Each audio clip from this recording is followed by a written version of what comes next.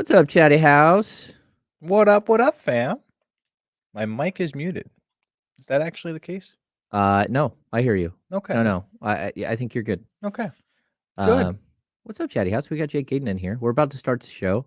We wanted to drop in and say, hey.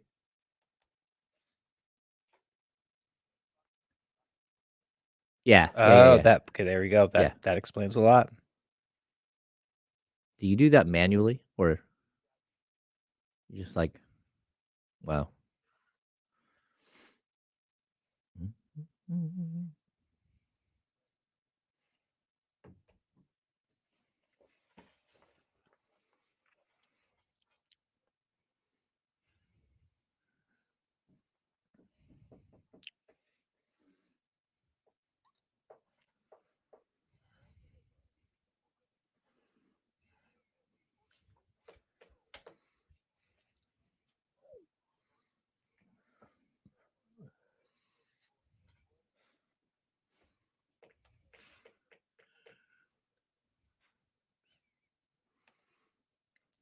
Welcome into the Insiders, brought to you by Jiffy Lube. I am James Ham. This is the week of James's friends. Still no Kyle Madsen.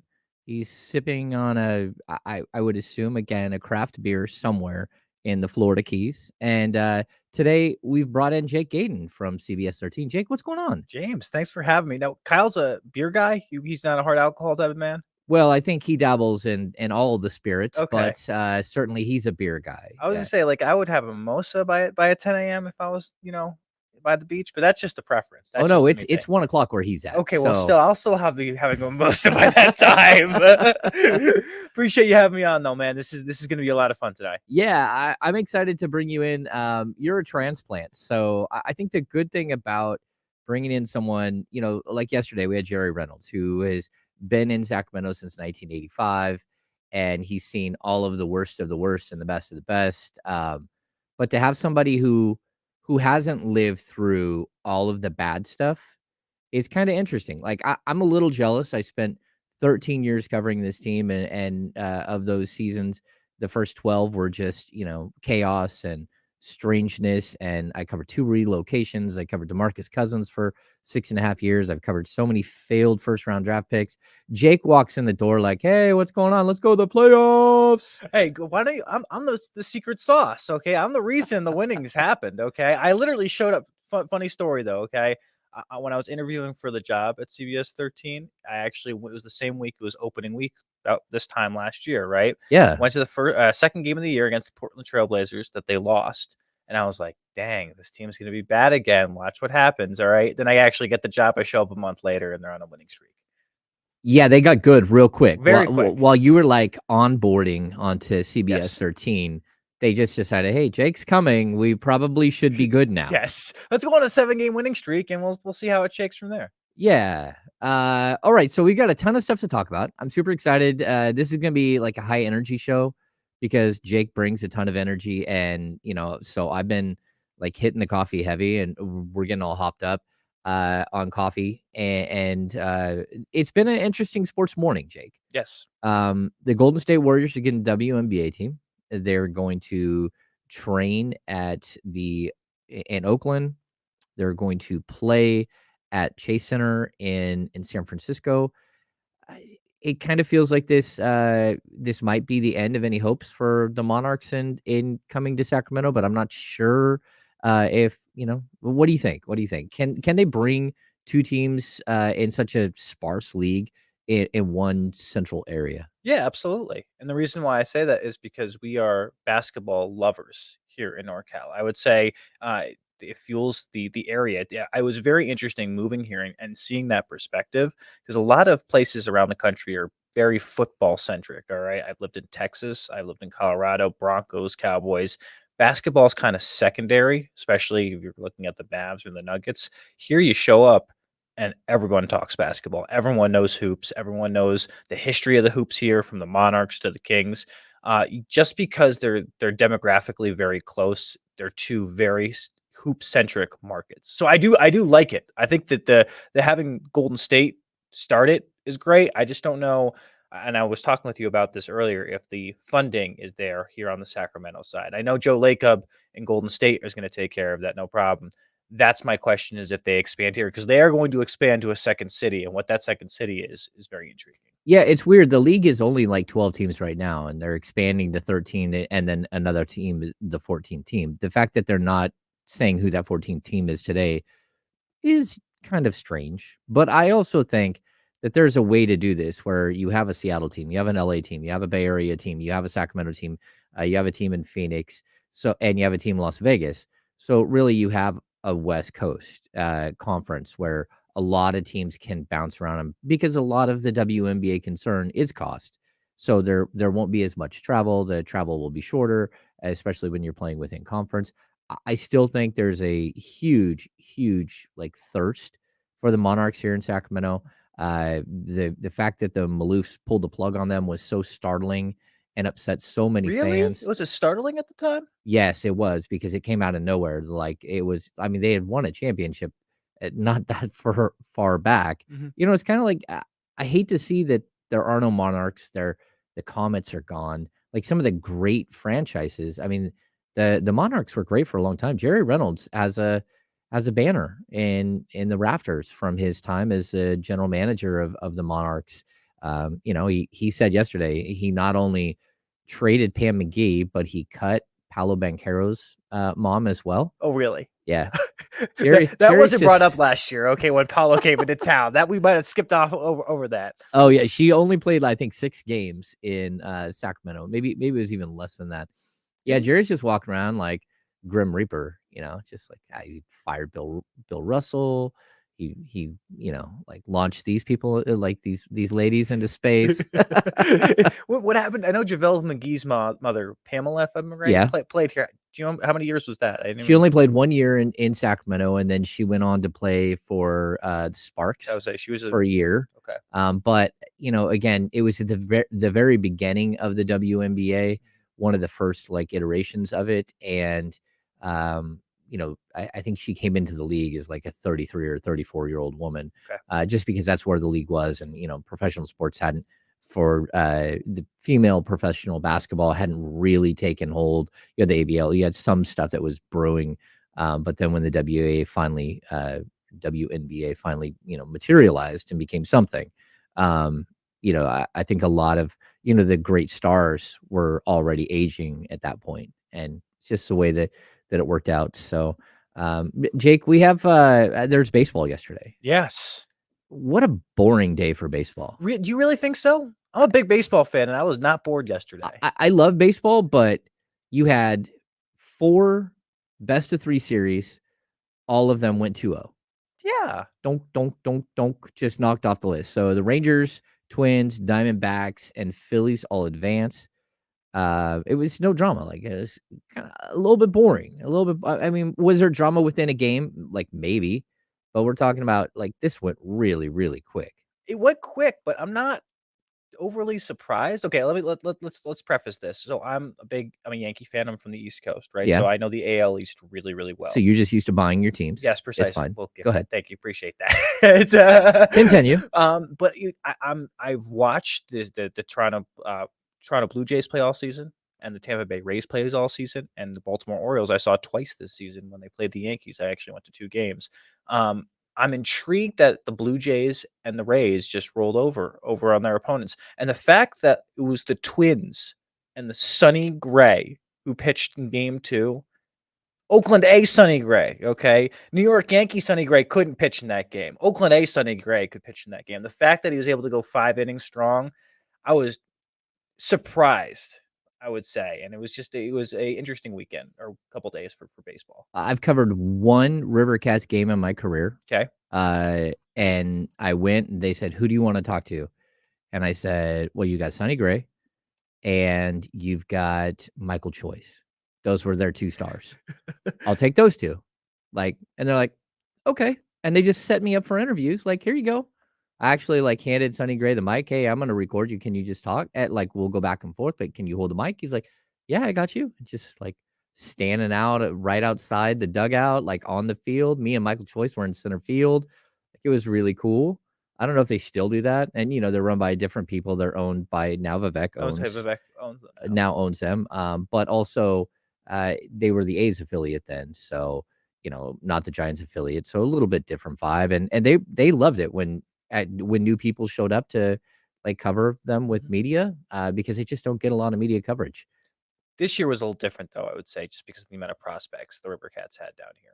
But the A's always had prospects too. True. And I'm not disagreeing with you on that. I would say it was very interesting this year to see how many Giants prospects came through Sacramento and were bouncing up and down from the big club to the small club. No, just that's because true. what the Giants were doing this year. Yeah, and I mean, it's interesting too, like Zito, Mulder, and Hudson all went through, they all have bobbleheads. Eric Chavez bobbleheads, like they all went through Sacramento. So it was fun to like back in the heyday to kind of watch it. We've got also Joel Embiid. He's decided this is kind of weird, wasn't it? Like it's almost like The Bachelor. Like he had 3 ladies to choose from, and who's the third? He could have played for France. Yep, USA. Or Cameroon. Oh, Cameroon. There we go. Jesse with the pull. Thank you, Jesse. Jesse with the pull. Cameroon. Yeah. So he decided that he's going to throw his hat in the ring for Team USA, which just means the Team USA is just going to like mollywop everybody. It's going to be like ugly. Darren Fox will not be part of that, though. I can tell you that. I don't know. It's early. The answer on media day was very short and quick. I asked that. And I was like, just because I was intrigued to see if that was going to happen. Yeah, we'll wait and see what happens there. Like I know Rich Paul and Team Clutch is Grant Hill. Yeah, they're doing a lot to get De'Aaron back in the fold there. I don't know. We'll see if he wants to do it. He was on the U16 team. What's that? He was on the U16 team. Well, yeah. I mean, I was there when he decided to leave Team USA right before the Olympics because it's a long story. We can get into that a little bit later. Sorry. So we've got Embiid. I know Kevin Durant already said he wants to play, which LeBron James has already said he wants to play. Booker already, like all these guys. Like I also want to play. So we'll just keep throwing people's names, and I wish there was a true like competition and selection that wasn't just like, hey, let's put whoever says they want to play in there, because I'm waiting for some random NBA player to say I want to play, and they're like, bro. Who is that? Bro, who's that random player? Do you? Well, think? it's probably Jaren Jackson. Yeah, Jaren Jackson's like, I want to play that. I don't know if that's gonna happen. Yeah. I'm not John sure. Morant says, "Hey, let's do it." Okay. Why not just like, hey, I'm gonna play? Like, I don't think that's how this works. But a week in Paris sounds good. 2 weeks, maybe 3. Actually. It does. I wish there. Yeah. That's an all. We could at least write that off. Yeah, I mean, even if the company says no, we could still say, oh, then I'm going to take 2 weeks off and go to Paris and then just use it as like a gigantic tax write-off. See me working. This is how I work. Like, yeah. All right, we've got tons to talk about today. We're gonna dive into early takeaways from camp. We've got some more video. We've got Scott Goldbranson from Silver and Black Today. You are listening to The Insiders, brought to you by Jiffy Lube on ESPN 1320, 98.5, 2, and the free Odyssey app. Thank you. I think I forgot to say HD.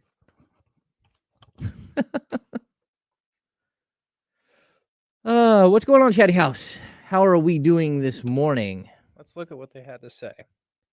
I agree with this right here. I did see this, the video of the Phillies Grand Slam. That was awesome. They went berserk. Yeah, that was pretty spectacular.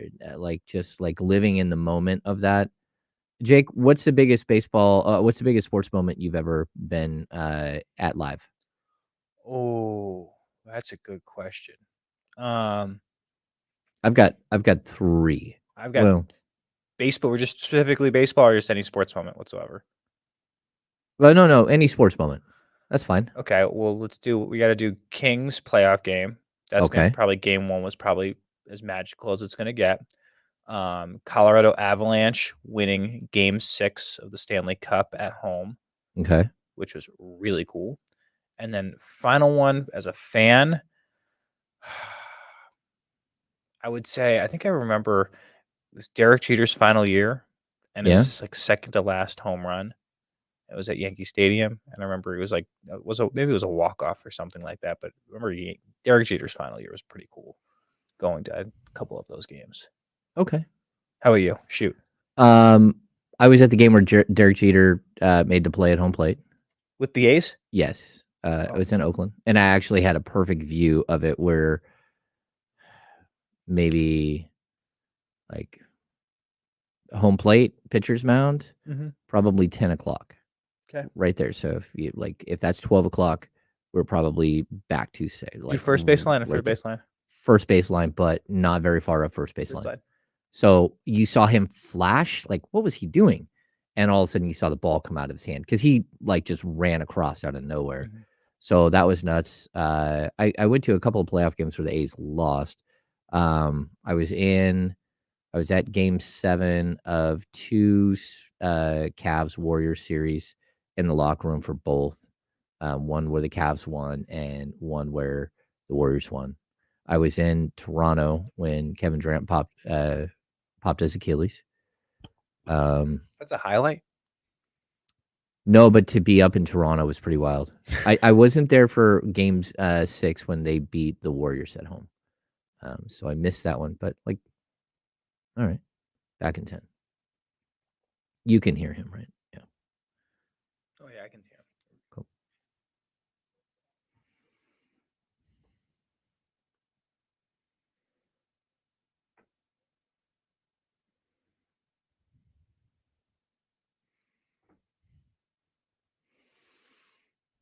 Oh yeah, Kyle Madsen's not here, but his sick jams are. I am James Ham. We're here on the Insiders. Jake Gaden from CBS 13 is joining me today. Yo. Jake, this has been an interesting camp because I've covered. This is my 14th camp. I was very upset. Day 1 of training camp, they decided to have media early. I missed that's the first day of training camp I've missed since 2010. That's a bad streak to break. That's well, consistency. I was literally pulling up, and I got a text. Hey, I got the same thing, but training camp is over. I had the I have the short commute from the stadium to my you apartment. Walk quickly. I might have ran or sprinted from the apartment. I got that same text. Hey, we're actually starting on time for once, and sprinted over and narrowly got it. Yeah, I got that text, but they're like, you might just want to stop driving because they knew I was coming from here. Like I was getting off the air. I got in the car. I'm out the door. I'm sprinting down there. I got there 12:27 and I'm on J Street and I get a text from Brendan Nunes. Hey, camp's over. Sorry for the day. Sorry. Yeah, I've only missed 3 games ever. Home games. I've only missed 3 home games ever. I was at I went to the Final Four a couple of years ago. Okay. I was at the Board of Governors meeting where they're deciding the fate of the Sacramento Kings. And I went to the Sloan Analytics Conference one time when I was like my second year. So those are the only 3 games I've ever missed. I feel like that meeting is kind of a game because like all of them were kind of games. I mean, I was still at a basketball game. You're doing something sporty. Okay. Yeah, I was getting a gigantic tax write-off going to the Final Four. I don't know. I write mock drafts. What are you talking about? What are you talking about? Let's do this is all expense paid. And my wife is my editor. I mean, so she's part of the plan. Oh, absolutely. That's a write-off too. Yeah. If you're a CPA out there and you need to help me, it's fine. Jake, the one thing I like about what we've seen so far is there's a confidence level to this team. There's a confidence level to De'Aaron Fox. Like you got to see De'Aaron Fox last year as your first. So you haven't seen him as like a 19-year-old kid like I did and watching him grow. But the way he handled the media yesterday was just, he's such a pro now. And he's so confident. The smile is there.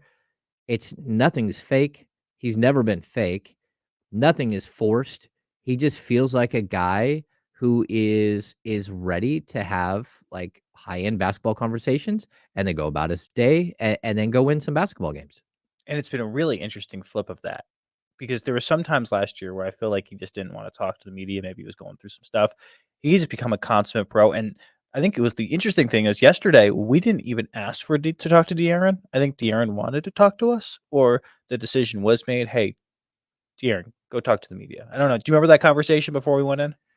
Yeah, well, they asked, "Who do you want?" And we told them, and De'Aaron wasn't on that list. No. So the basic rule of thumb Shoot. is that day 1 of training camp. So you have media day, and then you bust out to training camp. Day 1 of training camp is always your top 2 stars, and then you start going 2 at a time, and you start going down the list. So I think yesterday we might have even asked for HB, and it was either Keegan or Kevin. Kevin Herter. Mhm. And so when we got in there and Fox stepped in, I was like, oh, I think that was his decision. And I think it's also part of, I was very surprised at the one day of training camp that I missed. It was JaVale McGee and Sasha. Sasha Vezenkov, which it's not a slight on them, but that's like, those are rotational guys, but they're not even starters, and that's not typically how they roll out players. So it's a little bit interesting twist how they're doing this. What is it you're seeing from the rest of the guys? Because like when we're going into last season, which you missed a start, there was so much work going into them learning the process, learning the offense, learning the defense, learning Mike Brown, learning each other because there's so many new players. This year, all of that's gone. Now it's like you're already like college graduates. Now you're taking a graduate class and we need you to get better at this or this or this, and very specific stuff. And that's what it kind of feels like. There's so few players that are new, and the players that are new are guys like JaVale McGee, who was with Mike Brown with Golden State Warriors, or it's Chris Duarte, who was with Domantas Sabonis in Indiana, or it's Sasha Vezenkov, who's a 28-year-old rookie. But like it feels like they're starting at a really good place. And it's interesting. You see the comfortability within everybody, Yeah. especially on the floor the past couple of days. You can see the chemistry's already there. I thought it was an interesting question. I forgot who asked it yesterday during the media scrum, saying, where do you feel like you guys are starting from in training camp? And De'Aaron had a really good answer saying, like, we're just really not, we're not starting from ground zero like we did last year. We are starting from a significant base plan of maybe knowing 80%, 90% of the playbook, have the comfortability with each other already. We know what our spots are. Sasha even said that on day 1, like, hey, this core knows how to play with each other, where their spots are, where their shots are, and I have to figure out how to fit in. And I think that's so true about bringing back what 80, 90% of the roster like they did this past season. That's going to pay dividends, especially to start the year. There's going to be a lot of NBA teams, James, that I feel like are still trying to figure out, okay, what's our rotation? How are we going to plug and play? Who's going to be the guy? What role is everyone going to take? I think the Kings are just going to jump into it at the beginning of the season. This training camp is just practices to make sure that we're all on the same page and we know what plays we're going to run and the new nuances that they're going to add. Because Mike Brown even said that as well yesterday. Hey, we need to add some nuances. There's some things that the Warriors showed in that playoff series last year of things that we have to improve on. And if we don't address them right away, people will get at us. So, okay, being physical is one of the main is the main theme It right now. is And physicality. I want to ask this to you, James, because I'm intrigued by this.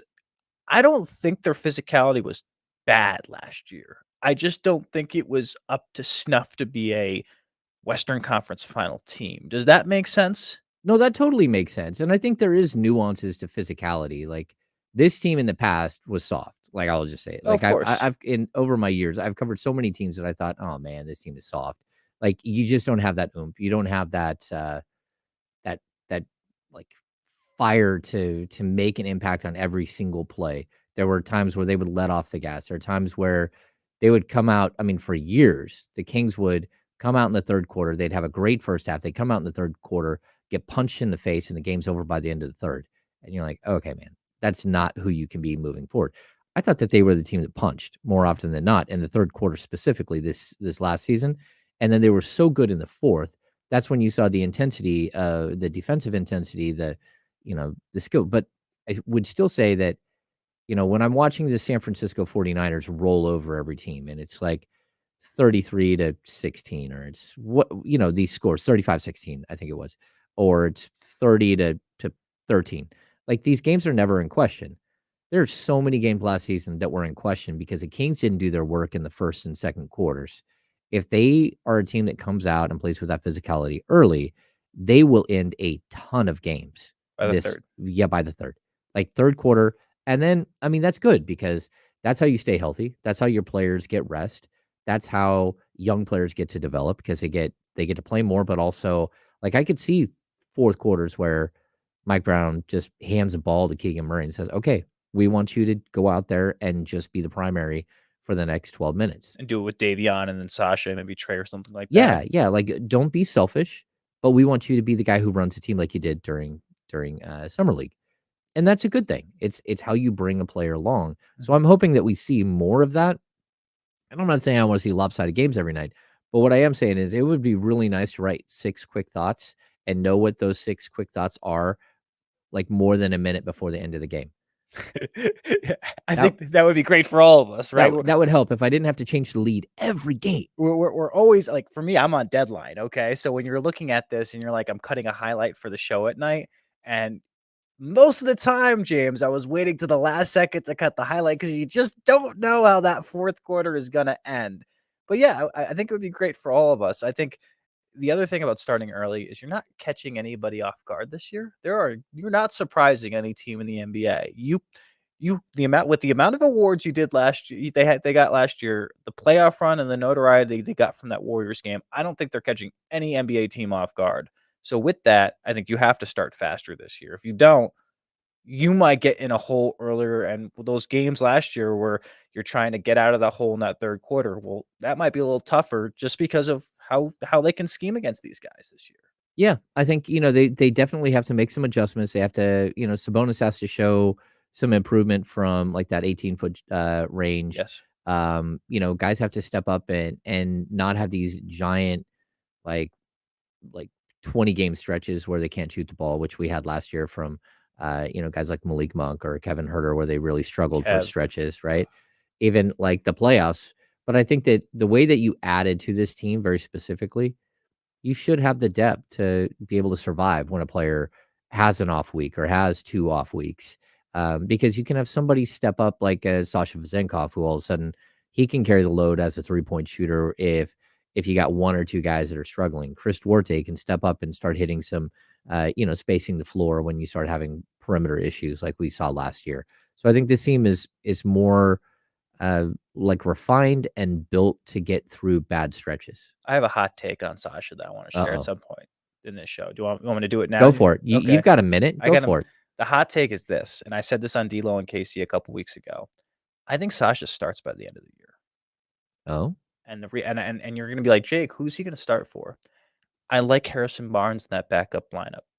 And I don't know why I like him better there, but I think the shooting, if Sasha can play physical defense like Harrison Barnes, be able to match up with the same type of guy, being able to guard the same type of person and adjust to the physicality of the NBA, I think he brings more offensively than HB. HB, great getting to the 10, has a good shot, but I think he would offer more on what that offense would do. That's my hot take for hour 1 today. I have another one for hour 2. oh no.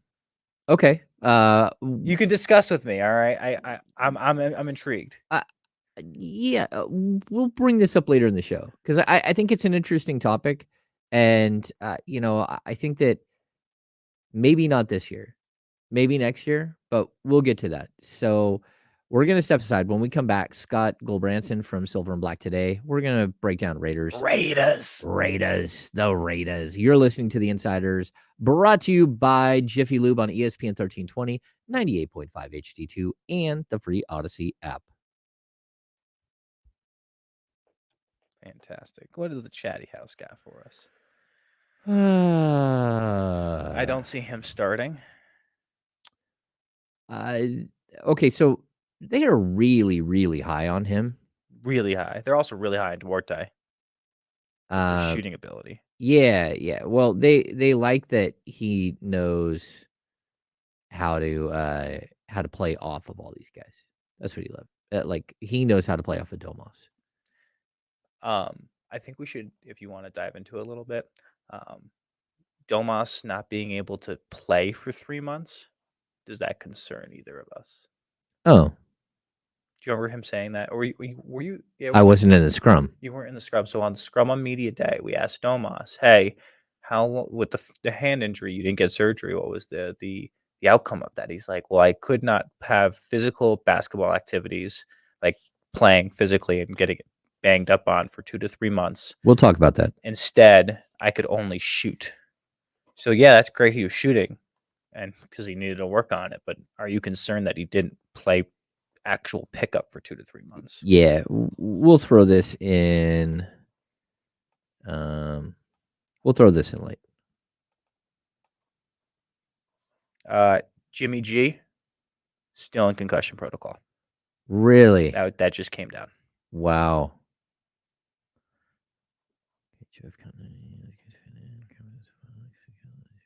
Defense. Joe Lacob, we will win an WNBA championship in the first 5 years of this franchise. You know, I don't disagree with and the reason why I say I don't disagree is because there's so much talent that should be on WNBA rosters that don't make the roster every year. There are first round picks that don't make the roster. Which is wild to me. I was having There's Andrew too many Hopper. players, and Yeah, there's not enough people. There's just not enough roster spots. no, there's not. And there's people at the end of these benches that could probably having a starting role in a lot of different teams. Oh yeah, you could easily. There are people out of the league. That's just wild to me. I think that the WNBA though needs to take a couple different steps further to Jesse, you look sent at. it to Scott, right? All right, we haven't heard from him.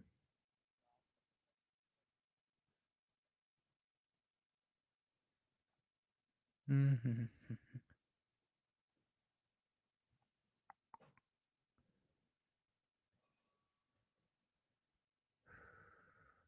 If we don't get Scott, if we don't see him pop up, Okay. let's just take the next block and just slide it in really quick. Okay, 49ers. Yeah, we'll just switch 49ers.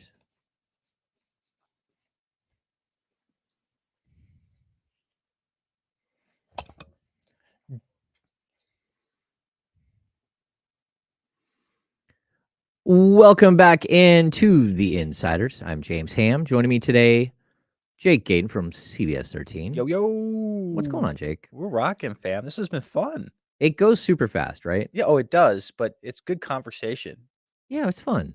This is what sports radio is supposed to be. Of course. We're not supposed to go crazy and talk about, just it's nice. go hard all the time. Like, I don't have to sit there and be on a time limit for a minute 40 like I am when I'm on TV. It's fantastic. I can just talk to talk. Yeah, I don't miss that. Like, we need you to be pithy. Like, okay. I need you to have these amount of words in this take, and I need you to put it together in 45 seconds. Well, there's multi-layers to that take, so I don't know what to tell you.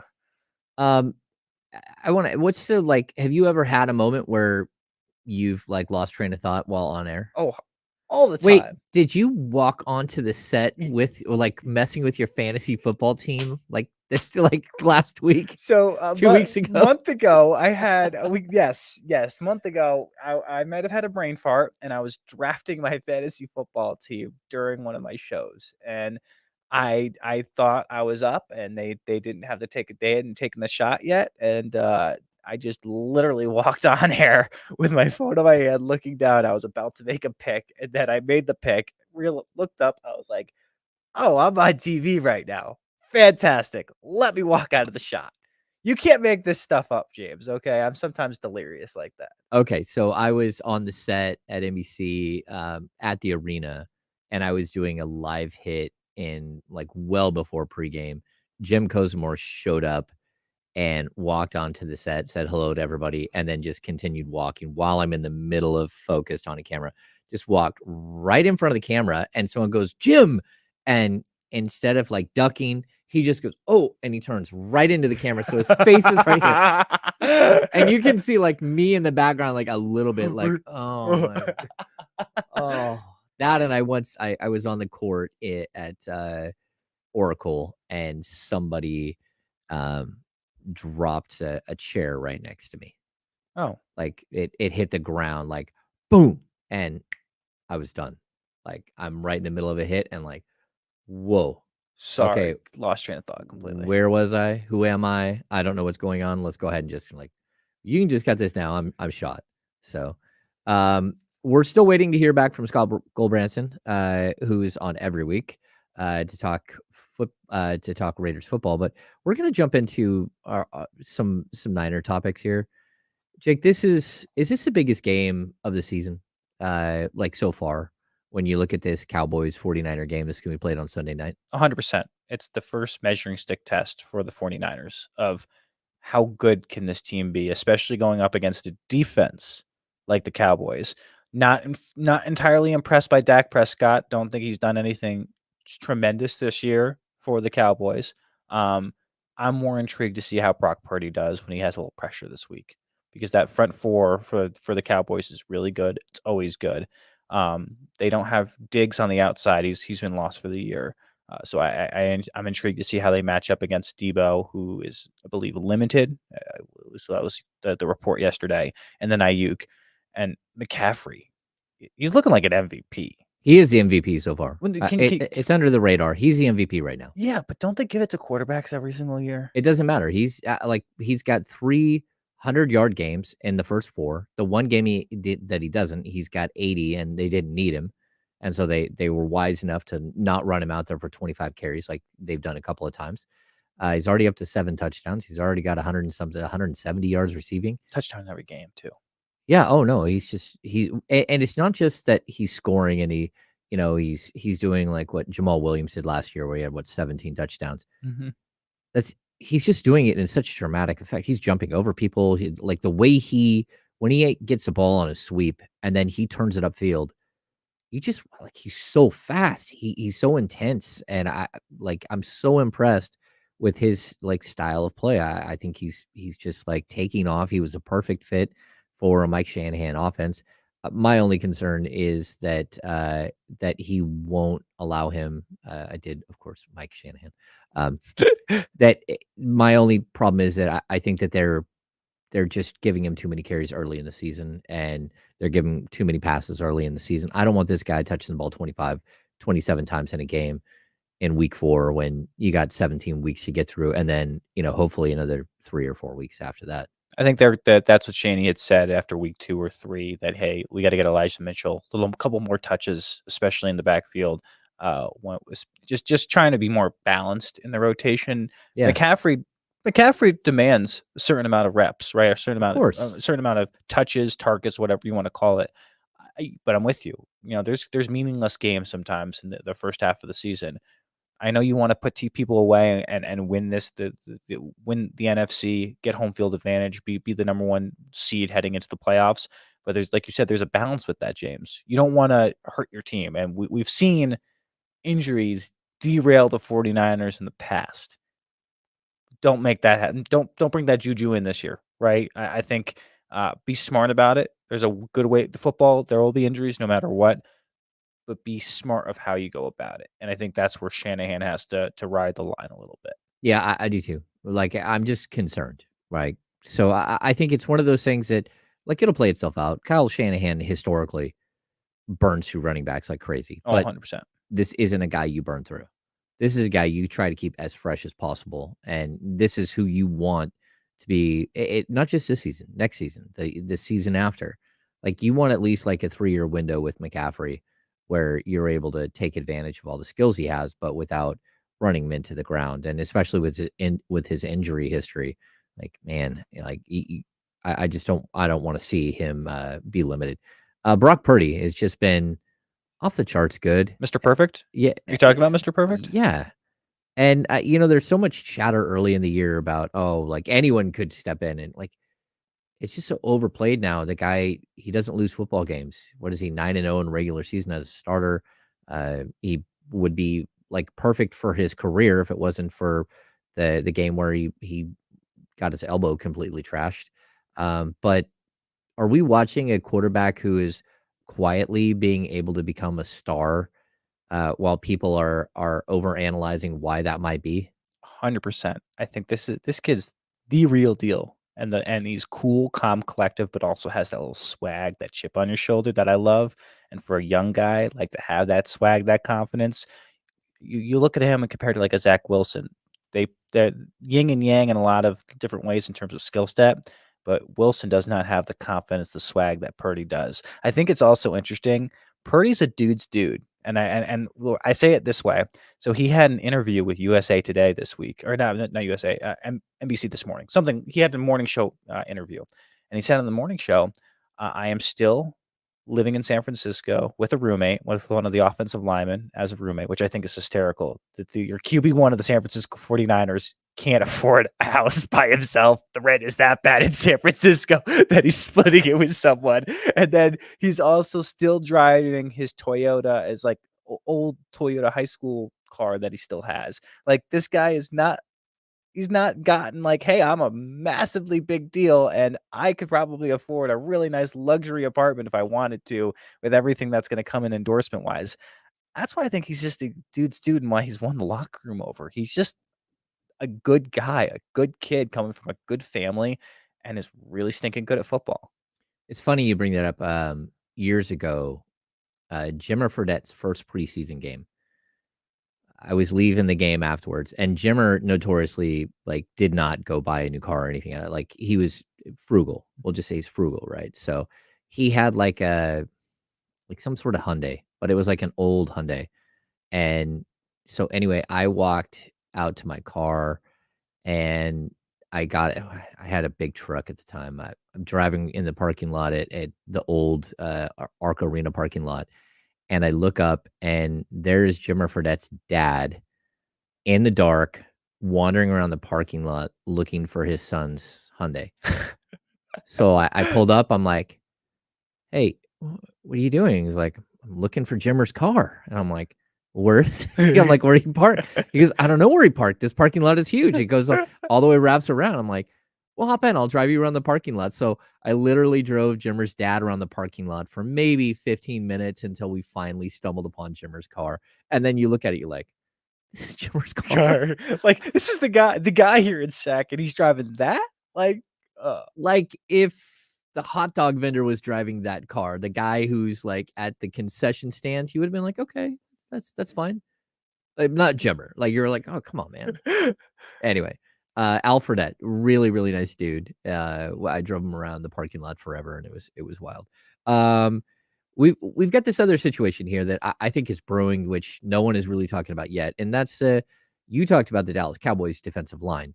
The 49ers defensive line is like it's so expensive and so allegedly great, but they really haven't done anything yet. no. And I think on this season they have 9 sacks.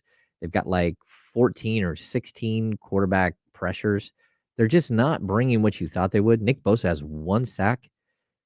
What do you think is going on there? And do you think that their offense being so great is kind of masking some of the issues that they have?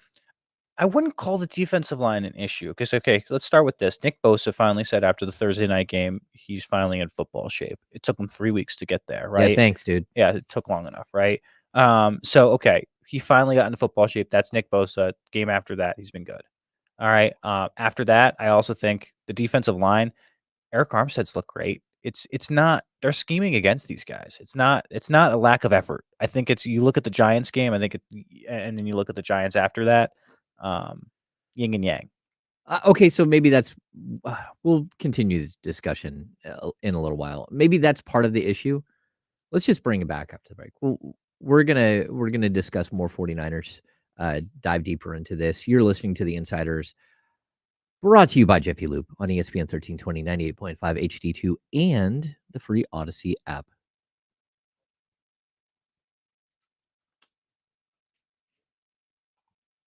Yeah, a lot to discuss there. And no word from Scott. That's weird. I wonder if, like, have you emailed him before? Oh, okay. Yeah, because you get him for D'Lo and Casey.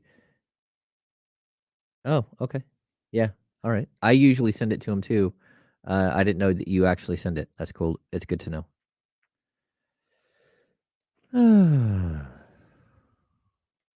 uh, what do we got? What do we got?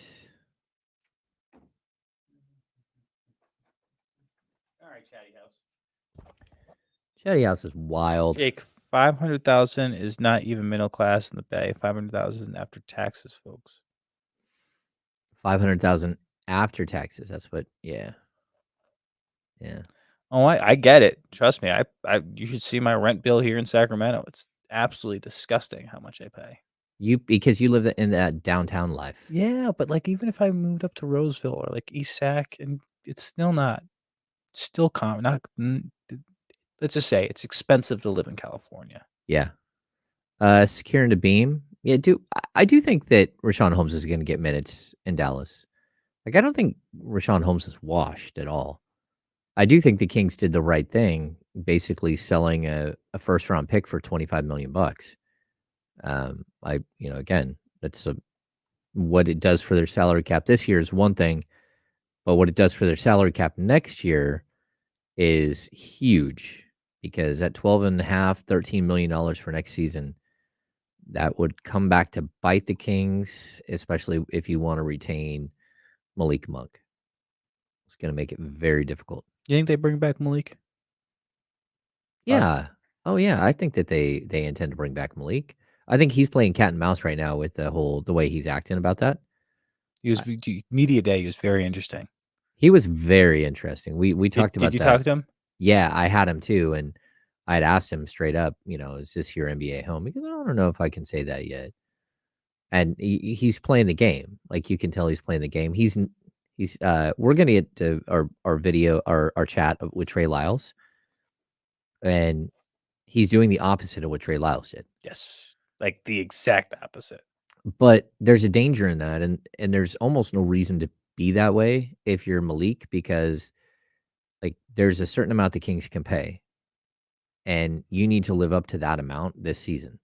And if you live up to that amount, then great. If you're something bigger or better than that, then okay, then maybe you do go leave and go get paid by somebody. But like, they can pay him close to $80 million, which would be over 4 years. Do you do a 4-year deal for Malik? Yeah, 4 years. Start at $17.5 million. Yep. Yeah, it's all 17. What to like 20 by year 4? Yeah, by like 22, something like that.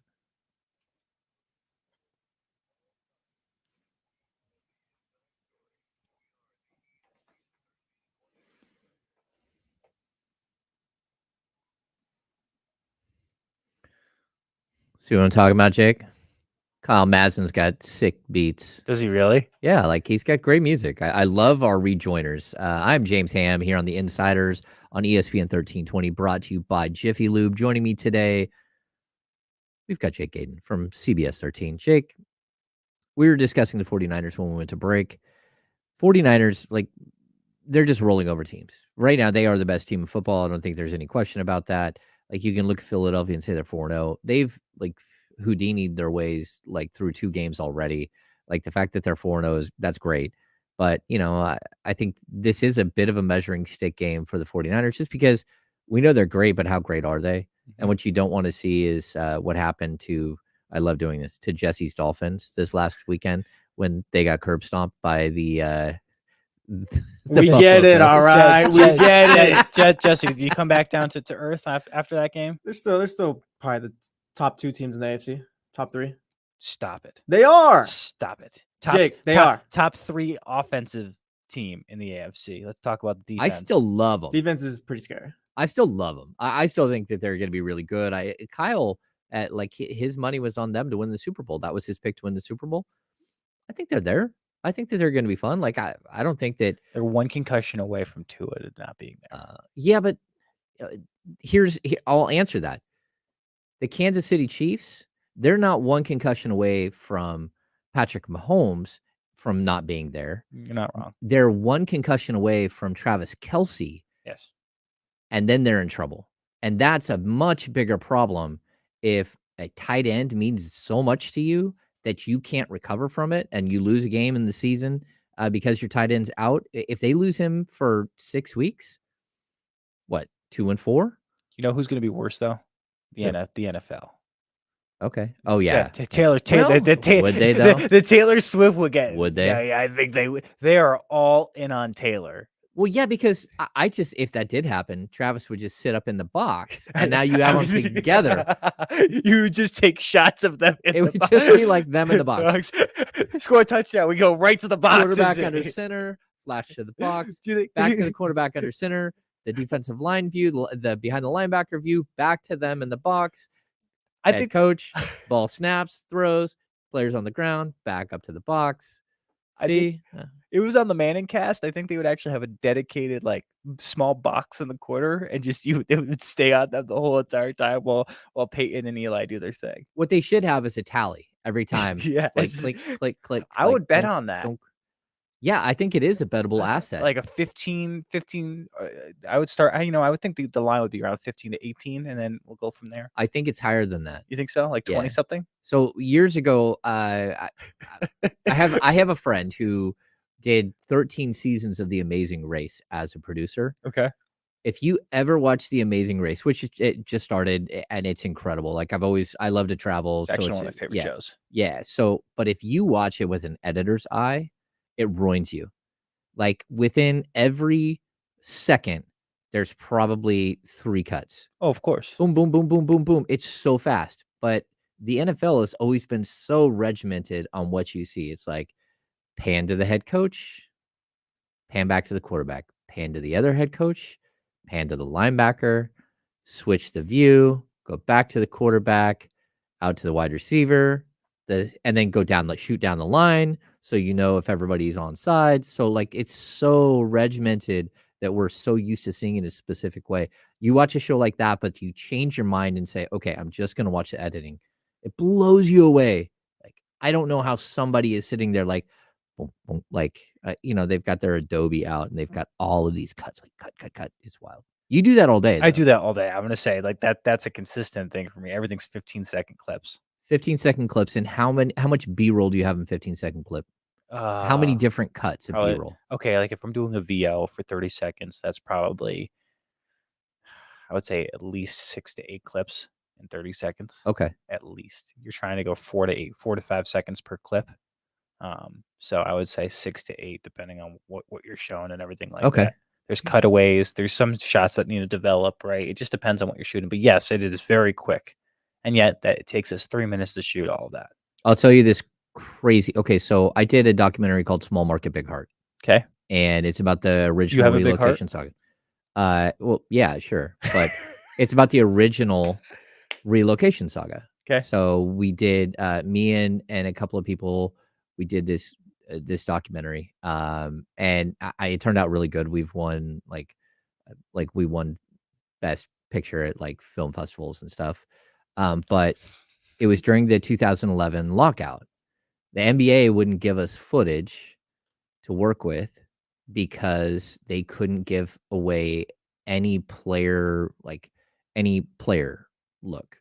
Like anything that had players in it, they weren't allowed to give to us because it was during the lockout. So the rights to those things stopped during a lockout, right? Because it's a labor disagreement. So they said, but go ahead and like put a request in for everything you want. So we put in this huge request. And then I got a text from the Kings like, we got everything you want. It's on a hard drive, but we can't let you have it until the NBA says go. So we decided to premiere the film at the Crest Theater downtown.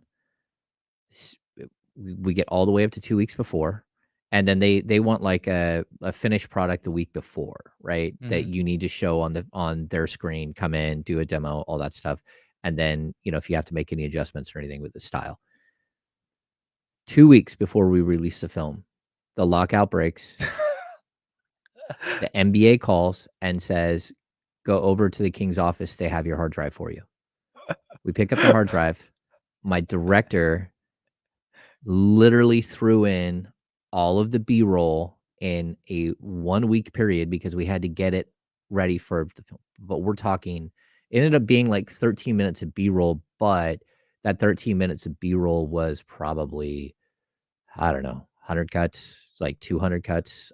It was a lot. And then to try to tell the story and lay them in and like do some of the stuff, wild. It's all storytelling.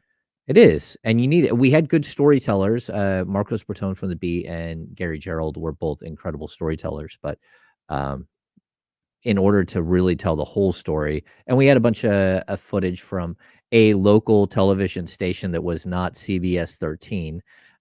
But like in order to put the whole thing together, we needed that stuff, and we did get it. Jake has been drawn into the chatty house, which is always a dangerous thing. I'm looking at this right now. now. Don't do it. Guys, what we got? We've got the 49ers Cowboys Sunday night. I think we have it here on ESPN 1320.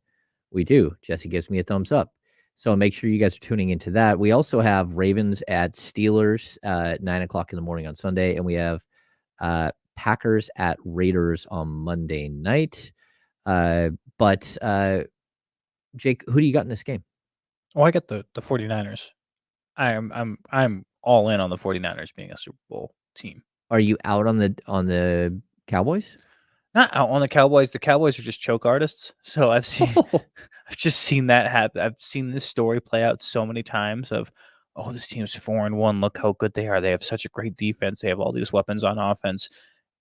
And somehow or another, they choke it every year. I think they win big games, and this is definitely a winnable game for the Cowboys. This is not something that I see like, hey, the 49ers are going to come in and do what they did the first 4 weeks of the season and win by 15 and not be competitive by the fourth quarter. I think this is a competitive game to the fourth quarter. But there's a coming out party that's going to happen for the 49ers. I have a feeling George Kittle's going to have a big game for the 49ers on offense. He's had a very quiet first 4 games. Yep. I can definitely see that, especially with Micah Parsons not playing fully healthy for the Cowboys. We were talking about this before the break.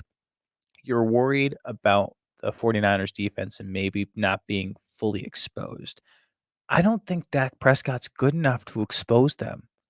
Like, I think if you're looking at a quarterback, like Josh Dobbs didn't expose them, and he's probably playing a better season right now than Dak Prescott. Yeah, but he's not a better overall quarterback. No, so, he's like I get the question marks about Dak, and I do understand them. I think this is really, it will come down to whose defensive line plays better, and kind of is that group. Like, who, if you can put pressure on Dak, he makes mistakes. We all know that. If you can, and the 49ers, they've got his number. They've had his number for a while. So, and it's funny you bring up Kittle. He had 1 target last week. I know. That's one what target, 1 catch, and Debo didn't catch a pass. Oh, I know. He had 0.2. He's on my fantasy team. I'm fully aware Debo did absolutely nothing last week. Yeah, it really just, and I like what Ayuk has done, and I like that Purdy has found him on sort of the mid to deep routes. Mm-hmm. Like he's not throwing just little short passes when he's going 20 for 21 for 283 yards and a touch. Like, he's throwing intermediate passes, like to deep passes, 15, 20 yards downfield. Some good stuff going on like this. Still not crisp, though. I still think the deep ball for Purdy is probably the only knock you have on him. Yeah, but do you need the deep ball? If you can hit that 20, even the 25 20 to 30, range to Ayuk that he's done like almost a dozen times already. Well, yeah, he did it. I think it was 3 times in the last game. Yes. Yeah, I think you're right. We're not going to see the 14-point spread like we saw, and I thought that they would cover, and of course they did cover against Cardinals. I thought they're that good, and the Cardinals were that questionable. Mm-hmm. But I don't know how I would really. I think the Niners will win this game, but I don't think that they're gonna do something crazy with the point spread like what we've seen in the past. Jake, we're gonna head to break. When we come back, okay, we're gonna roll tape on Trey Lyles from Media Day. Oh, I'm excited for this. Trey's my dude. He's a great guy. He is a cool dude. Like, book club it with him. I would do the Trey Lyles book club. I'm gonna ask him about it next time I see him. Okay, I asked about him in the video that we're gonna watch. Love that. After the break. You're listening to The Insiders, brought to you by Jiffy Lube on ESPN 1320, 98.5 HD2 and the free Odyssey app. We'll be back.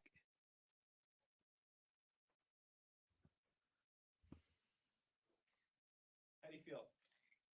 Good. You liking this? Oh yeah, no, you're doing great, man. Okay. Yeah, you're doing great. It's good conversation. Like, yeah, very, very good. Wait. Shoot. They barely cover.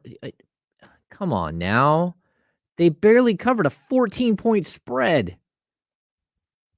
What do you mean they barely covered? That's a hell of a spin zone right there. That is a spin. RCBSU Sun Devils. Come on, If you're an Arizona State Sun Devil grad like myself, that's not a great take, bud. And I watched it. I literally covered the Cardinals in college. And it was 35-16, right? So it was close. They beat them by 19. It might have been closer, but they clubbed them. There was one point in the third quarter where you were like, "Oh, maybe will they do good? I don't know." This is a good team. I'm no question about it. I don't buy it. Rams is just our resident Niners hater, though.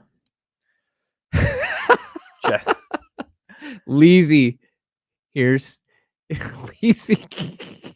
You're your own worst enemy. Can you read that, Jake? Jake, would you trade McCaffrey for AJ Brown and James Conner in fantasy? No, I would not. I would not move McCaffrey whatsoever. Yeah, he did that in preseason. Jesse did? No, Leezy did. Leezy, what are you doing?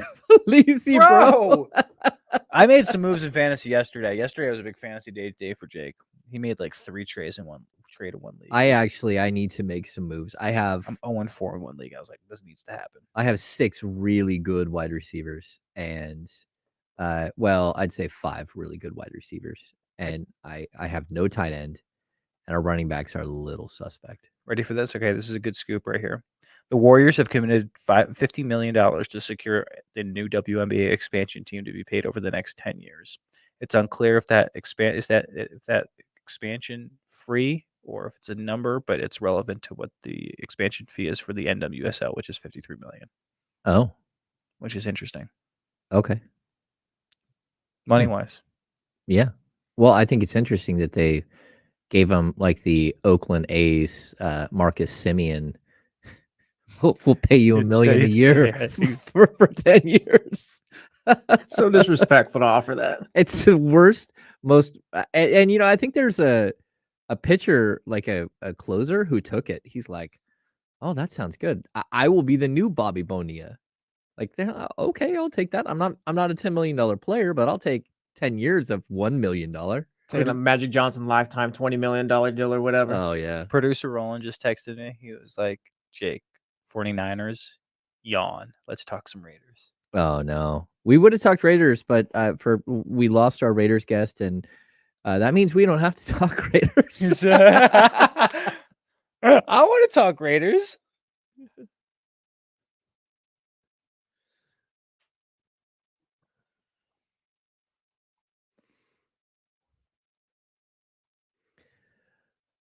Welcome back to the Insiders here on ESPN 1320. I am James Ham. I'm Jake Gayden. He's Jake Gayden. Of course, we are brought to you by Jiffy Lube. We're so happy to have Jiffy Lube as our new sponsor. You see it right over the both. If you're watching on stream, you can see all the logos and stuff behind us. Really cool stuff. Shout out to Jiffy Lube. They are amazing, and we're super excited to work with them. Jake, I did a bunch of interviews during media day.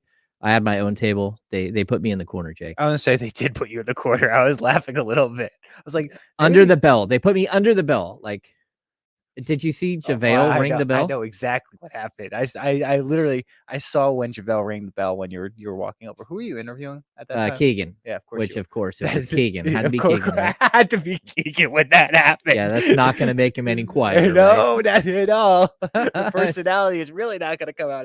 Not going to lie. No, I thought Keegan was good, and also I think JaVale McGee rang the bell from 14 feet away because he has that reach. Oh, does he really? He just like ring, ring, ring.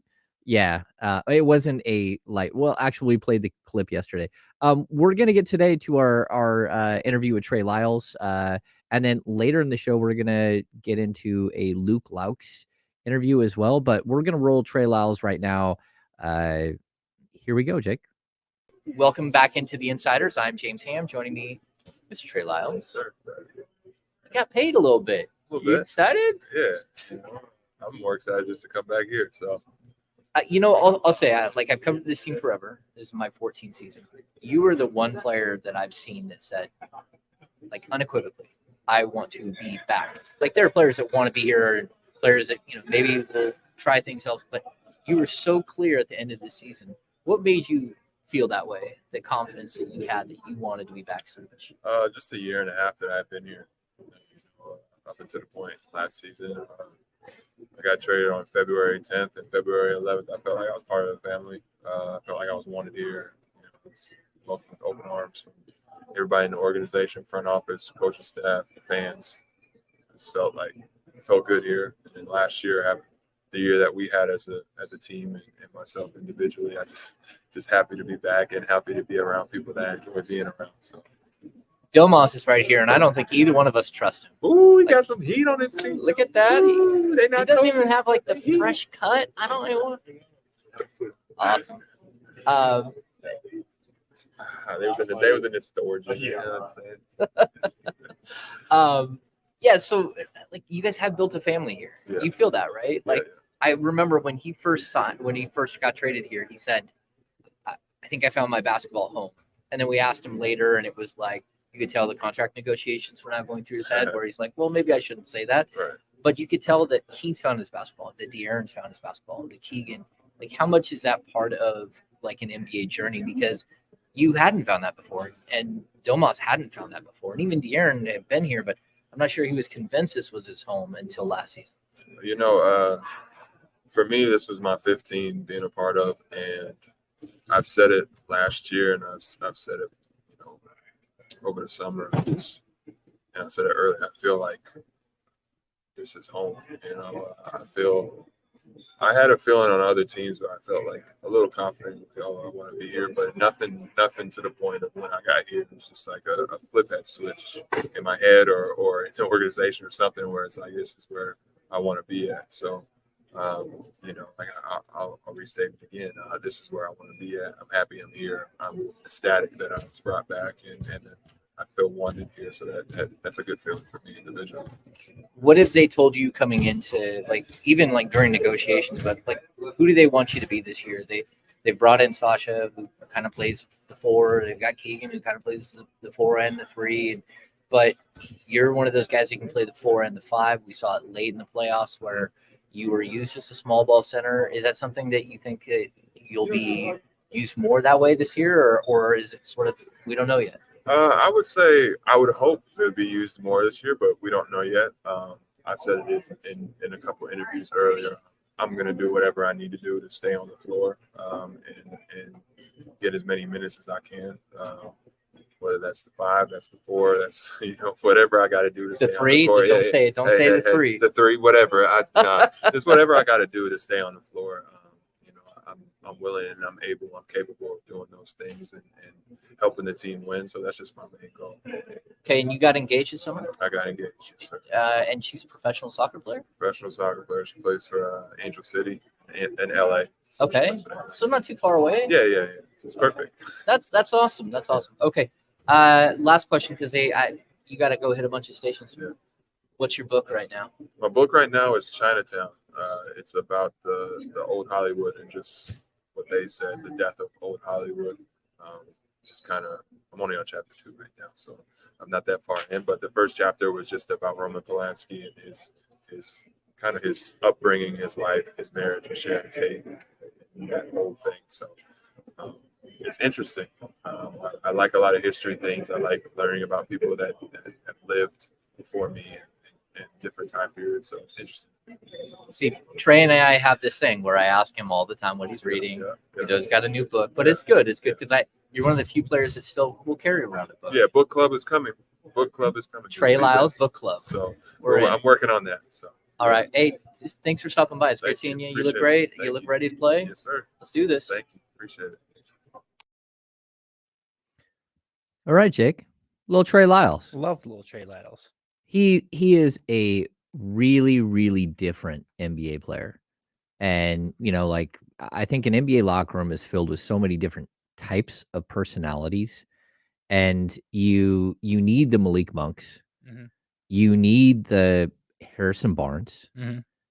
You even need the quiet guys like Keegan Murray. But I think having an introspective guy, a book club guy like Trey Lyles also has a tremendous amount of value because he's a conversationalist. He brings something different to the table, and he's thoughtful. And he's somebody that, again, you watched him play, and he's really so much better than his numbers. And then finally to see him find a place where he just feels like he fits in, I think it's really cool to see a player, and I expect him to get better. I think it's a comfortability thing with Trey, and he alluded to that.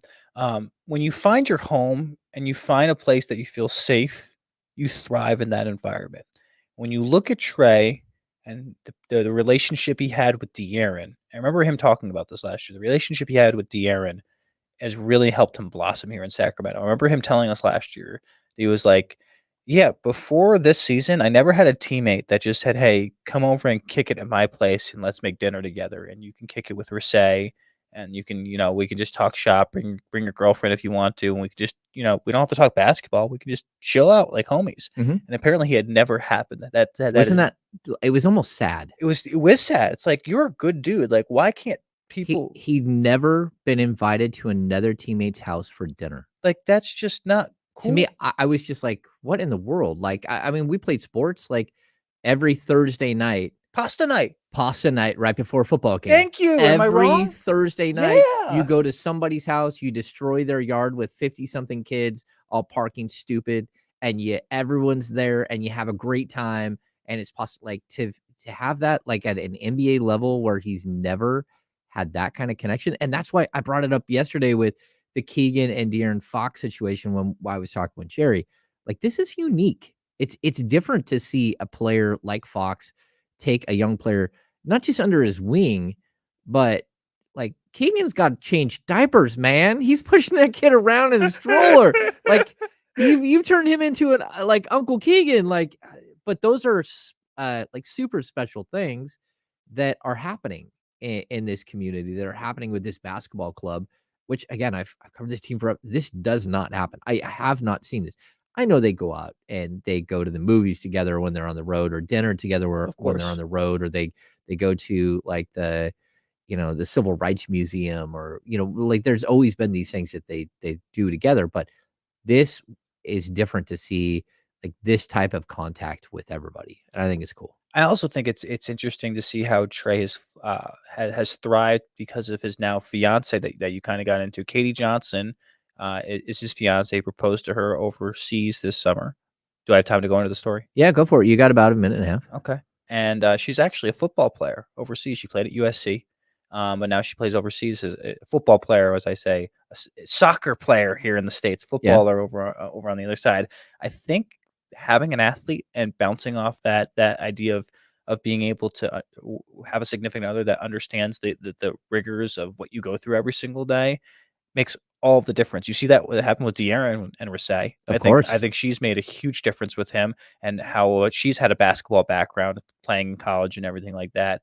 I think it's the same concept with Trey. I think having a significant other that grounds you as much as she has, and how much De'Aaron has made him thrive in this environment. And that's why I think he's going to build off of last year and have a more significant role where he's going to command some good minutes and command some better numbers. Yeah, I also, to add to that, I think there's something.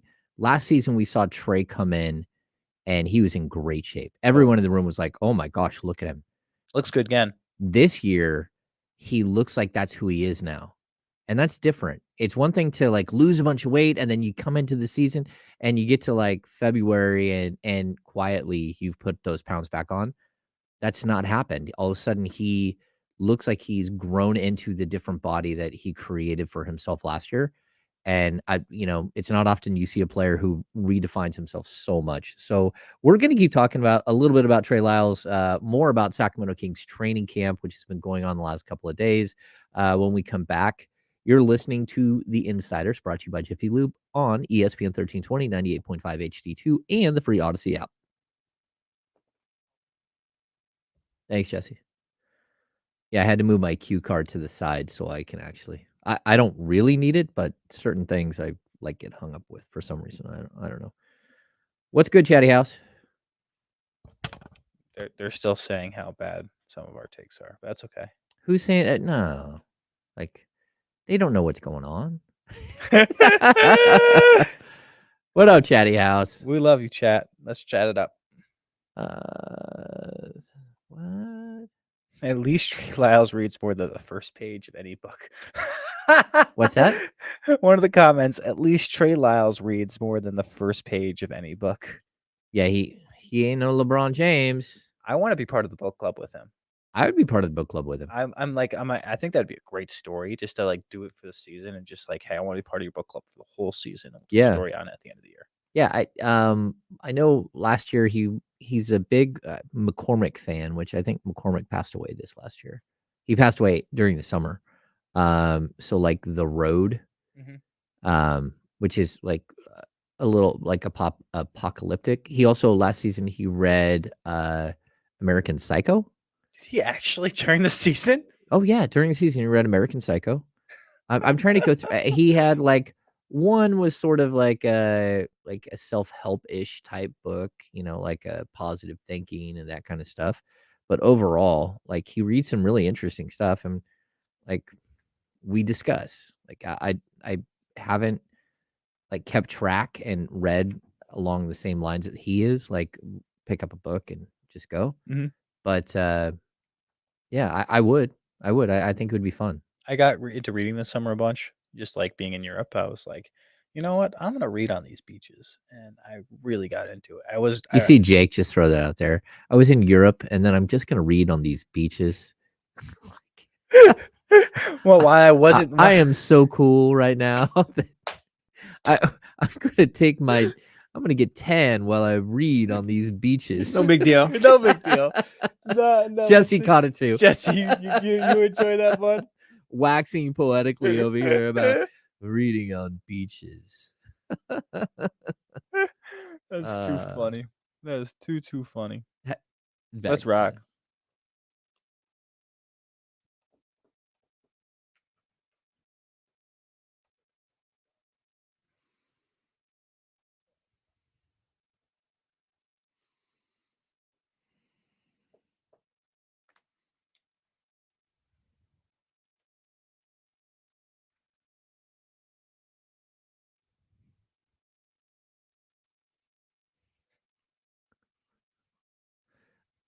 Oh yeah, Jake's feeling it. There it is. Welcome back to the Insiders. Kyle Madsen is still on vacation. We keep trying to bring him back, but no, he was on a Zoom call with me earlier in the week. We did make him come back from at least via Zoom. Oh, good. But today we got Jake Aiden from CBS 13. This is the week of James's friends. I love it. Do you want to know a fun fact? You know what's my real and legal name? Probably James. It is. Okay. Why do you go by Jake then? We should pull in Mama Gaiden for that. We should bring her onto the show and we can dive into an hour-long conversation. I have not gotten the answer. You don't know? Apparently, she liked Jake and James at the same time and said, hey, James is a formal name. Jake will be his nickname. We call it a day from there. That's the explanation I've gotten. I don't know if there's more underlying thoughts to that. Maybe she just couldn't pick both. Who knows? So when your name is James, that means that every man that you run into that's like 70 and older calls you Jim. Oh, good. Hey, Jim. Like, it's James. But go ahead. So I have this weird thing that my mom had a boyfriend named Jim in high school, and for some reason they named me James, but I was never allowed to be called Jim. Okay. I don't know. Weird. So I've always been James, which is, again, I should have just like gone with Jimmy or something. It would have been much cooler easier, for yes, the radio. exactly. Much cooler for the radio. Jimmy Ham here on ESPN 13. There we go. We've been delving into the Trey Lyles story a little bit here.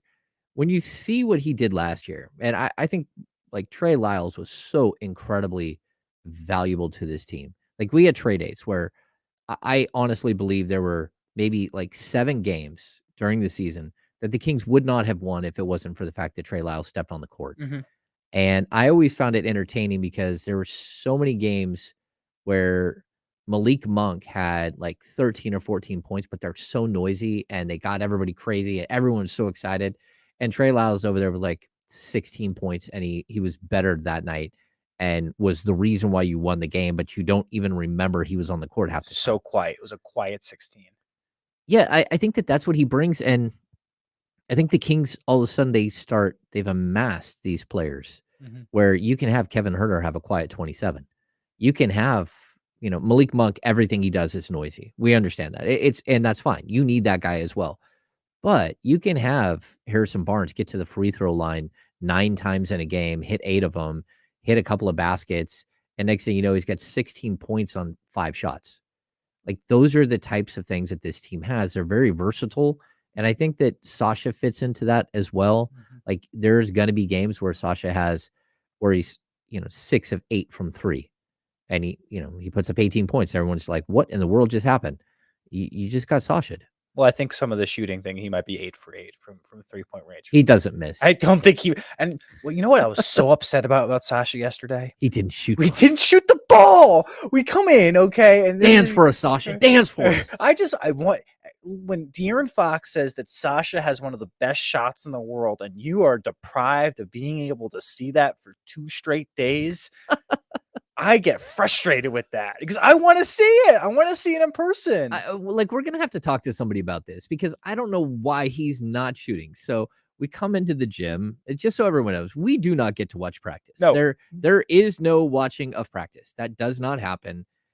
Every once in a while you get like a 2-minute while they're finishing up and they're playing full court. They don't even like to do that because if someone gets hurt, then they don't want that on film. They don't want you talking about it. They don't want that going out there. I remember the day that De'Aaron Fox rolled his ankle and had a grade 3 ankle sprain.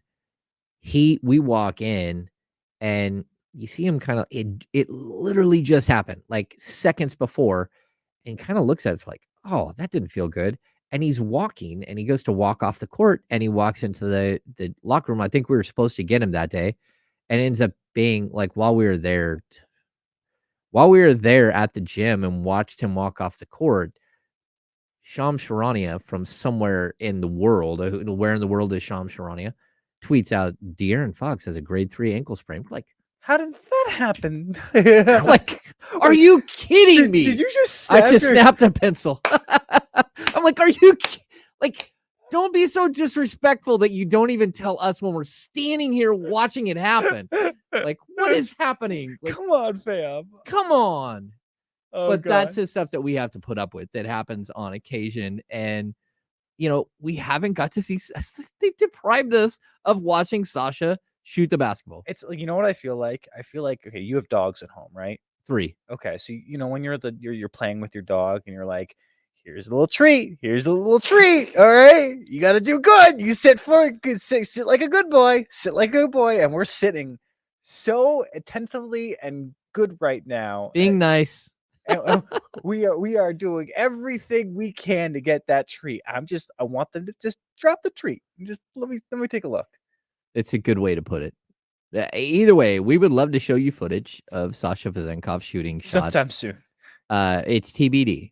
We have no idea. And just so people know, tonight there's actually practices at night. Yes. Like, we're going in at 5:30. So I don't have to race down, which has been its own adventure. But 5:30 practice, it's a little different. This only happens like once a year, and it's always the 3rd day of training camp. And it's because they do 2-a-days, and this we might even get to see a little bit of 5-on-5. You think so today? There's always a possibility that's what they'll do. They'll give us a little bit of 5-on-5 on the court where we're watching them run up and down and seeing that sometimes that happens. I'm not promising, Jake. I'm not promising anything. No, I want to see it. I want to see what who they're running with, right? Like, you're gonna get the ones, but like, who's in that second unit? Is it kind of know? Do you really? Are you fully sold on everything on that second unit? Yeah, I'm pretty sure. I mean, I think the way that it's going to go is pretty specific. It's of course Davion and Malik. Of course. I think Chris Duarte at the 3. Okay. And then Sasha at the 4, and then Trey Lyles at the 5. But you're going to mix it up when you go big and say just JaVale. JaVale. Alex Len's still back in his normal. No, I think Alex Len is probably back in his normal break in case of emergency. And there's nothing wrong with that. Or the back pocket like Mike Brown had last year. Oh, look at Alex Len. And we sat him all year, and let's play him in the final 10 games this season and see how well and the playoffs. And he can still play. Did you see his plus minuses in those? Yeah, I mean, he was incredible. Wild. Like, wildly impactful. So, yeah, I think it's good stuff. Like, this team is built where you can have different looks, and you're sort of like uniquely designed to like have a really nice system and then plug and play. If you need something different, you've got it. If you need more shooting at the 4, you can go to Sasha. If you need more, like, again, if you need someone to get to the free throw line a bunch of times and slow the game down, you go to Harrison Barnes, whether it's at the 3 or the 4. If you need a better defender on the wing, you can go to a Chris Duarte. I just think, again, if you have some guys who are having a rough night shooting, you got plenty of new guys to throw in there. You can try Sasha, you can try Duarte, you can, go different combinations, whether it's Herter and Keegan and Harrison. I mean, you got 5 or 6 like elite 3-point shooters on this team. That's really good to have. I think the depth is not going to be the issue this year. I No. think it's going to be the guys taking another step. It's going to be Keegan taking another step. I think it's going to be Sabonis being able to shoot the midi game. I think De'Aaron is great. I think I'm still up in the air of where I want to see De'Aaron add to his game or add and be a little bit better. I think the only thing I could give him a knock on is maybe his 3-point shooting a little bit, but he's already said, hey, I've been working on it this offseason. Starting lineup wise, though, that's HB maybe being able to be a little more consistent, especially in his He did shot. show up for 89 games. Didn't show up in the playoffs, though.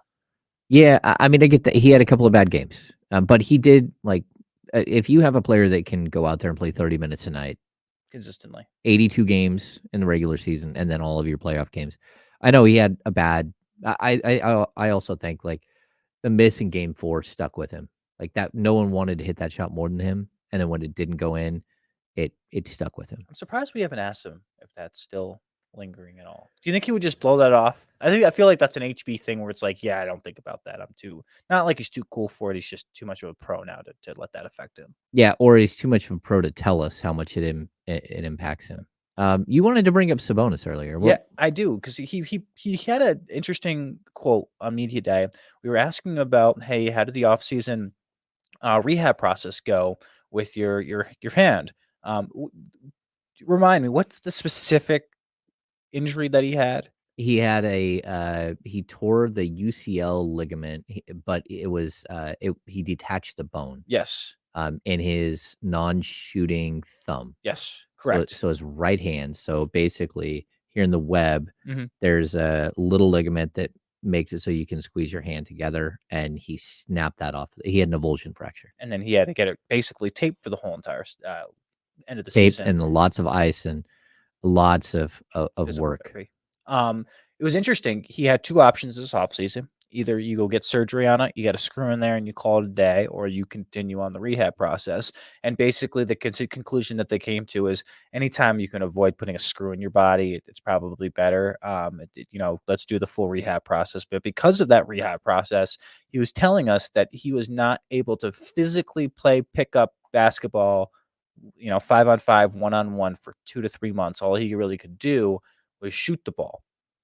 Okay, that's great. I'm glad he was shooting. I think that's a perfect time to work on that midi game that was exposed in that Warriors series. But that does worry me a little bit that your big man, who's supposed to be your physical presence down low, really wasn't that physical this summer. And I'm not saying that it's going to turn him into a soft player, but I think when you have that exterior of a shield that you're working with on a consistent basis, I feel like you want to contain that and continue that on a consistent basis. And when you haven't had that for 2 to 3 months, like, is that an adjustment period to come back? That's where I'm not worried, but concerned a little bit to see if that has any effect to the start of his season. I like the question. We're gonna step aside and we're gonna answer that question. I'll answer the question and I'll add some nuances to what he said, because while he didn't play like that, well, he wasn't like playing 5-on-5. He was in the gym every single day, Of course. which I know that for a fact. So we're gonna talk more Sacramento Kings when we come back. We also have a Luke Loucks interview, which is really cool. I really like Luke Loucks. I think people are gonna be impressed by just how well put together that guy is. You are listening to The Insiders, brought to you by Jiffy Lube on ESPN 1320, 98.5 HD2, and the free Odyssey app. Thank you. We haven't got to the HB stuff from Scoto. We'll get to that. We'll get that in this next, because I don't think we're going to cursory mention this horrible football game tonight. Oh my God! Can we not talk about the awful, awful football game for Thursday Night Football? The crazy thing is the Commanders are going to go 3-2. That's the likely. wild thing. And someone said that there's a good chance they won't lose for like another 5 weeks. No, they have one of the easiest schedules in the NFL, and that's just because the NFC East is like just a hot dumpster fire right now. Well, it's not. I mean, you have the Cowboys and you have the Eagles. Like the Giants are hot dumpster fire for sure. But who else is in that division? It's just them. Those four, right? Man, there's some really bad. Like again, the Central's horrible. I think, and Jesse, I think you'll agree with me on this. AFC East, toughest division of football right now. Yeah, I guess. Off the top of my head, probably. Who else do you think is up there? Because I don't think the 49er division's that. Nothing in the NFC's. The AFC West is trash. AFC West is horrible. AFC North is not good. Especially with the Bengals being bad. The NFC West has like 2 teams, and then the Seahawks. Rams haven't been bad. No. The Seahawks are building, though. Like they have bounced back. Mm-hmm. Probably the AFC East and NFC East are the 2 best divisions, I think. I think it's the AFC East just because I think all 4 of those teams can be playoff contenders. Jets, Patriots, Dolphins. Oh, yeah. If it wasn't for the injury, I think we would see the Jets like up there a little bit more. And they have so many primetime games. We'll We'll see how Zach Wilson ends up doing. How much time do we have back? Do I have time to stretch? Can't bet. Well, we also have the 10 minutes of Luke.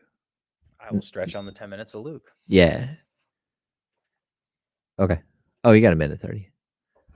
I got up once. That's actually rare. I don't usually get up. I usually wait for the one time to get up because it hurts to get up. Games like tonight is like when you need the Madden cast. Like when they have bad Monday Night Football games, now I'll go to the Madden cast, and that makes it like a lot better. Of course. I think tonight, a game like tonight also makes you wonder, like, why did you do 2 Monday night games and not like switch something out here? Because this is trash. Yeah, that's bad. Between us 3, and I don't care if it's on Chatty House, not a big fan of Al Michaels and Kirk Street. I don't think they are a great tandem. I love Al Michaels. He's always been my favorite. He's great, but he's just not. He doesn't want to be there. You could tell. Yes, thank you. He's collecting a paycheck. He took the money and ran with it. Oh, baby.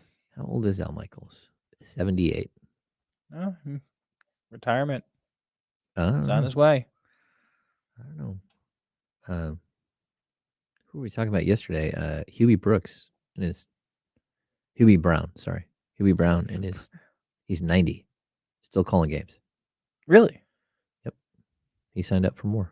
Nice. Him, Dr. Jack Ramsey went forever.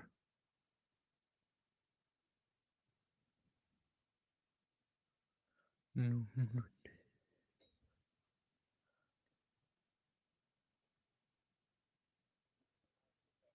Let's rock.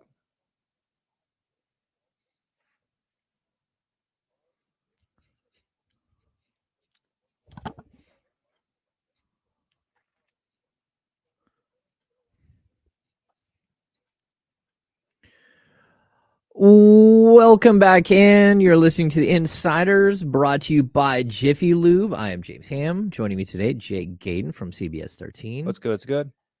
Jake, we left off talking about Sabonis, and I know you had some questions because he mentioned that he didn't play all offseason. And I'm going to say a couple of things. Okay, shoot. Number one, he's a player who typically plays all summer long because he plays for his national team, and he probably puts too much mileage on his body. I like the fact that he's coming in fresh, that he's coming in without all of the hits that you typically take. I also know for a fact he's been working with Doug Christie almost every single day the entire summer. So while he's not playing 5-on-5, Doug's not being easy on him. Like they have been going, he's been working on finer nuances of shooting the 18-foot jump shot. But I think it's a perfect player to work with him because not only can Doug start teaching some just techniques defensively, because Doug was like one of the best defenders that you're going to find. Like talking to Doug about like defending Kobe Bryant, that was always really, really interesting. Like we would talk on the way down to the studio in San Francisco, And he would tell me, you know, like one season, I decided I'm just going to throw my hand in his face every single time. I'm going to put my hand right in his face and like bug him, like almost poking him in the eye, so he can't see. And you know, Doug's got huge hands and a huge wingspan, and he said that it messed with Kobe. And then they got beat by them earlier in the playoffs. The next round, that Bruce Bowen did the same thing and really messed with Kobe. He said he came back the next season and tried to do it to Kobe in preseason, and Kobe just like laughed and hit every single shot. He went through the entire offseason like with somebody putting their hand in his face. Of course they did.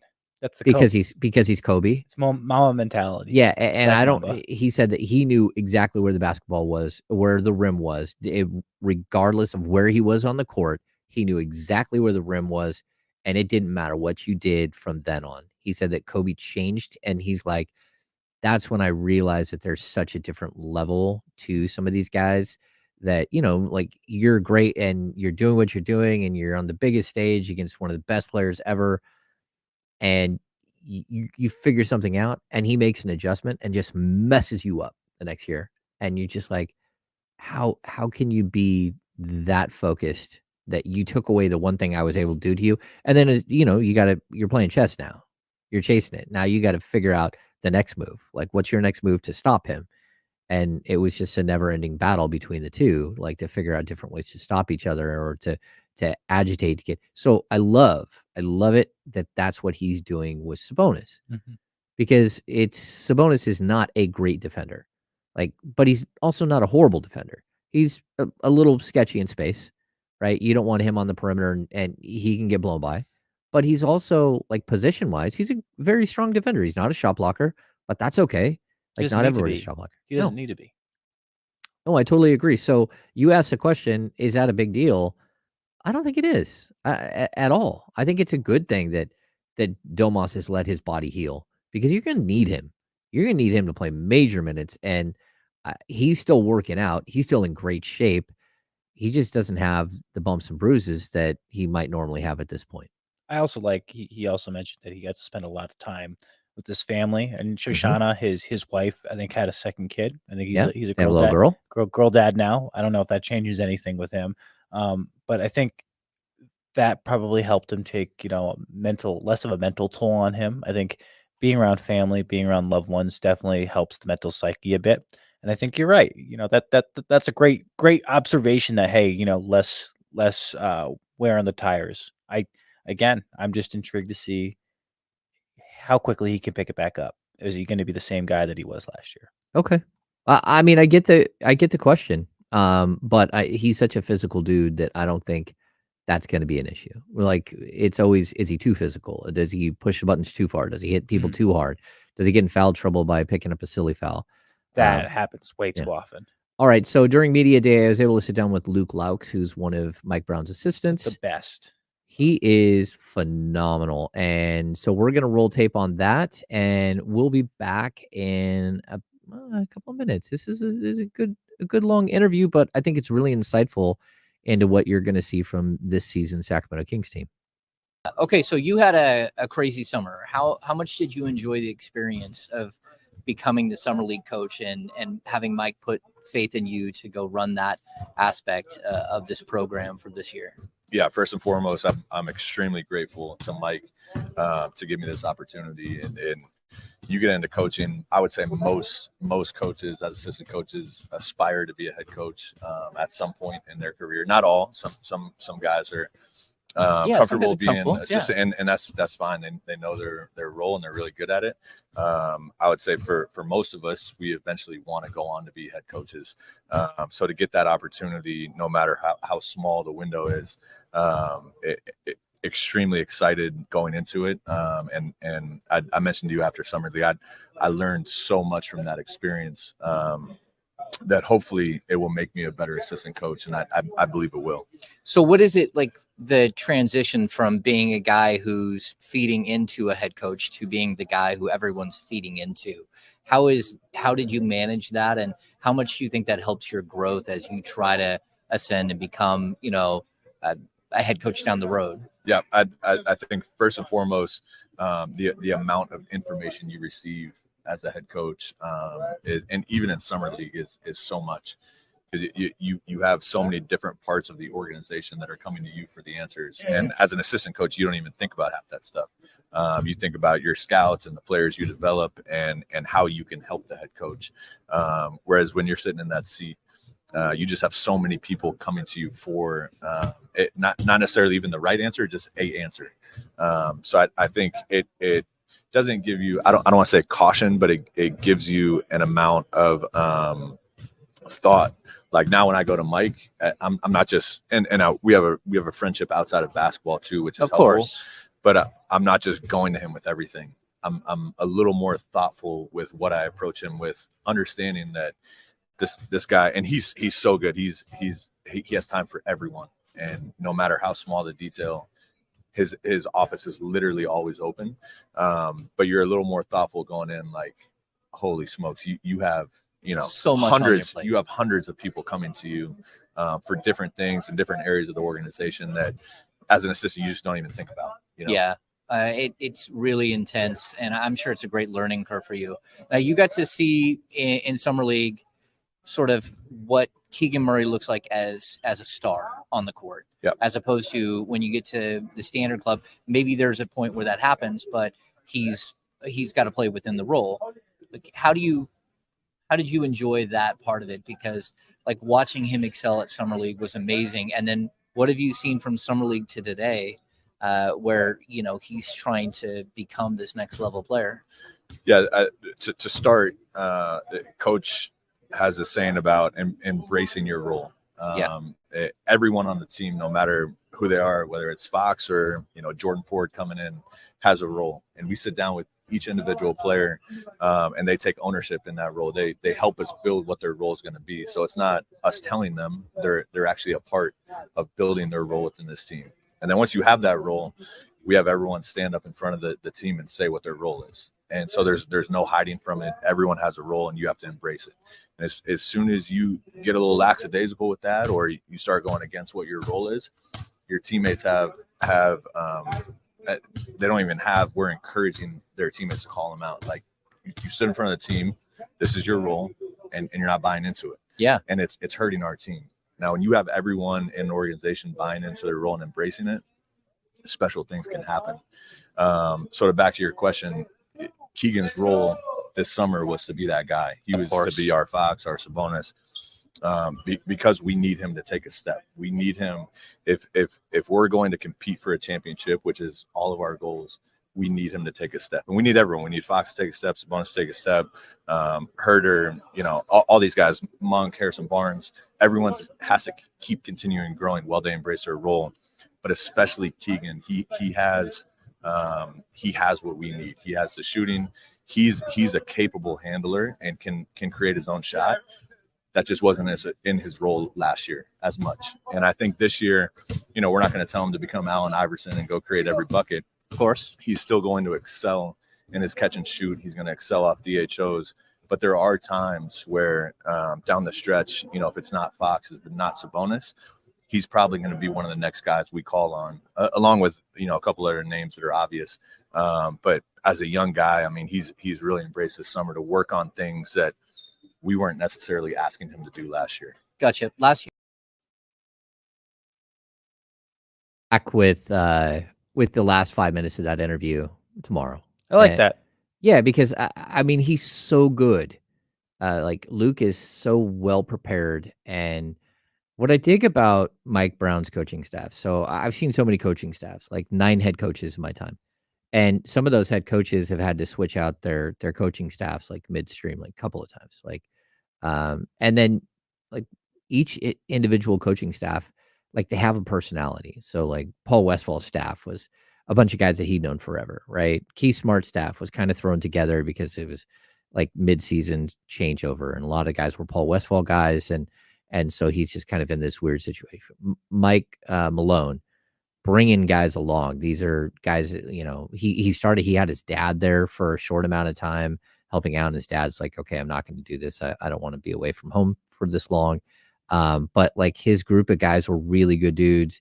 And, George Karl, like bunch of really, really solid guys, but there were George Karl guys Dave Yeager goes back to and grabs a bunch of minor league coaches that he like coached against for years as he worked his way up. And so again, all of them have different personalities, but Mike Brown's staff, it feels like a whole bunch of dudes who are on their way to the next level. Like I see a Mike Brown coaching tree. Do you really? I do. I think Jordy Fernandez will be one of the first coaches hired next season. You think so? I don't think it's even a question. I think he will get a job. And I think Loucks, it might take 2 years. It might take a year. I think he'll be there. And I think if Doug Christie wants to go become a head coach somewhere, he'll have an option. Like there will be a time where Doug, if he wants to leave Sacramento and go become a head coach, that there will be a place for him in the league because Mike is empowering guys. He's bringing them along the right way. He's showing them how to build a culture. I like the atmosphere that they've created here. I agree. Not disagree. And you know this more about these staffs since I'm new. I'm that the older staffs are very interesting. But I did cover Malone when I was in my time in Denver before I got here, and you were spot on with Malone. He brings in young guys, develops them, hopefully gets them to Jordy was with him for 5 years. Jordy was in Denver when I was in Denver at the same time. I'm intrigued to see why. Why do you think Jordy hasn't gotten a job yet? Because he did such a great job with Team Canada this offseason during the FIBA World Cup. I think that really turned heads. Like everyone is looking like, oh my goodness, teams missed the boat.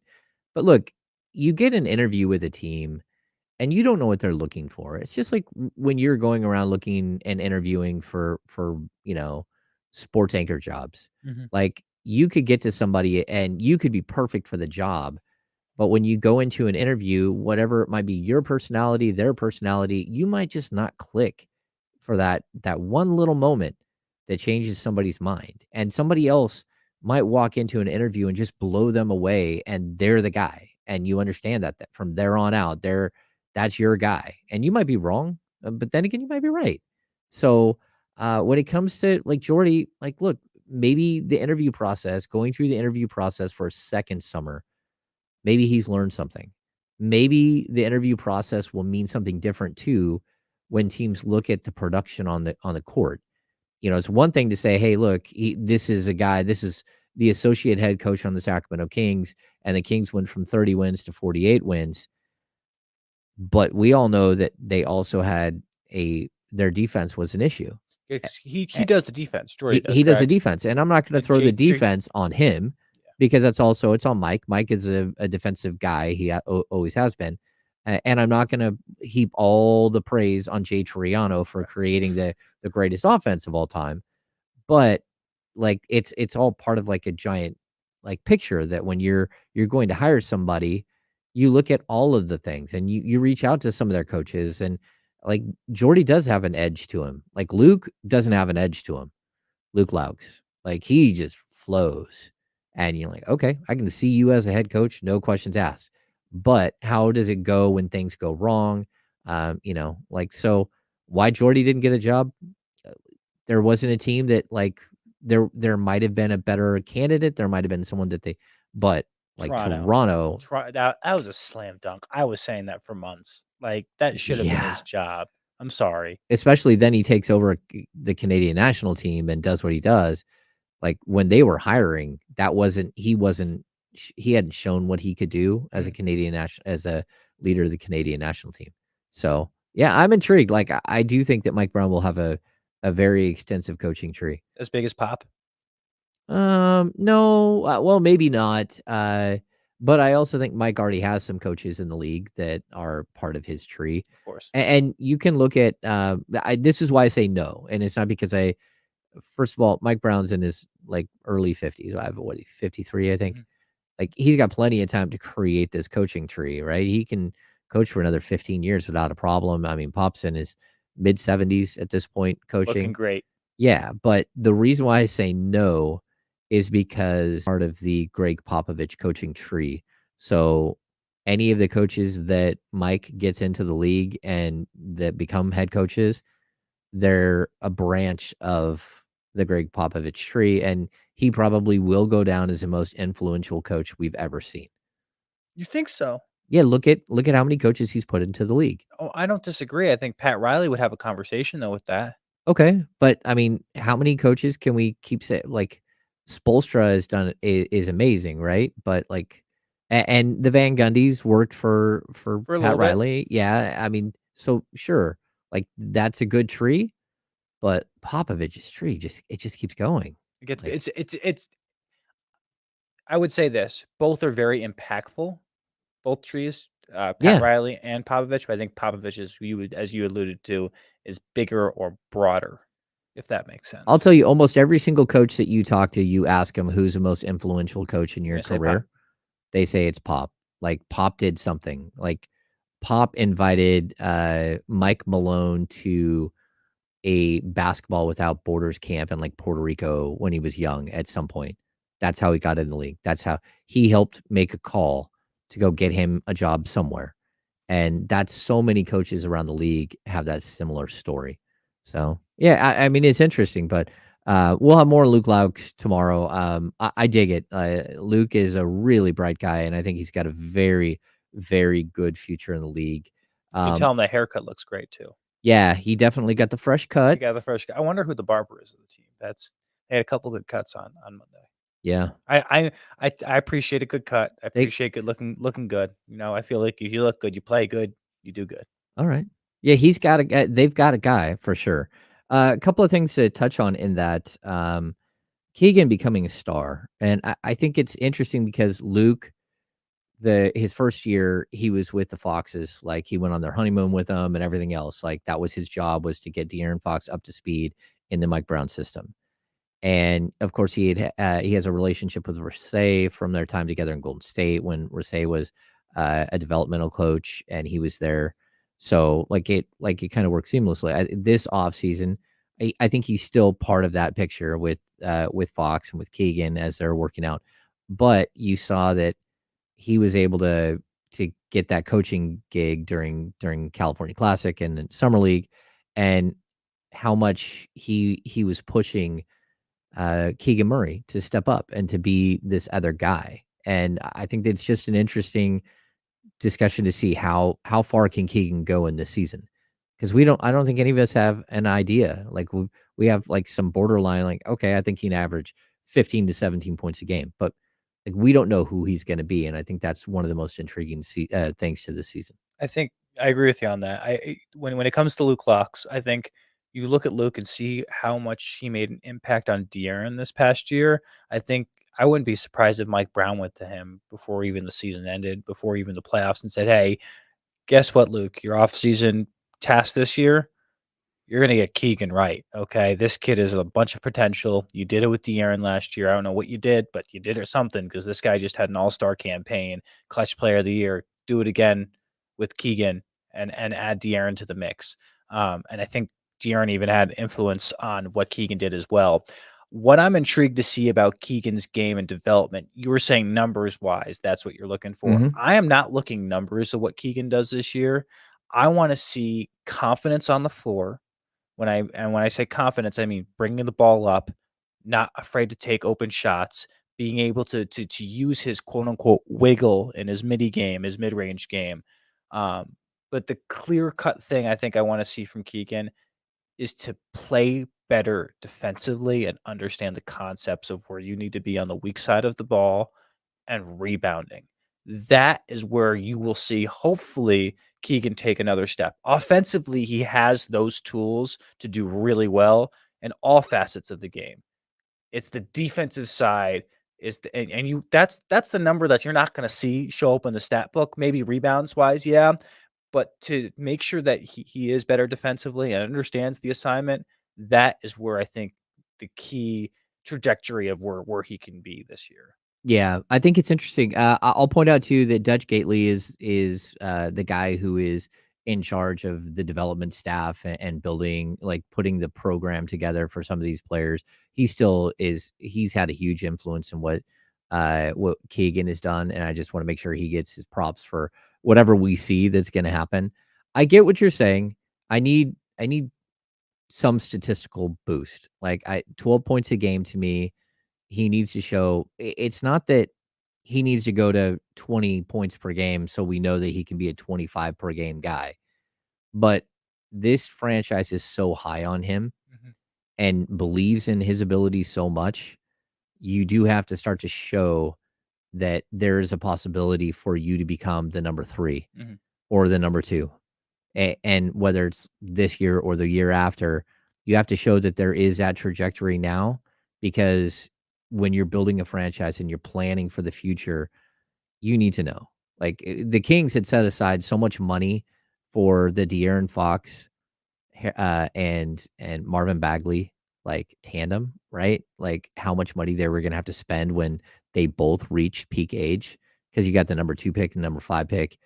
And then all of a sudden you have all this money because Marvin never became who you thought Marvin was going to be, right? So it changes what you're doing, but that's what I mean. You have to start game planning for who Keegan's going to be and who he's going to be for your franchise. And if you believe you have a number 3 or you have a number 2, that's a much different thing than if you believe you have a number 4 or a number 5, or if you think you have a good 3 but not a great 3. No, this team, in order for them to take the next step to be a true contender, they have to have a number 3. And if it's Keegan and he slides into that number 3 role, that really makes your 4, 5, 6 look much better than they do now if they're 3, 4, 5. It reminds me a lot what the Denver Nuggets did before this past season and winning the NBA championship. I think it's interesting. Like, they didn't know if Michael Porter Jr. was going to be the third guy. He ended up being the third guy. Now, Bruce Brown was pretty big in that run last year. Same thing with KCP, and they paid KCP handsomely. But Bruce Brown was a number 5. Like, even if he was good, he was still a number rotational guy, 5, 6. Yes, he wasn't. Yeah. He wasn't going to get paid like he's got paid with Indiana. But KCP was definitely that third or fourth guy that you brought in. But Michael Porter Jr. made the jump, and I think that was big. Yeah. All right. Super excited for today. This was fun, Jake. We got to do this. Can I come on again? Yeah. Do I get a pass? You can come on again. I don't know when. It won't be tomorrow. Tomorrow I'm going to have Fox 40s. Sean Cunningham. So Sean's going to drop by in studio, but this has been. Will he wear a black hat? Yeah, of course he will. He always wears a black hat. Every day Sean wears a black hat. But thanks for joining me. This has been a lot of fun. We're going to keep rolling all week long. Next week, of course, we have Kyle back. But for right now, we got some really strong fill-ins. This was great. Hey, light the beam. See that? Jake goes with light the beam. All right, you're listening to The Insiders on ESPN 1320, 98.5 HD2, and the free Odyssey app, brought to you by Jiffy Lube. Thanks for tuning in. We'll see you tomorrow. Deuces. Awesome. Thanks, Chatty House. Deuces, Chatty House. That was fun.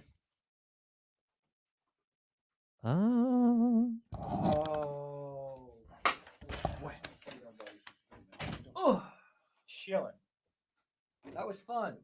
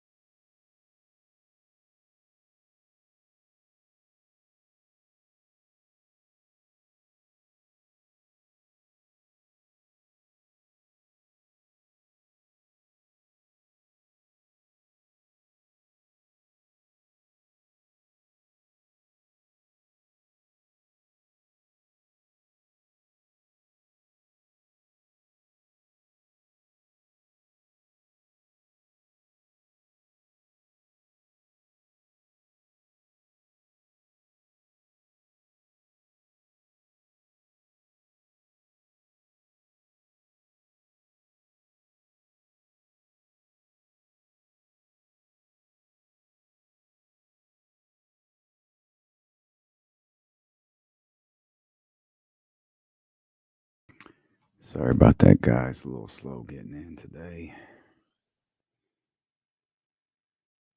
I wouldn't.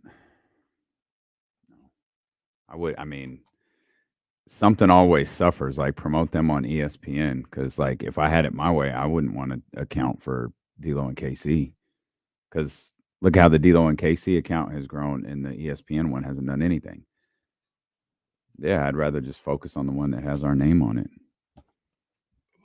And I'm fine. We could create one for him, but at that, I'd rather get rid of ESPN.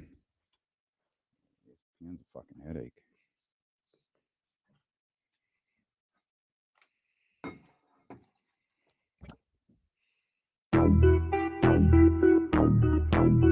Hey, Riggs. Yeah. We got him screaming D-Lo, KC, D-Lo, KC, D-Lo, KC, D-Lo. We got him screaming D-Lo, KC, D-Lo, KC, D-Lo, D-Lo. We a number one spot. We a number one spot for some sports, huh? Got the city going crazy when we work, huh? We top two, but we ain't two, we in first, huh? And when you need the real, we is who you search, huh? D-Lo, KC, D-Lo, KC, D-Lo, KC, D-Lo. We your number one spot. Good, baby. Come on in. Hang out. Let's talk. What's good, baby? What's good? Welcome in here to the Thursday, October 5th edition of D'Lo and KC. I'm Damian Barling. The ultimate needle mover in God mode himself. He's Kenny Caraway. Yes, sir. Acknowledge me. I'm so happy. I was about to say, I ain't gonna lie to you, Damon. Mm-hmm. I ain't gonna lie, Damon. Not Damon? Damon. Not Damon. Mm-hmm. Sad day. It's a sad day. Okay. It's a sad day. Oh, yeah, it's a sad okay. day. Well, let's talk about it. Let's just dive right into it. We'll get into it. Day. I think and I forgot to ask James this. I think the Kings have a late practice today. Okay. We lost Matt George. Yeah, we lost Matt George today. I mean, he's alive. We lost him because he's got to take care of his responsibilities at a little bit different time, because the media availability for the team is this evening. So we'll talk Kings basketball. We'll talk basketball. Obviously, we saw basketball today. Yeah. We'll talk about all of that. But the talk for us, we'll start with the WNBA. I wish it was about the finals getting underway on Sunday. I don't want to. This isn't doom and gloom. I'm happy for Joe Lacob in the Bay Area group. Yeah. This is it's only sad for what Sacramento was hoping to do. Like, and the league, it's great that the league is expanding. That's awesome. And it's really sad because it probably marks the end of the Sacramento Monarchs. Another team is coming, and we said that when Marcus's article dropped, saying, "Hey, this is going to happen, and it's probably going to be announced pretty soon regarding the Bay Area." I got a call this morning and was told, like, they're announcing a second expansion team. I've heard it's Portland. Portland is getting an expansion team for the WNBA, and it's going to start, from what I understand, at the same time. I read some different things. This isn't like this doesn't appear to be out there. I've read, Portland has reached the board of directors. No, Portland is the other expansion team. Like, right. That's done. The owners have agreed upon it. Like, it's happening. So 2 expansion teams are coming to the WNBA. 2 expansion teams are coming to the West Coast, which is not something I expected at all. I thought Toronto was probably the leader for the second second franchise, with maybe Nashville being the other one. But they've decided that it's going to be the Bay Area. They've long sought a Bay Area franchise since Joe and Gavin bailed on the Monarchs, when they were looking for someone to bail them out in the 14 days that the Maloofs were so gracious to give the WNBA to try to salvage this thing. They immediately went to the Bay Area. This was before Joe Lacob's time. I don't know exactly who they went to. I've often wondered if it was Vivek, but I have no idea who they went to when the Monarchs folded. But I know they went to someone in the Bay Area to try to save this team, to try to save the Monarchs. But as we have discussed before, with the exception of Connecticut and New York, 2 very, very different markets, the WNBA teams aren't really close together. Like, they're spread pretty far out and around. And a lot of Sacramento Monarchs season ticket holders, and I have a lot of experience with that fan base, were from the Bay Area. I have a lot of experience with that, like, front office and the people who ran the business side of the Monarchs. And it's just not happening. And we could speculate as to why. We could speculate as to whether Vivek and this ownership group wanted the Monarchs back, whether that was something on their radar, especially post 2020, 2021, or whether the league looked at, look, we're in a better place now. There's no denying that. But the Kings were a joke of a franchise, and they were run like a circus for years. Mm-hmm.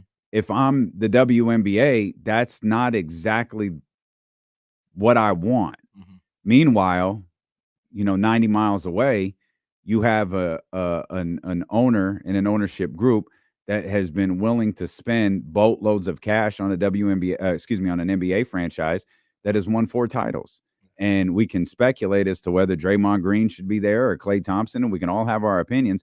The fact is, Joe Lacob feels a certain way about that group, and he's going to pay Draymond. My guess, he's going to play Klay Thompson. And if Steph Curry wants to sign a massive deal for $400 million or whatever the max is going to be when his deal, you're going to give it to him. Mm-hmm. And that is appealing to the WNBA because they don't have to worry about people like Joe and Gavin bailing on the franchise if things aren't going well. And it's not exclusive to Joe and Gavin. We've seen the Sparks change ownership. Mm-hmm. We've seen the Stars or the Aces, right? We've seen the Aces, the Brooklyn, Liberty. Oh, yeah. We've seen the Liberty change ownership. Like it happens a lot in the league. We've seen it in Atlanta. We've seen it all. They don't want that. Mm-hmm. They want people like Joe Lacob who are in knowing it's going to be a tough road to start. They want people like I think it's Joe Tsai, right? The Brooklyn. They want people like that who are like, hey, I don't know that this. I think this is Matt Ashiba bought the Mercury. Yeah, he's got the Mercury. He's building a $100 million complex. He is, and he's willing to spend money, from what I've heard, on a variety of different things. So that's what they want, because they can't have people who are, pinching pennies trying to make this thing work. Mm-hmm. We talked about this earlier in the week. We can make all our Raiders jokes we want to. Raiders make money. Mm-hmm. Therefore, Mark Davis makes money. Therefore, Mark Davis works as a WNBA owner. From a financial standpoint, he works at a WNBA owner. And what was his first move? I'm going to throw the biggest wad of money that has ever been thrown at a WNBA coach before. And that's what he did with Becky Hammon. I know, Roddy's out there. I know a lot of Raider fans out there feel a certain way about Mark Davis. Mark Davis may have single-handedly changed the way WNBA coaches are paid moving forward. Remains to be seen. We'll watch how it unfolds the next few years. But if you start seeing $1 million plus deals thrown around on the coaching side, that's because of what Mark Davis decided to do when he prioritized Becky Hammon. And you have to ask yourself, would Vivek Ranadive do that? And again, we have no idea what the process is involving Sacramento and the WNBA. But based on the announcement today of the Golden State WNBA team, that was another question I hear. The Golden State WNBA team will play at the Chase Center, but they're going to practice in Oakland. I think that's dumb. I'm sure I think it's to just encompass the whole Bay Area, but that's what they're going to do. They're going to practice at the old facility that the Warriors practiced at in Oakland. I assume they're going to be housed in Oakland. That would make more sense than San Francisco, where you only play games at. But with the announcement today that this Golden State WNBA team exists, and with the almost certain post-finals announcement that Portland has a WNBA team, knowing that Toronto is working, knowing that Nashville is working, it's the dream of the Monarchs returning is over. Yeah, man, it may have been a faint dream, but it's over. That's what I meant when I said it was a sad day. I mean, Golden State, the Bay Area, whatever. Like, I can understand that. I get that. You know what I mean? It's the Bay Area. It's top 5 market in the country. Joe Lacob, like you mentioned, has the money. He's a good owner. Yeah. I mean, we can, have our bit, have our fun. Yeah. Joe Lacob's a good owner. He is, absolutely. That's that one that makes sense. The situation in Portland, that one's a little more frustrating. I know you talked about the proximity. I mean, but you got Seattle and Portland. Yeah. You know what I mean? So and that one's a little frustrating. And if they had an opportunity. There was a Portland they were team there for like 2 years. So like that's frustrating. I think, and I don't want to put that failure on this situation because I think the league is in a better place. I think they'll do fine in Portland. I think the WNBA is going to do fine pretty much everywhere at this point, any place that they could go. But that's the one that I think is just ridiculous. They had a team for 3 years, lost it, and they get one back before Sacramento. And then if I'm being completely fair, if they wanted one in Houston, you're going to give Portland a team back before Houston gets their team back? I don't understand the Portland thing at all. But I know, and I think because I saw a lot of that on social media this morning, I think we might be looking at that too broadly. Is it Fertitta? Mm-hmm. Does he want a WNBA team? Well, that's the like. question. Do you have an ownership group in Houston that fits the criteria of what the WNBA is clearly looking for to be able to land a team there? And that's the other question. And it's my boy, Uncle V. But how bad did he really want the Monarchs back? And that's perfectly fair to ask. I think if the WNBA came to him and said, hey, we want to bring a team to Sacramento, would you be willing? He's like, yeah, sure, that'd be great. But that's not how this thing goes. Like, you got to campaign. You got to show that you really want it. Joe Lacob really wanted it. I guess the ownership group in Portland showed that they really wanted it too. Vivek is like, yeah, if they come back, cool. If they don't, that's cool too. And that's not good enough to get an expansion team in the WNBA right now. So just like Fertitta, you got to ask the question, did Vivek really even want the Monarchs to come back that bad? And that may be part of the reason why they don't have a team. And I think, and some of you can remind us, a lot of people will they'll point to something where they believe Vivek said he wanted to bring the Monarchs back. We've researched this before. People have sent us different links and articles. It's been difficult to find. If memory serves me correctly, it wasn't Vivek that said that. It might have been Kevin Johnson, or it might have been someone from like the government side of things. That first, Steinberg, I know, like however I feel about Kevin Johnson, I know Kevin Johnson wanted the Monarchs here. The first conversation I ever had with Kevin Johnson when he was the mayor, he walked over to us in Orlando at an All-Star game. It was shortly after the Monarchs folded. He walked over, sat right down and said, doesn't say hello, doesn't say good morning, doesn't say, how are your eggs Benedict? He sits down and says, they never told us. We had people who would have fallen over to keep this team in Sacramento, but they never told us. They just cut ties and ran away. They called the WNBA, they being the Loucks, called the WNBA and said, we're out. The WNBA begged them, we need time. Give us time to like this franchise works. Like, give us an opportunity to fix this. And they said, fine, you've got 14 days. That's not enough. It's like, you've got 14 days to find someone to take this off our hands or we're out. They tried. Obviously, they didn't. All of those government officials who later became synonymous with the Kings and all of that, they were trying to get a hold of Joe and Gavin. They stopped answering their phones. They weren't taking calls from no one. And they were ready to be done with this. And it turned out to be a decision that Joe and ended Gavin, women's basketball in this market. Joe and Gavin, they own that they in that Ron Burkle box, in my opinion. Yeah. It started off great. I think they had great intention, but once they started losing money, they just kind of messed up everything. They yeah, they're in the box.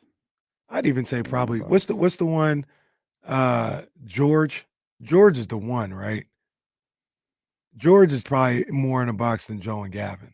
Is that who it is, George? No, there is a George. I don't remember everybody. George was the jackass. Oh, he was. Was there only one? Joe and Gavin were,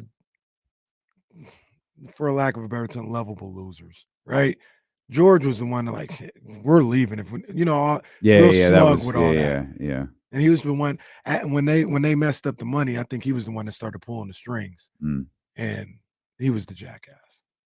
Messed it all up. Go Aces. Yes. Kenny speaking. Go Aces. No. I'm going to go to the dental office and watch, I'll go to the dental office to watch the Aces. I'll go to the dental office to, we're probably, I can't imagine Diana's playing for 2 more years. But, we'll have an opportunity now within driving distance to go see some of the greatest women's basketball players that have ever played. I might fly to Vegas. You could do that too. Mandalay Bay. And go see Michael Jackson. Hate. I hate you. I don't even know you, and I hate you. 916-909-1320 if you want to get in on the conversation. We're just getting started. It's D'Lo and KC, brought to you by Sky River Casino here on Sacramento Sports Leader, ESPN 1320.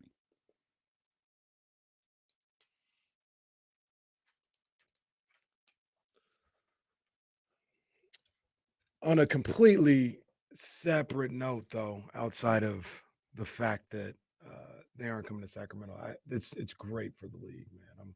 I'm happy to see the WNBA finally expanding and growing as a league. So, it's long those overdue. two things are not related for me. Like, this was long overdue. Yeah, long to get a overdue. couple teams.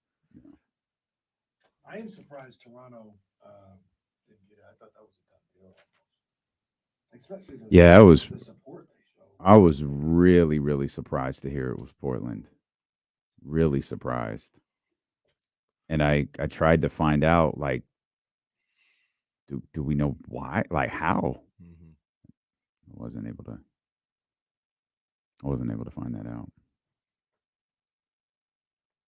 I was looking at the map, and I mean, it makes sense in that respect, though. They had a lot of like Midwest to Eastern teams. I think out here it was the Storm, Aces, Mercury, and Sparks. And you had two more West Coast teams, kind of balances things out a little bit. So good for the league.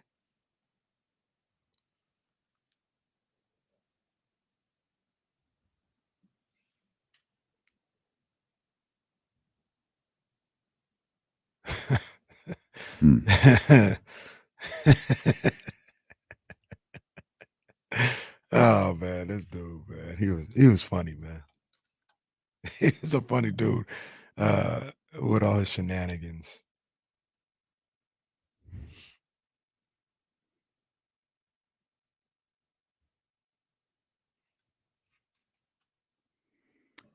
Did you guys see JT speak today to the media?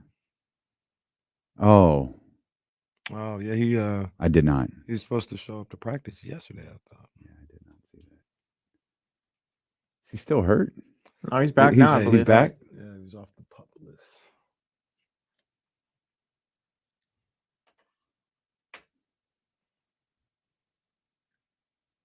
Ty, man, where's Ty Lue at? I want to be where Ty Lue is. Are they in San Diego, maybe? Bro, if that's San Diego, I'm out of here. I am out of here if that's San Diego. La Jolla. I'll be living on the street, but still. Hey, Soren, I just don't find that, like, if she really didn't do that, that's just not funny to me. Like, I know it's like, whoa, because that was my reaction. Whoa, That was crazy. but if that really wasn't her, That's not cool. these when she need to watch who she fucking around with. Well, Like, she be was messing she, with because it was things. Sexy Red who the dude posted the. Yeah. Or she was asleep. Like, Come on, she be man. messing with like just randoms. Come on, man, stop messing Randoms, with these bro. dudes. They're in Hawaii, by the way. Okay, yeah. I really would have left if that's San Diego. Like, we're just out of here. We're just packing up. We're just out. Again, be living on the streets, but God, that's gorgeous. What do I think of the Space Jam lows? The black and white ones? You don't like lows. I'm beginning to like them more in the last like 5 years. Some lows. If they're the same ones I'm thinking about, they're cool. I pulled out some low 11s today. Put them right back. I got one pair of low 11s. I got the Georgetowns, the Concords, but then I had the blue one, the The Carolina, That's big. That's big money talk right there. It's big money talk. It is. Not everybody going with that Carolina. what you got on? I got some regular threes. I definitely ain't got no threes like you got on right now. What are you talking about? We both got threes on. Man, You get these on East Bay. these are on the shelf. Liar.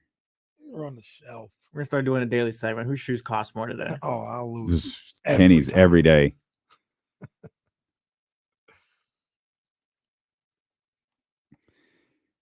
I have no shot.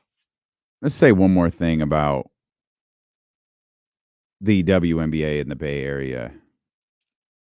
I feel like their fan base, I feel like they'll be able to, I hope they'll be able to establish a pretty dope fan base. Mm-hmm. I hope women's basketball fans in Sacramento will support it along similar lines that the Bay Area fans supported Sacramento back then. My biggest concern is, I'm not calling them out. I'm using them as an example. My biggest fear is people like 95.7 won't care. Because there, Butch, and you saw Butch's emotional plea about the Giants. Talk about the Giants here. The A's going to be gone in a day and a half anyways. Right. I feel like the Monarchs, especially during the summer months, could have been a really big deal here. Mm-hmm. With us and in this market. Mm-hmm. I'm fearful that that's not going to happen in the Bay Area. I hope they're still able to grow. First of all, I hope that I'm wrong. Mm-hmm. I hope that outlets like KNBR and The Game and the news channel, all of the different outlets out there, cover the WNBA in similar vein to the way that they cover the Giants or the 49ers and the Warriors and so on. Because I feel like that would have happened here. Mm-hmm. So I hope that it happens there and it doesn't get lost. Yeah, I hope it does too. I was thinking about that as well. I don't want to hear, and let me preface it by saying, much like you, I think they'll be fine. Mm-hmm. I think they'll be fine. But if they're not, I don't want to hear, oh, there's so much going on. You got so many options here in the Bay Area to do. I don't want to hear that. Yeah. I don't want to hear that because that wouldn't, like you said, that would not have been the case here. They would have thrived in every way imaginable here in Sacramento. Not just Golden State. I'm just saying the WNBA would have thrived here in every way imaginable. And it is going to be important for them to put that type of energy towards that franchise. I thought about it, as it was going on. I don't know if they really love basketball. Like, I thought the same thing. My jokes. I know. No, I know. I don't know like if they really love basketball like that. I know. I bet these are places I've lived there. They love basketball. I'm not saying they don't, but do they love the Warriors or do they love basketball? I feel like they love the Warriors. Mm-hmm. So we'll see. I think they'll do well attendance-wise, especially early on. I think they'll do fine. But my concern is I don't know if they love hoop like that. I don't know. We'll see. What all I could think about? The California Classic. Yeah. It's not the same. I understand that. Yeah. But that was the first thing that popped into my head. Well, and then the other thing about it is like think about this just for a quick second. Mm-hmm. It was so bad they just closed the arena. They gave you an excuse as to why they closed the arena. We all know that wouldn't have happened here. Right. And that's about and again, timing's everything. This is coming off the Warriors Celtics series, right? This is coming off winning the championship. Now you're going to come back and you're going to watch the California Classic. Okay, hypothetically, first, second round. Hell, we can go all the way with the Golden State Warriors. Then winning the championship. What happens to that WNBA franchise when they're playing at the same exact time? Mm-hmm. Right. Well, that's the whole thing. Right? And this is an expansion franchise. Right. So as deep as the talent pool is in the WNBA, to think they're just going to be good out the gate is a bit crazy. Mm-hmm. Because remember, Vegas Well, wasn't. you heard what your boy said. I did hear what Joe Lacob said. They were going to win a title within the first 5 years.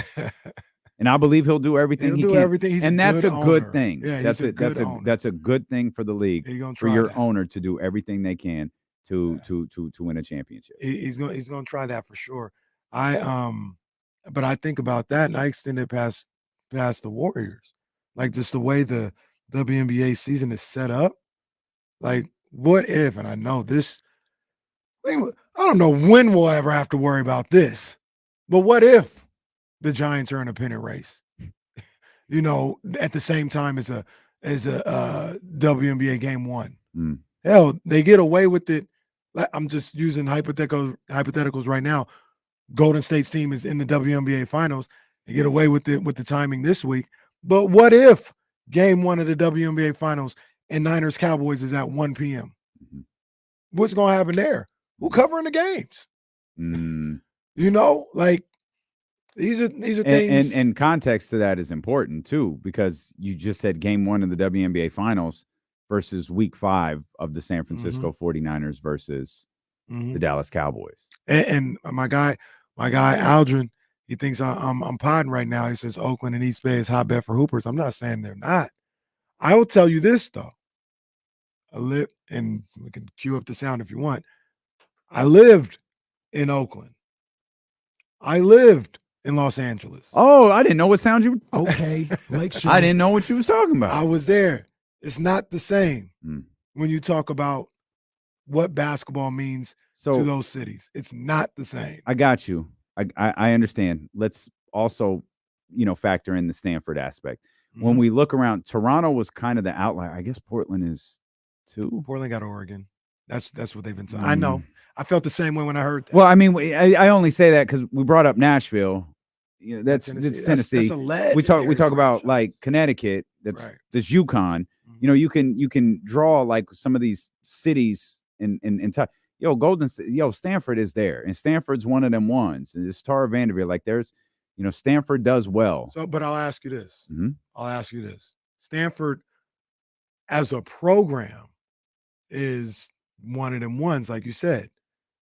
Is the interest the same in Palo Alto and the Bay Area as it is in Storrs, Connecticut? No. No, there's levels like to this thing, right? there are. So people saying Bonte. because they got. So people saying well, they'll just draw off of Stanford. Like Stanford draws cool, but it's not Tennessee. It's not Storrs, Connecticut. No, but it's very good. It's probably in the next tier, like Stanford and Notre Dame might be in the same tier. I'm trying to figure out if Notre Dame is in the tier with Connecticut in Tennessee, but now that's old school. You got to start talking about South Carolina. LSU, you got to start talking Iowa, about like they're not. Yeah. I don't know if they're that. Yeah. But that's also, we've talked about this before. That's also a product of college sports on the West Coast. It's a product, but it is, but it's also a product of Stanford. Like Stanford is, I think there are very few schools where the student athlete thing can be taken seriously. Stanford, the student athlete label is taken very seriously. Absolutely. And that's a little bit different than some of these other schools we just referenced. Absolutely. With all due respect. And I think we're both in agreement when I say this. We want to be perfectly clear. I think they'll be fine in the Bay Area as far as attendance, people going there. Coverage wise, I don't know. We'll see. We'll see what they do. But I think they'll be fine in the Bay Area. Them going to the Bay Area doesn't bother me as much as Portland. Portland is the one that bothers me. Bay Area makes perfect sense. It always has to me. Going to Portland over a place like Sacramento, that's a little frustrating. Yeah, I don't know. I don't know the story behind Portland. I wish I did. I was stunned. I was surprised. And I think the person who relayed that information to me was surprised too. And I think the people who relayed the information to that person were also surprised to be relaying that information. But there's clearly a reason behind it. Like the WNBA isn't doing this blindly. I just don't know what the reason is. Congratulations to Portland. Good luck. I hope it works. I think they'll do well in Portland too. I hope it works. I don't I don't know. I knew Toronto. I knew Nashville. Right. I knew Sacramento, Houston. You could pick 10 other places that have been on these lists. This one, I didn't know. Yeah. I didn't know. I also think the Warriors, the Golden State Warriors, the Clays, the Stephs, the Draymond, they'll be very supportive of this team. Absolutely. And that's important. We saw that here. Bobby, Mike, they were always around. Matt Barnes, Ron Artest. I have a very vague recollection of Ron Artest calling Sacramento Monarchs games. They were around, and that's important. And it's good for the franchise, and I think it's good for the launch of a franchise. One other thing about this. Now, I joke around with Go Aces. Well, that's going to be my team. It's not going to be the Golden State team. But I still would like to go see WNBA basketball in the Bay Area. And I saw a couple of people tweeting this out, homegirl from Detroit who does coverage for ESPN, WNBA. She's like, yeah, you can draw from the Monarchs fans and Sacramento's. I was like, this is a different day and time. People in Sacramento are not clamoring to drive through all that traffic starting in Davis to go to the Bay Area on a Thursday night. Like you used to be able to get there and vice versa. Bay Area people get here to go to the Monarchs. Now too many people do it and you can't. Yeah, it's unappealing. Yeah. It's unappealing. I've been to one Giants game since I've been back, which was like 5 years ago. Won the Giants game. Now on the weekend, you can make a weekend of it, but on a Wednesday night, Thursday night, like I'm not just driving to San Francisco and driving back. Like that's not happening. I've been to Levi's twice and Chase once. And it's a whole day. I don't like it. Yeah. It's a whole day. But with that said, so from a different aspect, given the state of where we are with the Warriors and the Kings, wouldn't it be kind of tough to be a Golden State WNBA team fan? Yeah. Absolutely. I mean, right, like what I'm talking about. No, it feels like it'd be tough. I'm trying to separate that. I'm in my head. I'm like, that's silly. Like that's dumb. Not. They're not the same thing. Yes, they are. No, they're not. Go Aces. But like I'm trying to, but I still keep going back to. I ain't wearing a Golden State WNBA team hoodie. I'll get a Asia Wilson jersey. I ain't getting a Golden State WNBA jersey. I don't want there to be any confusion. No, but I do want that team to do well. I'm sure they will though. I think both teams will. It's a good day for the WNBA. Really and a sad day for Sacramento. Yeah. A very, very sad day for Sacramento because even if the Monarchs were to return, it is years upon years upon years upon years away. Because if another expansion were to arrive, you'd have to think it'd be east somewhere. Yeah. Given the fact that it's time for Golden State being official and in Portland, likely not being too far away, that Toronto, Nashville are going to continue their bids to get a WNBA team. Yeah. All right, as we move along, I did some reading this morning. I've never this is a first. Y'all work with us here. Never in my history of being a sports fan have I heard lack of injuries as a reason for a team's success more than I have the Sacramento Kings. And I've watched sports like virtually my entire life. Like I feel like I've been a really big sports fan since I was like 10. Maybe I didn't read close enough. Maybe I should have stopped looking at the pictures in Sports Illustrated and read the articles. Maybe somewhere in Sports Illustrated it was written that the Chicago Bulls were actually good because Michael and Scotty didn't get hurt, and I just missed it. So forgive me if I missed it. But I swear to God, if that is not the laziest take ever created, that the Sacramento Kings were good because they weren't injured, and there's no reason or there's no way they could possibly be uninjured again this year and be just as good. Now, meanwhile, those same writers and reporters are barfing up the fact that the West is loaded. Work with me here for a split break second. this down, please. The West is loaded. The West is loaded if the Lakers are healthy, right? Right. The West is loaded if the Clippers are healthy, right? Mm-hmm. Phoenix, Yeah. Golden State. Yeah. Okay, you've got my attention. The West is loaded. There's probably some other questions revolving around the New Orleans Pelicans, but let's go with Zion's healthy. Great. The West is loaded. All of those teams are healthy. But there's no way Sacramento could be healthy. Because De'Aaron has this long history of injuries.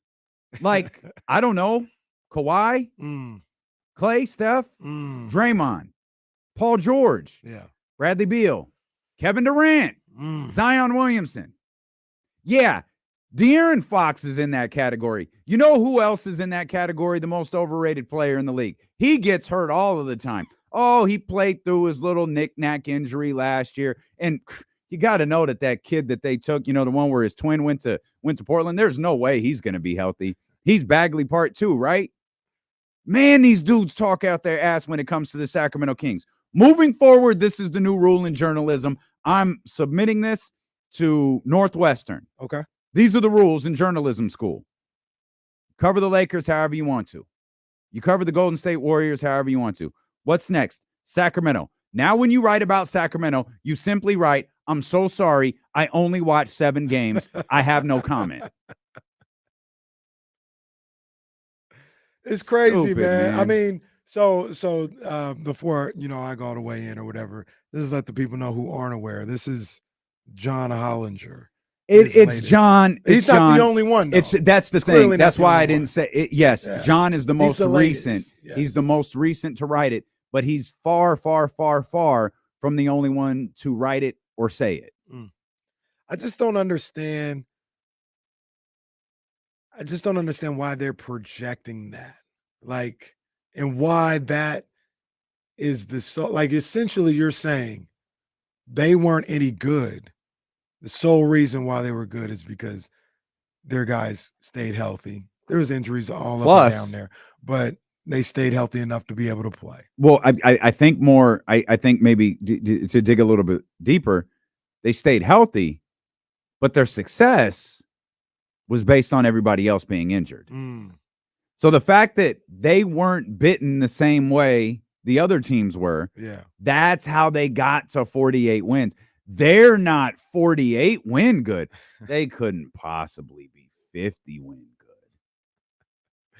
good. Because there's no way Paul George, Kawhi Leonard, Anthony Davis, LeBron James, Steph Curry, Draymond Green, all of those guys, Bradley Beal, Kevin Durant, there's no way they're going to be injured again. It's impossible. It's inconceivable. Those guys are the picture of health. That's the other crazy man. thing about this. The people that they're relying on to be healthy and be good, they haven't been healthy their entire career. Right. Not even Steph Curry. Steph Curry's hurt almost every year for an extended period of time.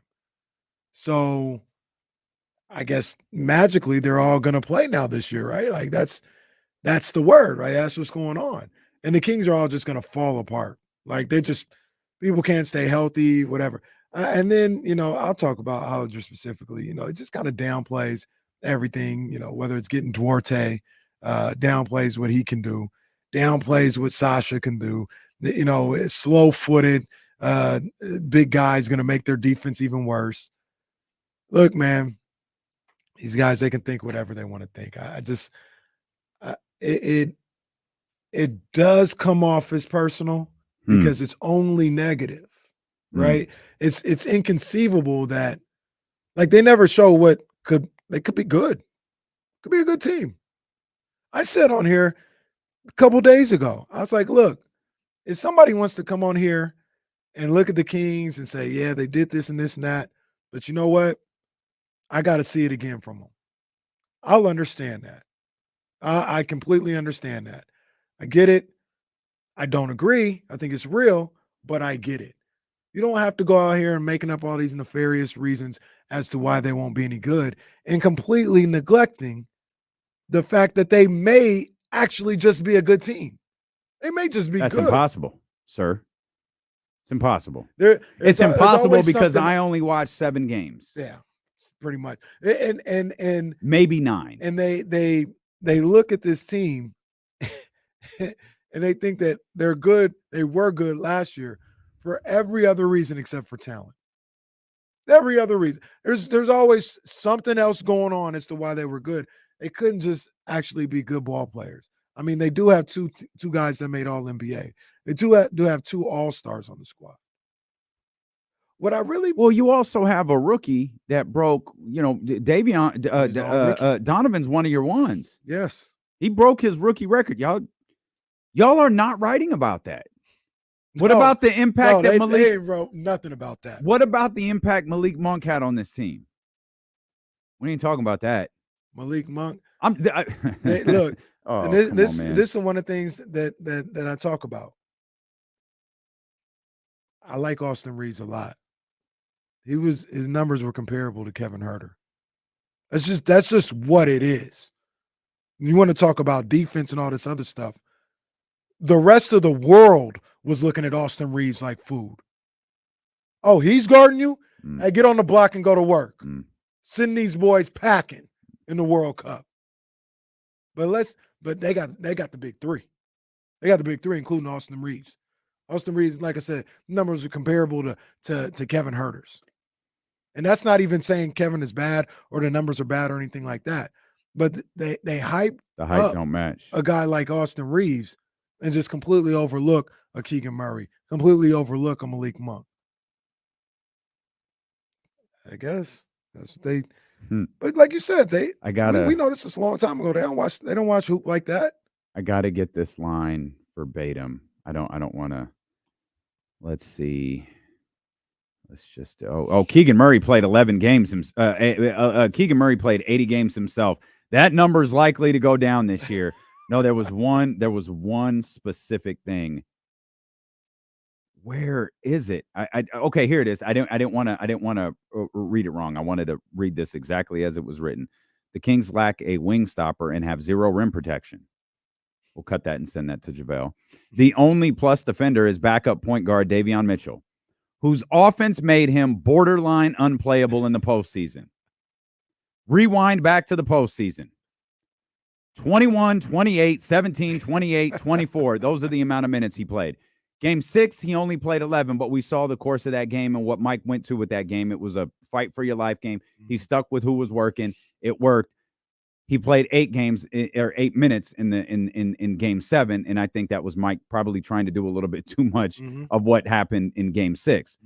But it's like saying you can say he was borderline unplayable in the final 2 games of the series, but don't tell me that when he averaged, I'm going to throw out a number here and probably be close to right, 23, 24 minutes per game in the series. Closed out Game 2. John Hollinger, come on, man. That's why I say it comes off a little personal. I don't know if they're to be honest with you, I think they're still hung up on the fact that they were wrong about the Kings all year long. You can go back further and say they were wrong about the Sabonis trade. Oh, they're never going to let that go. No. So they're just going to keep doing this type of stuff until they're looked at as right. Like, I guess 12 years from now, when the Kings finally are after good their enough 9th to title, make the playoffs, they'll be like, well, you knew it was coming at some point. Yeah, bubble was going to burst. We told you. De'Aaron finally got hurt after 10 straight seasons of 82 games. De'Aaron was only able to muster up 64, making him ineligible for his 7th MVP award. And you call him the GOAT. Ugh. That'll put some butts in the seats. We'll come back. We'll continue to talk basketball. Hit us on the phone lines if you'd like, 916-909-1320. Of course, you could jump in on the chat as well. Chatty House, up and popping as always. Twitch, YouTube, Facebook, and Twitter as well. The Steelo and KC brought to you by Sky River Casino and Sacramento Sports Leader, ESPN 1320.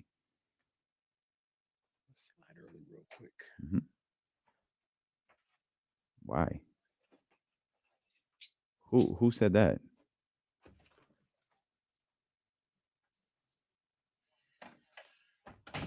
It's fucking dumb. As long as we're not paying for it, I don't care. We don't need that. That's absolutely not something we need.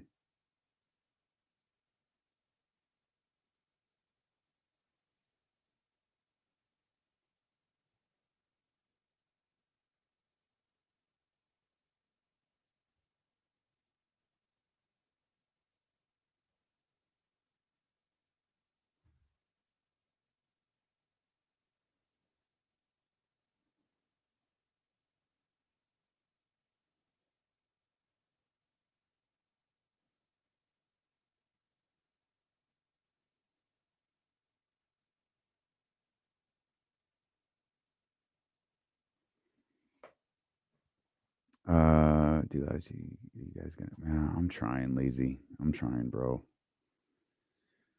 I'm trying. I hope so, but I don't make the merch. You know, Don and 209 do, and Dave and Don wait for my idea. I don't know what to do. We have it.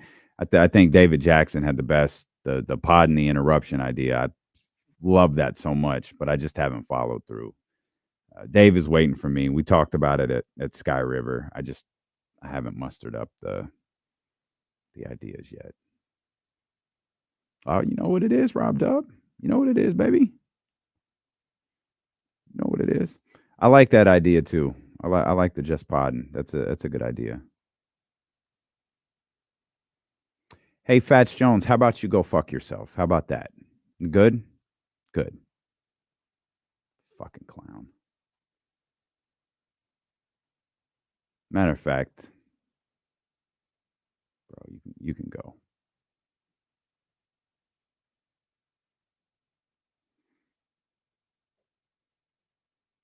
Oh, the sweatpants. Yeah.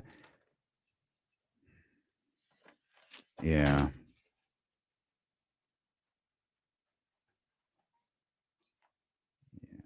I'll work on it, guys. I'm trying. I'm just trying to get through each show. Just trying to get through each show. Oh, yeah. We got some good stuff coming up with Sac State. Yeah. We do.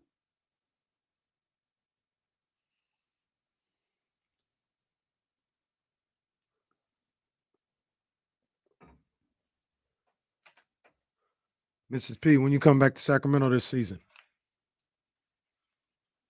when you pulling up on us,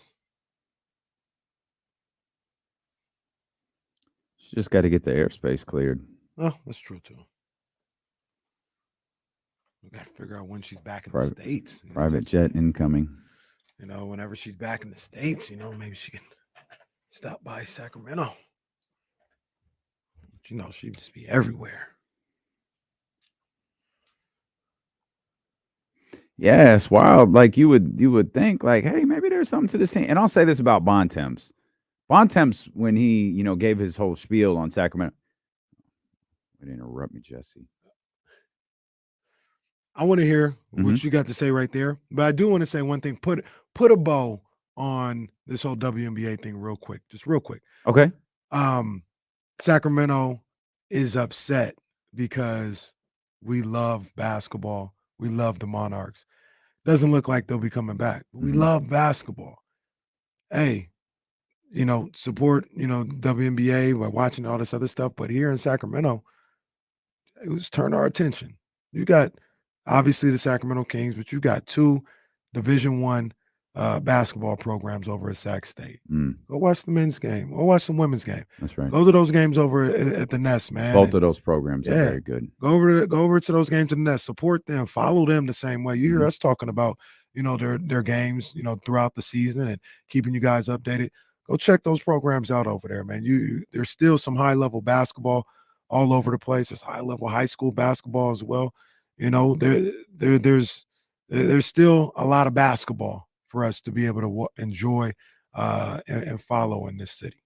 We're gonna be at the Nest a lot this year. Yeah, that's a number one priority. I completely dropped the ball. I wanted to be at the Sac State football game Saturday. I thought it was this Saturday. I didn't realize it was last Saturday. When I saw Mike Brown, I was like, did Mike Brown travel with the team? Like, what's he doing there? And then, the game was in Sac. My schedule, the schedule, I thought we went over the schedule on the air. That was the part that killed me. But it was all off by a week. Yeah. So I completely missed that. But there's two upcoming games I ain't gonna miss. Well, homecoming. I'm going to homecoming. Definitely gonna be at homecoming. I'm going to homecoming, and I'm riding with Kenny because I'm parking in that parking lot this time. But yeah, we're gonna get out to support our man, Coach David Patrick, as well as the women's club this year. Yep. 916-909-1320. Let's go to the law firm in Orlando. Hey. Kamara, what's going on, man? I apologize, y'all, for this text message today. No, you don't. That's what you do. No. That's what you do. Apologize for apologize. what? That's what you do. I didn't. You know, I was thinking to myself when I text. I was like, "Now this is their job. They probably do have subscription, but I don't be pocket watching." Did you that? know? So I'm like, So can I ask a follow up? Did that just dawn on you that this is our job? Because Kamara's notorious too for sending screenshots of like a Shams tweet. So it's one thing like, hey, maybe you missed this athletic article. I'm glad you sent it. But like, hey, maybe you missed Dame Lillard was traded to the Bucks. Oh, I didn't miss that one. But I love you, Kamara. You're like a second producer. Don't try charging me for that. Don't try charging me for that. Well, you're like a second producer. Make sure y'all stuff is tight, man. You know what I mean? Appreciate it. That's all it is. Look, Kamara. Look, man, we've been asking for I don't know how long. You getting to Sacramento this year, man? What's up, man? You know what? I'm actually going to try to do it. I just literally talked to a friend this year today. I'm talking about, you know what? Let's see if we can 2024 see a Kings game. Listen to him work through that live on the radio. Oh man, no. The little pregnant pause at the start. I literally was talking to a friend today. Okay. And because he was like, because he knows I love the Kings. Like, man, I would love to check out a Kings game. I said, man, I would love to check out a Kings game. You know, now that they're like a good team. So, you know. This man was going to visit on March 11th, 2020, and has never revisited the idea. It's true, but I want to come back, bro.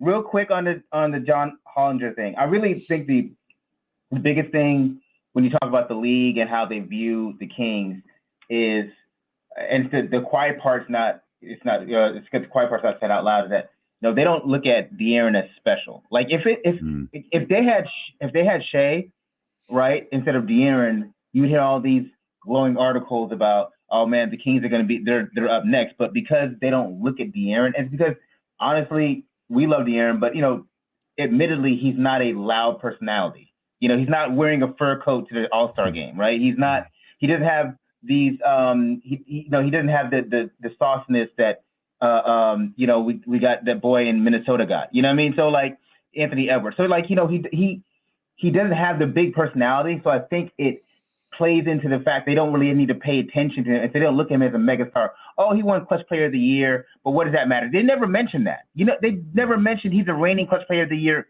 player. You know? Yeah. Which would mean he's a special player, and he's 25 years old. He hasn't even hit his prime yet. You know what's funny about that, Kamara? There's two things there, Kamara, really sparked my interest. But the Clutch Player of the Year, they act like they don't know the award, which is phenomenal. Like you go back to the same podcast with Bontemps and McMahon and Windhurst. Mm-hmm. What's it? What's the Jerry West thing that he won? For real? That's what we're doing. You don't know the award. Your ass voted on it. And you now all of a sudden, because De'Aaron Fox in Sacramento won it, you don't know the award. You're going to minimize the award because of who won it. Probably because of who you voted for to win it. You're going to minimize. Like, don't do that. I hate when people try to minimize someone's accomplishment. Well, what was that thing you call? You know, the Magic Johnson most valuable player, that thing. Come on, man. Stop it.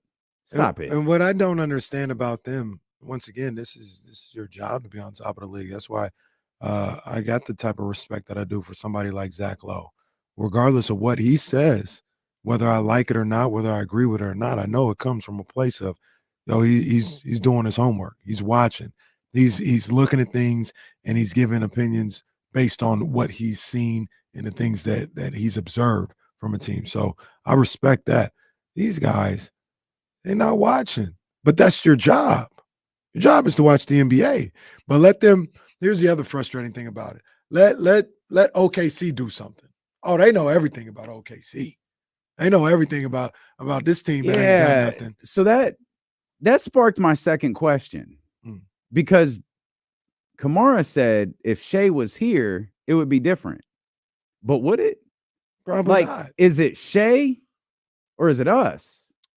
Is it the Kings? Is it Sacramento? It's the Kings for whatever reason. See, that's what I think it is. I don't think it's about De'Aaron. Now, I get Kamara's point. Shea's, I mean, he's all over league fits. He's GQ's, sportsman of the year. Like, there's a lot to Shea that you can draw to, like, off of the floor. That's not De'Aaron. That's cool. Like De'Aaron's got a wife and kids and dude's living his life. Like he seems to be an extremely happy individual. He just moves differently than Shea does. If Shea was here and De'Aaron was in Oklahoma City, would the coverage of the two be different? All of that factored in. And I don't know the answer to that. I don't think it would be different for Shea here. I just feel like Shea would get the De'Aaron treatment. I agree. Now, the thing about that as well that I don't understand, and I keep it a stack on this whole situation. The Tim Bontemps, the Tim McMahons, the baristas, guys like that, they seem to be sleeping. But I don't think the NBA is sleeping at all. I think the NBA has plans for De'Aaron Fox. Yeah. They just need the Kings to be good, and they need him to have that same type of season he had last year at the very least. And you'll see him on promos for NBA on TNT or for buying league pass or anything like that. I think the way the NBA, the people who put together I don't know, the PR or the advertisement for the NBA, I think they look at De'Aaron Fox a lot differently than some of these writers. They look at De'Aaron Fox as one of the next stars. I agree with that. I think the schedule showed us that. I'm trying to work through a comp idea in my head. I don't know if it works. I'm not talking about skill set, accomplishments, talking about like demeanor. And most recent news notwithstanding. Is Dame a comp? See, Dame raps, but I don't know that like draws people to him. Like we think it's dope, and it's kind of like always a cool footnote, like because Dame can like go, like he can really rap. He raps better than some of the stuff we're gonna play at 3:00. You can call it is what it is, but like he's chill. Yeah, he's not like he's just chill. Like you don't see, pictures of Dame, like at the club and popping bottles. He's not making it rain. He's not on, IG standing on his car. Like that's not like Dame comes across as a dude. Again, most recent news notwithstanding, he's with the fam. He's with the kids. He's just a dude that people genuinely like. Yeah. That to me feels like what De'Aaron is. I agree. I mean, Dame is a really good comp. I'm trying to think if there's anybody else that may be like that. Keegan probably the most obvious, but that's not exactly what we're talking about. But no, that's pretty spot like the Dame on. one works. Yeah, it's pretty spot on. Now, the one thing that Dame Lillard had that helped him get over there is, and this may seem silly, and I'll let me know if you agree, is he had something that people could do.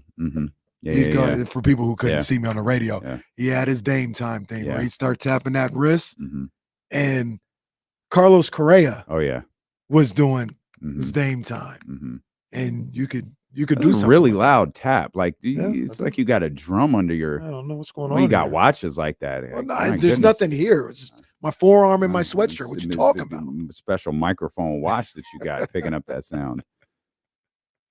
Yeah, I think that's a good point. I didn't. Yeah, because I was running through. What I was for some reason the tap never crossed my mind. The wave did. The wave. That's what I was thinking about. I was thinking about the shot, the turnaround, and the wave to Oklahoma City. He's got two of those. He's got the walk off against the Rockets, that won him the series, and he's got that one against Portland. But did he wave? Or excuse me, against OKC? No, he just because the OKC one was it was a bit contentious. That's the bigger one, and that was like a goodbye, enjoy your flight home, see you next year. Exactly. Those are the two things though that resonated with.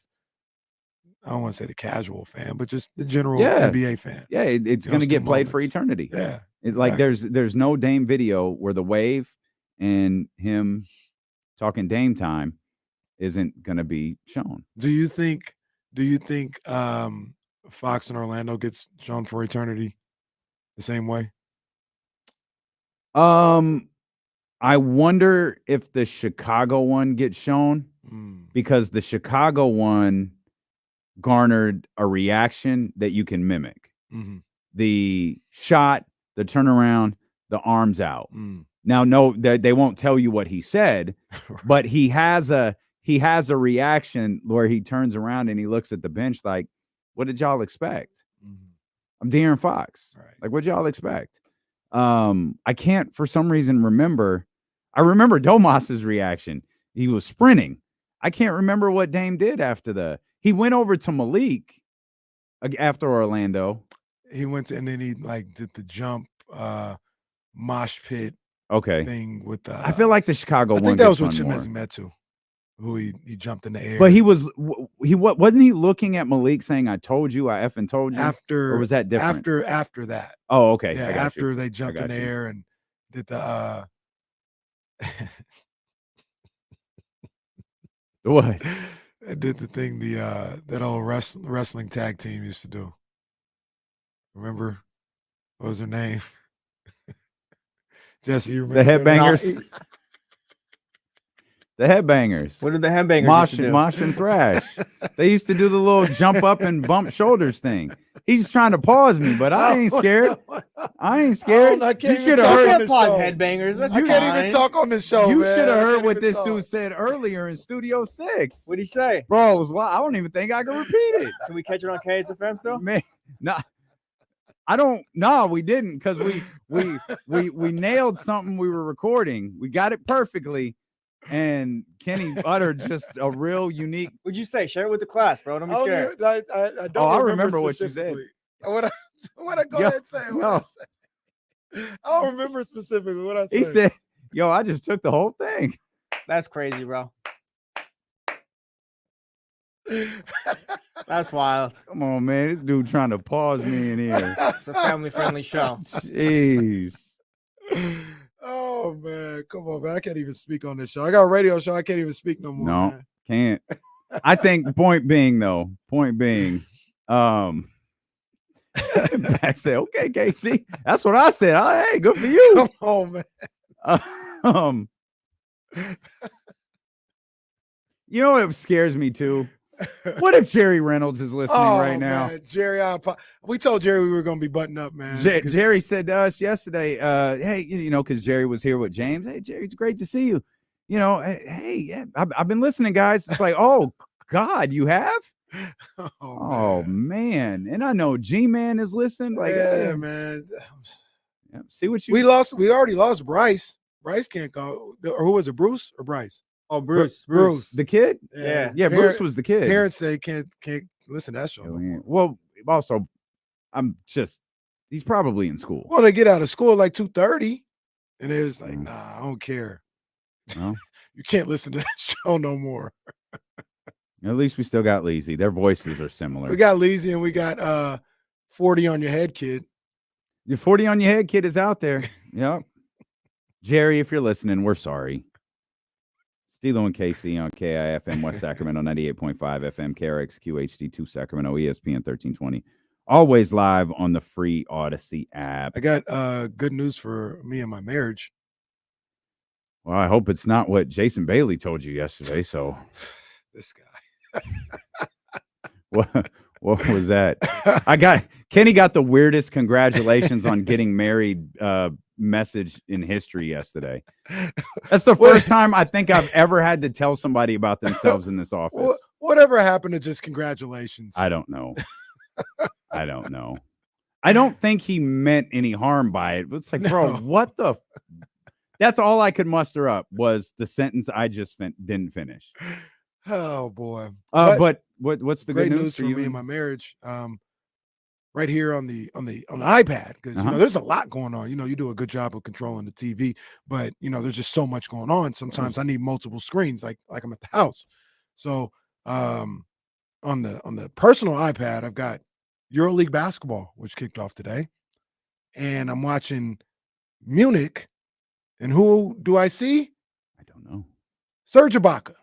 So he's not in the States. I you know what? That's funny. I think that news broke while you were on your honeymoon, and I thought these two have to be related. Serge signs overseas. Jasmine finally agrees to marry Kenny. Oh man, it's Stay tough over there, to, Serge. It's Stay over there. It's tough to decipher those two and think that they're not related. I found out somebody might like Hufanga as well, but Hufanga's married. Mrs. Caraway likes Hufanga. Yeah, I was like, yeah, this guy Talanoa Hufanga, for the night. Oh, I know Hufanga. Oh, all right. Well, you don't got to say it like that. Exactly.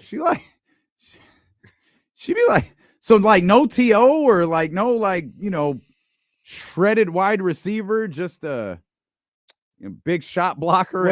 All the ladies love Hufanga, and all the ladies. I think they love Ibaka too. They love Ibaka, and they all love. You are a screen setter.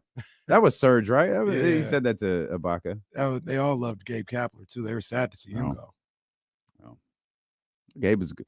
When I saw Kapler with no sleeves, I was like, "Oh, I didn't know." Yeah. Goodness Too bad he had a sorry general manager. Oh, he did. But clearly, it's Gabe Kapler's fault. came across my screen just now. I was like, "Oh, that's Serge Ibaka." So just to be clear, Good. no. Just to be clear, we've got NFL Live on the big screen. We're doing our radio show. And you were like, there's not enough going on. I really should pull up EuroLeague basketball. I'm gonna follow EuroLeague basketball this year. We'll follow. Okay. This is, are you Instagramming the whole show like Jake did? Should I? Do you guys want me to Instagram live? We're live on ESPN 1320, the Odyssey app, YouTube, and Jake's Instagram page. Wait, Jake went live the whole show? The entire show. Whole show. Jake was live on Instagram. In honor of Jake, I'm gonna go live right now. Those views still count too, so add those up. We'll go live right now, like my main man Jake. Don't mind me. I'm setting it up here. Yeah, no, it's fine. We're definitely. I'm sure there's no crossover audience with people on your Instagram who might be on the Odyssey app, making us actual dollars right now.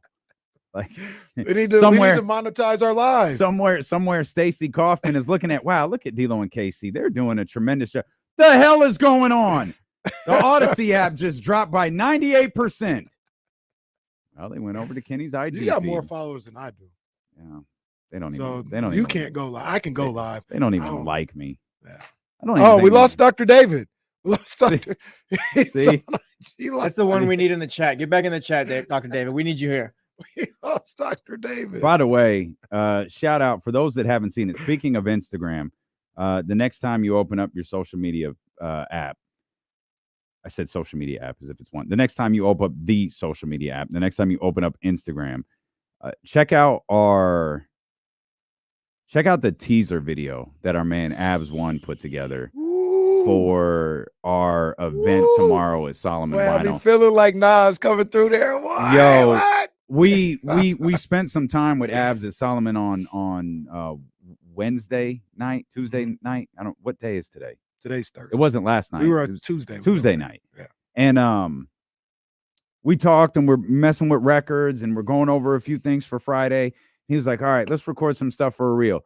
This man knew exactly what he wanted. He had the vision for this video already. He was like, hey, let's just walk downstairs. I'm going to film you walking up. We're going to stop at the Rust Room light. You're going to turn around. I'm going to zoom in. I'm going to take a still. I'm going to get you going around the corner. I already got you guys messing with these records, putting, digging through the crate, so to speak. We got everything. Mm-hmm. And he sent us the preview, I think like yesterday afternoon or something like, yo, that is fire. Yeah.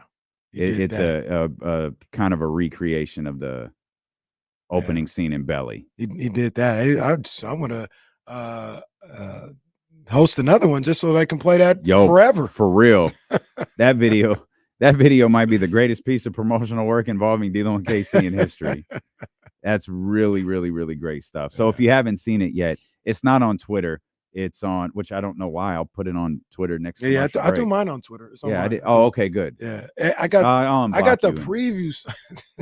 I got the preview song. He got a different version for the one that actually went on IG. Oh, okay. So when he sent us the one in the text, Yeah. it's a different version of the song. So I got that one up on Twitter. Got you. Yeah, come through, by the way. I know we've talked about it on this show before, but we would really love to see you at Solomon Vinyl Friday night, 8:00. You're going to learn a lot about D'Lo and KC that night, and we're going to have fun. We're going to tell our story through music. We've got a ton of records at the house. We've got a ton of records being delivered, and that's the rule. You don't connect the phone. Yeah. There's no Bluetooth setup. Like, we got records, and we have put together a story through vinyl. Yeah. And we think it's going to be a lot of fun. It's going to be a blast. And I don't know this for sure. Past experiences. Drink responsibly. Yes. But the more alcohol you consume, the more fun this could wind up being. So make sure you've got a designated driver, someone you know to roll with, or you're taking a Lyft or an Uber or whatever. Because I have a feeling that the night will be much more fun as we get later into the evening. Absolutely. More beverages are consumed. What was the last time you took a Lyft or Uber? It was probably out of town, Vegas. No, I mean like in Sacramento. No, I haven't. No. I mean, I have. I probably lived in Natomas when I did it. Like, I haven't done it in Roseville. Yeah, I'm not lifting from Roseville to Solomon's. I did it one time. I mean, there's nothing wrong with it. I've done it before. Like when I used to do it all the time in Natomas. Yeah. Because it's like, because my thing was always, I don't even want to have to worry, no matter what my intention is that night. And I never drink that much when I'm out anyways. Right. But I don't want to misjudge what that much is. Yeah. Like, that is just not something I'm leaving up for chance. Like, if I'm going out and I know there's going to be alcohol, I'll just take a Lyft. It was a $15 Lyft, except one fateful night where I believe I went to see The Weeknd. And I didn't have a single drink, but I lifted, one, because of the ease of, not dealing with parking. Right. And two, I didn't know what the plan was. Right. I just wound up going home. Oh. Yeah. I learned about surge charge. Surge pricing. Yeah. So it was like that's a real thing. $15 ride to the arena and like a $55 ride home. Oh, see, that's why I'm I was like, how long do I have to wait before I don't have to pay $55 to get down the street? Yeah, that's why I'm gonna just hang out selling the vinyl for hours after the next concert if I ever lift. Yeah, right. Just hang out for hours. I think when I went to see Chris Brown, me and Jazz got a Uber. I hate that I missed that show. Yeah, it was a good show. We'll come back. We'll talk more basketball. I'm going to dive into the NBA a little bit. We got some what ifs, too. What ifs in the NBA. Okay. That's all on the way. We're guest free the entire day. We lost Matt George because of the change in King's schedule. Matt may be with us tomorrow. So if y'all want to hang out, man, hang out. 916-909-1320 is D'Lo and KC, brought to you by Sky River Casino on Sacramento Sports Leader, ESPN 1320. All right, guys, I'm going off of Instagram Live. Oh, no, I was just getting ready to log in.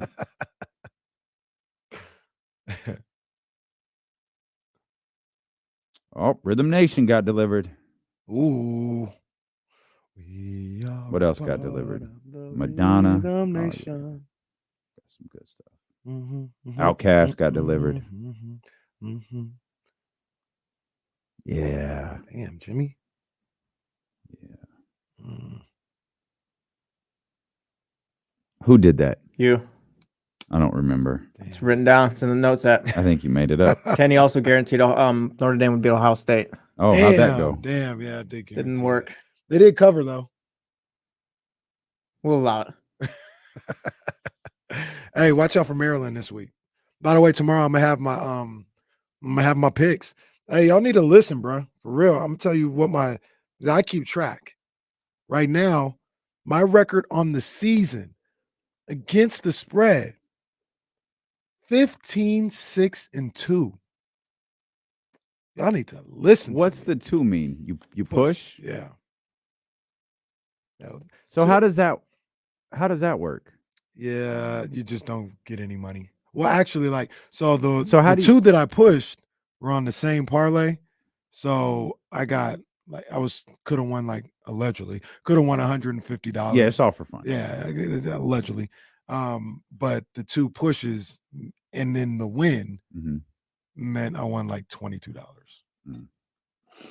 Okay. Hypothetically. Hypothetically speaking. Play money. But yeah, man, y'all need to listen to me. I got my and I only say that to say Maryland plus 19.5 is on my radar. They're going to the horseshoe. 5-0 Maryland plus 19.5 against Ohio State. Huh. I don't usually take the underdogs, but I'm interested. You guaranteed this week too that Nick Bosa is going to get 2 sacks against the Cowboys. I did. Yeah, you guaranteed that on September 21st. Why don't you stop keeping track of stuff? No, How about I'm that? doing it now. I've got it all written down and listed. Damn. Doesn't your stomach hurt? I'm fine now. Well, then you're produce 30 the last hour of the show because I don't know what the hell we're doing. We'll vibe out for hour 3. Yeah, we vibing. Vibes are heavy. We're going to go over Vibes are heavy. Sports Injury Top 100 Athletes again. Secretariat. Oh, man. Yeah, Ramsey. That is true. That's trash. That really is trash. What would Ramsey do in that situation? Asking hypothetically.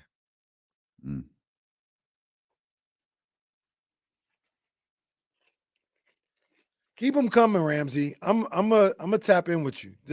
I'm on his email chain. I'm gonna tap in with you, Ramsey. Ramsey does. That's the only way Ramsey communicates is through. Oh, it was hilarious earlier for the insiders in the chat. They were talking about the Niners and stuff like that. And Ramsey's like, well, they barely covered last week against the Cardinals. And Ham's like, it was a 14-point spread. Well, that's because it was the 49ers, and, we all know how he feels.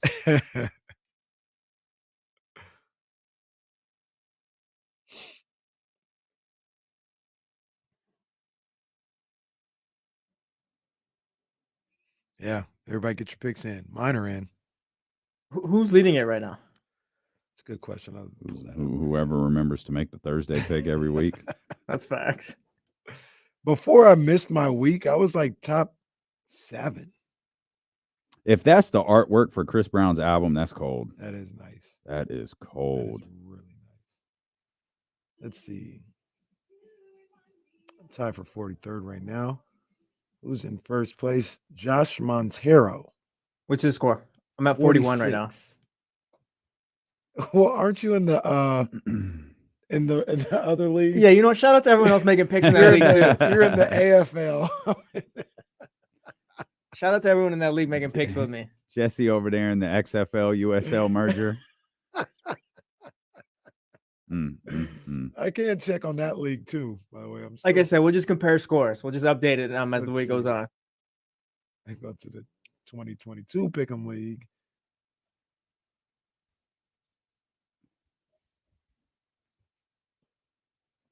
Oh man, there's a lot of people still making picks in the old league. I wonder whose fault that is.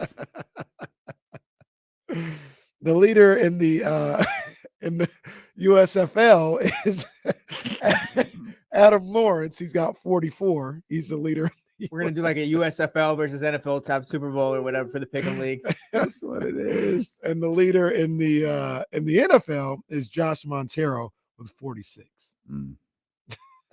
We really got 2 leagues. That's hilarious. Winners of both these leagues get to pick the Super Bowl game. Winner of that gets some merch or something. Not a contest, though. Kenny sent out the wrong link, wondering why everybody picking in the other league. What happened was I didn't know, like, if you had a league, it would just regenerate. I thought you had to make a new league, so I made a new league. But the one that was from last year just regenerated, sent out the invites to everybody, and yeah, that's what happened. I was wondering because first week I was like, "Where's everybody at?"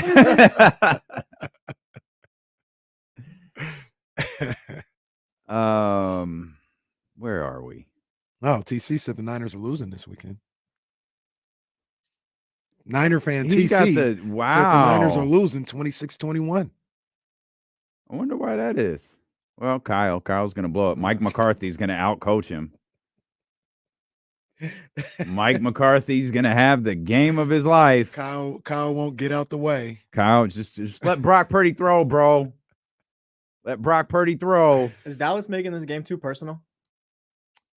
course they are. Yeah, we talked a little bit about this yesterday. Like they're too far in there. I feel like they're really in their own head. And maybe maybe that's good for some people. I don't like Jerry. I don't like Jerry's remarks. Yeah. I thought Dak's reaction was weird. Mike talking about these are the types of games you get up for. All right, like you guys are doing a lot. Like, yo, go play the 49ers to the best. And I feel like I'm more in tune with the 49ers than the Cowboys. Are the 49ers talking about it? I just think it's week 5 for them. That's what I think. Yeah, that's a perfect way of putting it. I didn't see nothing from the 49ers. I feel like the Cowboys are playing 2 Super Bowls this year, and this might be the first one. If things go well, they'll play a second one, but they got one coming up on Sunday night. Do you who do you think put out there that the Cowboys are looking to use Trey Lyles for like info on the 49ers offense? Probably Jerry. That's why I traded for him. Yeah, probably Jerry. Gave up a 4th round pick for some Mentel. Come on, man. Even that was like, what are we doing? Like, what are you guys doing? So like, you're gonna put Trey Lyles up on your shoulders if you win in week 5? You're gonna carry him off the field like they did Ditka? Rudy. Like, what are we doing? Stop it. Yeah, man. I think and the crazy thing about it is the Cowboys don't have to do all this, man. They're a good team. They're a really very good team. They could absolutely come into Levi's Stadium and win this game on Sunday night. Just play the game. Don't make it more than what it is. You know, it's a really good game against 2 top teams. Go out there and win the game. If you win it, good. If you lose it, season's not over. It's whatever. And that's why I don't like remarks like this is a measuring game for us. It's week 5. Go play. Yeah. You already had to cover up, after a loss to the Cardinals. Like, just go play football. Right. Stop worrying about all this extra stuff. Now, unfortunately for the Cowboys and for Stanley, they can play us on Sunday, knowing we gonna whoop their ass, or what you know about that one? You know about that one. You used to just I don't know. No, okay. Undertaker, you can fight me, knowing I'm gonna kick your ass. Is that Farouk? Or you can come over here and have some of my finest. Oh, the Godfather. That's what it is. Some of his finest what? I don't know. Oh. I love that you thought Jesse and I were going to be able to get that right out the gate. That's a classic. You can fight me, knowing I'm going to beat your ass. Yeah, no, I remember. You're doing a good Godfather impression, though, because Godfather did come into my mind after he said Farouk. Farouk said some other stuff one time. I was like, Farouk. come on, Farouk, man. Come on, man. That's too much. You can scrub your skin all you want to. Remind me to tell you after the show the other one that always sticks out with Farouk. I said, Farouk, come on, man. You can't say that. Apparently you could. Say that. I feel like with all the hype that Dallas is doing for this game, it's kind of setting them up. If they lose, it's kind of like, okay, like people are just going to not believe But see, them. that's the thing, too. That's the other side of this. If they lose, it's no big deal. If Dallas loses, I disagree. It's a big deal if Dallas lose. Like, it's over. Well, not if I don't know, because like it's just all the talk, like measuring the game, this, and that. If you lose, you're telling me if you lose, you're not on the tier of the 49ers or the Eagles. I agree. But the only time that I think this becomes an issue is if they play a second time. If they play a second time, how are you? I'm going to watch very closely if this game gets matched up again, how the Cowboys react. Because if in Jesse's scenario, if they lose and it's this back-breaking thing, which I don't think it will be, I'm going to be curious how you handle a potential playoff game. Well, see, and then I'll flip that. Well, first of all, because I think Jesse wasn't here when we were talking about yesterday, but the way you combat that, He Jesse, just went home in the middle of the show. The way you combat that, and I mean, you shouldn't say it in the first place, but you just say, all right, we lost to the Niners. We're not on their level today. That doesn't mean 3 months from now we won't be on that level. We got to work. We got work to do. We got to get better. They've already done too much, though. They've talked about the last 2 playoff games and how they need this one and stuff like that. They've talked way too much about it. Like this one feels like the way they've talked, it feels like they need to win it. Like almost they need themselves to win it. Now I agree with that. I'm gonna tell you the flip side. This commercial always cracks me up, but I'll tell you about that later. But yeah, it's sorry, I got distracted. Is this the like wife swap Snickers commercial? It's like you want to switch. It's like, oh yeah, how do you want to do this? I was just talking about the card game. There's no coming back from that either. Like that's over. No. That is one of the most hilarious commercials of the year. No Snickers bar is going to cover for the fact you just acknowledged you wanted to smash someone. Like it doesn't. She was all giddy too. She's like, oh yeah, sure. I've been thinking about this. Nah, you out. That was hilarious. But on the flip side of it all, the 49ers win on Sunday and they match up with the Cowboys again. Damien, I'll give you an opportunity. What do you think I'll be saying before that game?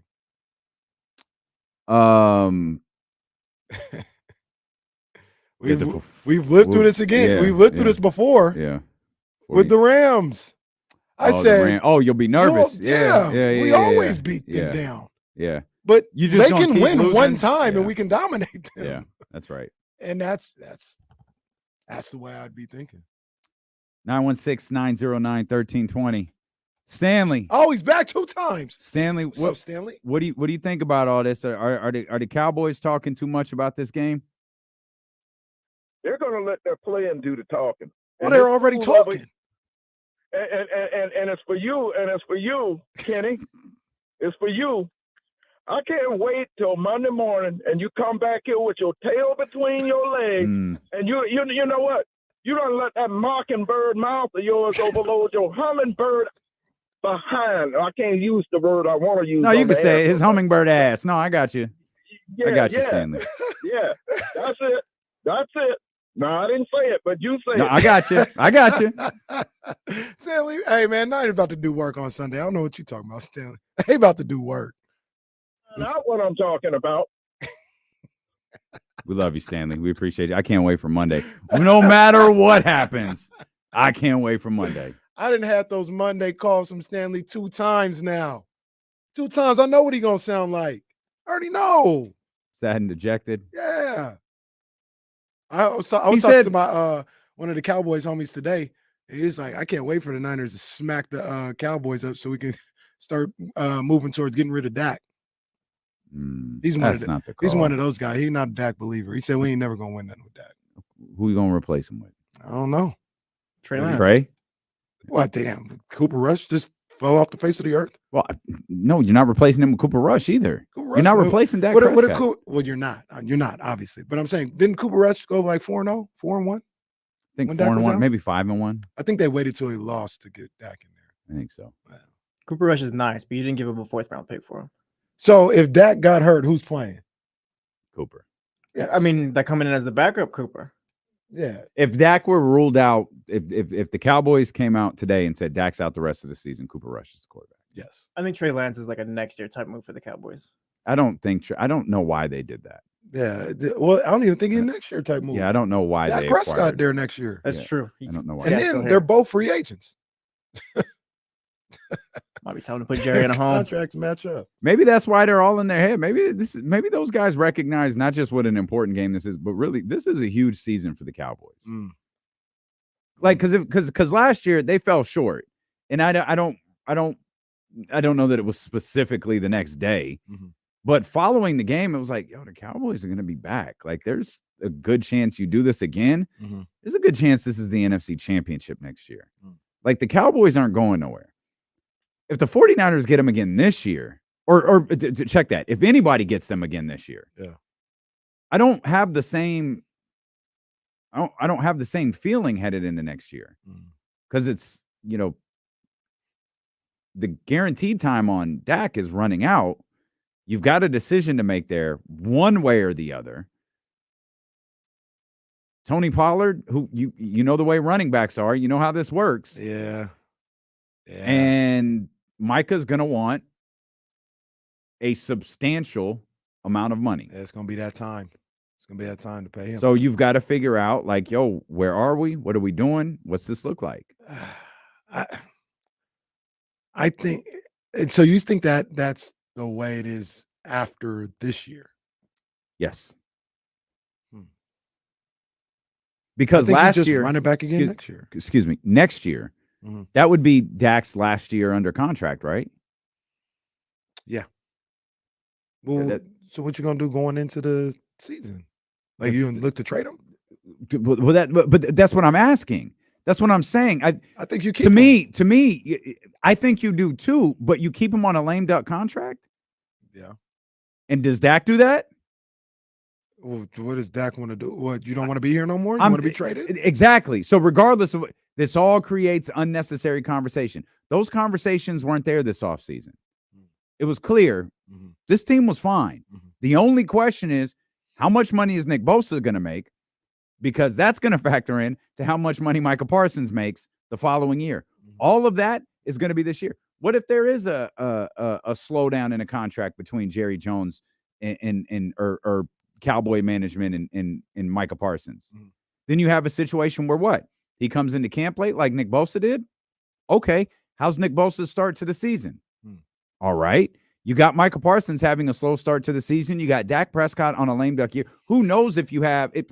I'm sorry. Is Mike McCarthy back in this scenario? See, these are all questions. Sean Payton has a job. These are all, he shouldn't. Wow. These are all questions that weren't asked this year. And to me, you're in a position this year, but if you get knocked out in the playoffs, be it by the 49ers or somebody else, you've got, especially if it's not the Super Bowl. I think if it's the Super Bowl, the conversation could be a little bit different.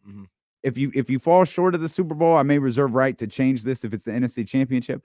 I think you've got a lot of questions going into the offseason about whether it's worth keeping this all together. And I'm starting to wonder now that we're talking through this, if that's part of the reason they're so in their head about this damn Week 5 game against the 49ers. Yeah, I mean, it's good points, man. It's a big season. I think this is correct. Not that, he's a threat to take his job or anything, but I think all three quarterbacks are on the same timeline. I think they're all free agents at the same time. So it's not even like, oh, we can start like the Niners were able to start the Brock Purdy clock. Cooper was Trey's draft, or they're different rounds. Yeah, different rounds. Yeah. So that the years. I think don't I remember match up. hearing that when the trade happened, that all three of them are on the same time frame. Fascinating. Yeah. So you can just start over completely. You can go get you Kirk Cousins if you don't think Dak is that guy or whoever. At that particular same person. I mean, it's a bold move, but same person. But an interesting thing about this game as well. Last two times, a lot of people talk about the Dallas Cowboys defense, which is ferocious. And Brock Purdy going up against that defense, it's going to be a big test for what he's able to do. Put up 19 points last year against that defense. In the last two games that these two have played, the Cowboys only combined for 29 points. 17 in the wild card game. And they needed Jimmy G to give them a life to get to 17 in that one. And only 12 last year.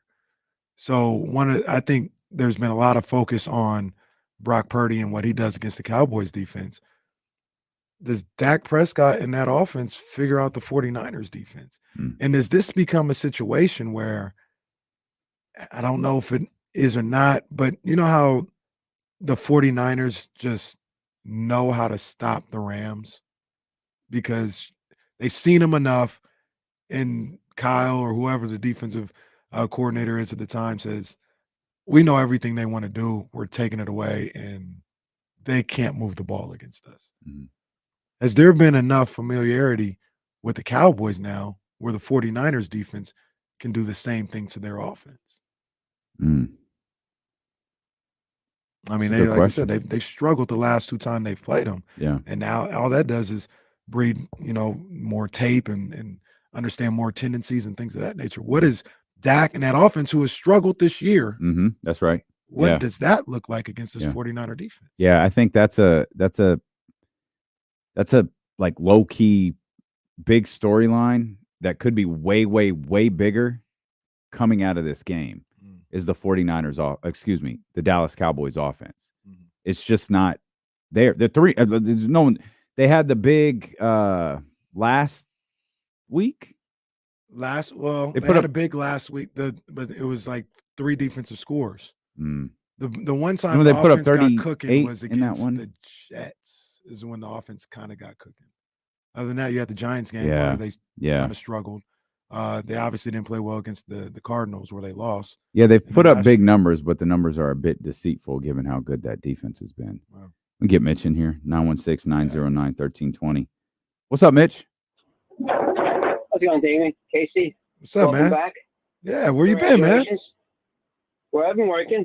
I only got like 8 more months, I figured. 8 more months, and I'm going to retire too. Oh, man. Are you going to call us every day when you retire? Like every day? Every day? I'll try. Okay. With the wife permits, maybe. I hope when I do retire, it's not like I should give me more work, then I might as well come back. But I'll be retiring before LeBron. Definitely. Hey, can we FaceTime one day on the show and you join us like on the video stream? If I can figure it out. Yeah. Okay. Twitch. I think I can download Twitch. No, you don't need to do that. No, You don't need to do that. One I'm day. sure your daughter, or I think it's your daughter, your son, whoever, is parenting My daughter. your grandchild, they could teach you.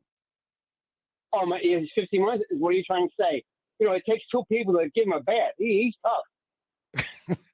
I'm just saying you have somebody that might be more familiar with how to make a stream work that could help you out with that, and you can get on the That'd be stream. great. I'll ask my daughter, and that'd be great. There we go. We'll do that. Congratulations. Okay. Congratulations on your marriage there. Thank you, my man. Thank you. Yeah, that's great. And you notice that you almost took your vacation just before the Giants did. The San Francisco Giants. Okay. Hey, they So deserve that, time Mitch. They deserve that. Time was pretty good. Hey, you guys got about 10 days. 10 days left in your season. Well, that's 12 days longer than you guys. But anyway, Corey Seager gets MVP. I think Otani missed too many times. It's going to be a great game Sunday night. I wish it was earlier. Our defense is so great. Good quarterbacks. I'll be happy with Sam Darnold if something happens to Purdy. And Wait, when no, we don't want Raiders- Sam Darnold in there. No. Oh, no, I want Purdy to get Harry. I'm just saying. You and your USC, yeah, man. right. That's your USC stuff coming out, man. Yeah, that's true. You have Mitchell, Debo. The offense is so great. There's no way we're not going to be in the Super Bowl this year. And one more thing with the Raiders, they must just tank. Don't go halfway. Just tank for Caleb or DJ Youngalae or Drake. There's so many good quarterbacks. A lot of quarterbacks from the Pac-12. The Sayonara season. It's unbelievable. They should. He's still going. The fade is my favorite thing that Jesse has ever created. The slow album cut fade. Oh, I love that so much. Mitch might still be talking. He said DJ Ugaleg. Oh, he gave it a shot. He did, man. He gave it did. a shot. You know one thing. I'm gonna send him a link one day and like, hey, Mitch, just click the link. Anytime you want to.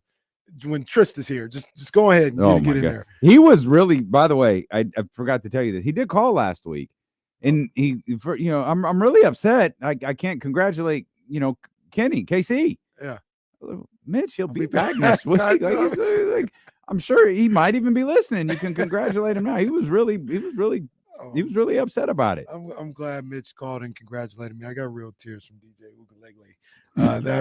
That was classic. Yeah, shout out Mitch. Also, people were asking us to talk about it. I don't really know what we were supposed to say, but I don't care. People were asking us to talk about SC in Colorado. That was actually a good showing for Colorado. I thought they were going to get destroyed, and they were able to do something on offense to make it close. But, everybody's like, oh, Colorado, Dion, fraud, all this. Bro, this isn't the championship team. It's not his championship year. Like he said it best. Mm-hmm. You better get me now. Catch us now. You better get me now. Yep, catch us now. Because this is the worst I'm going to be. Mm-hmm. I saw Dion actually had a tweet out.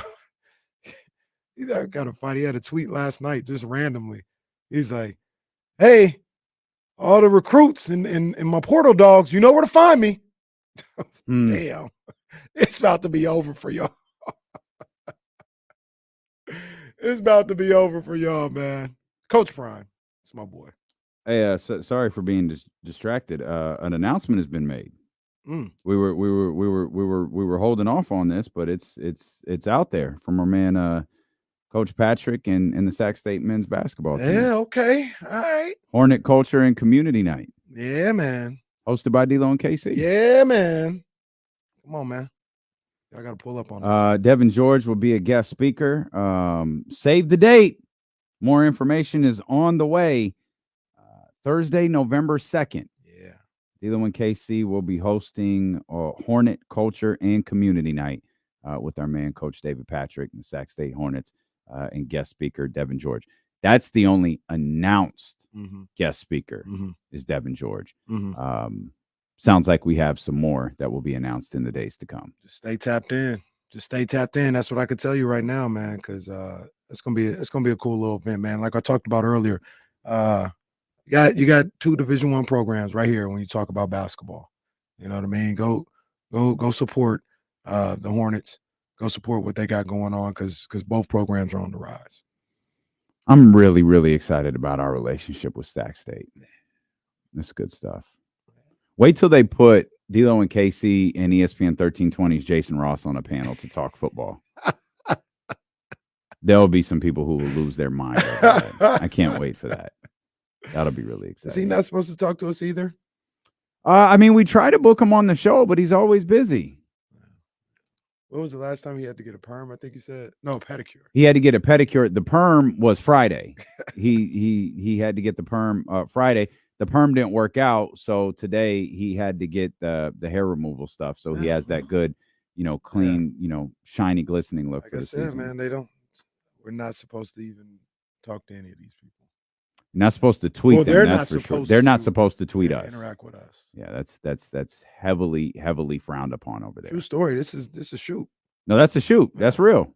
Yeah, they were. Hey, someone, won't say who, was called into an office and said, "Hey, you should stop tweeting him." For real? That's what we're doing? All right. I got love for my people over there too. That's crazy. That's wild. That's why we posted that picture at someone's birthday, was because I was like, hey, everybody come here. Half of you have quit anyways. Let's take a picture because it's going to piss someone off. I'm quite confident it did. I'm all for getting under people's skin. All for it. Let's come back. Let's shift gears. We could talk football more as the day progresses. We've got football tonight. Week 5 gets underway tonight. Not the most compelling of matchups, but it does get underway tonight. I think I might see what's going on in the MEAC. Tonight might be the first night I don't open the Prime app. Yeah, I might. Like, how much coverage are we giving to the Commander football team and the Bears tomorrow? I might watch MEAC football tonight. Oh, matter of fact, I got EuroLeague basketball to watch. There you go. You can watch. I'm sure Jazz would be thrilled to watch Munich and Serge Ibaka and. Well, no, we're not watching that game. Oh no. You don't think she's figured out how to work that app at home? We're not watching that game. Kenny's at work. She knows how to pull that EuroLeague app up. We'll come back. Let's talk basketball here for a minute. You're talking EuroLeague basketball. We were talking about how important this game is for the Dallas Cowboys. Mm-hmm. Which basketball teams are entering their most important season in a long time? We'll talk about that as D-Lo and Casey roll along here. D-Lo and Casey brought to you by Sky River Casino on Sacramento Sports Leader ESPN 1320. We're back. Nice. I want like a soda or something. I'll be right back. Get you a pop. Yeah, I'll do a quick 13th round while he's gone. Because I got something to say. Talk about how Canelo's the face of boxing. Well, I got something to say right now, Jesse. I got something to say. 13th round with your main man, Kenny Caraway. Shout out to my people over at Jordan Brand. Big ups to them. Shout out to the dope ones. You know it's love over there always. And shout out to Cola CMOS. ColaCMOS.com. Go cop that. You already know what it is, man. So there's a lot of talk about the face of boxing and who the face of boxing is or whatever. And, look, I put out a tweet the other day. I said, Gervonta Davis is the face of boxing currently. A lot of people didn't like that. They wanted to say it was Canelo Alvarez. And let me start off by saying, if Canelo's the face of boxing, that don't bother me. I like Canelo. I said it a number of different times. Oh, you got Canelo bias up. Bro, I don't know how many times I got to say.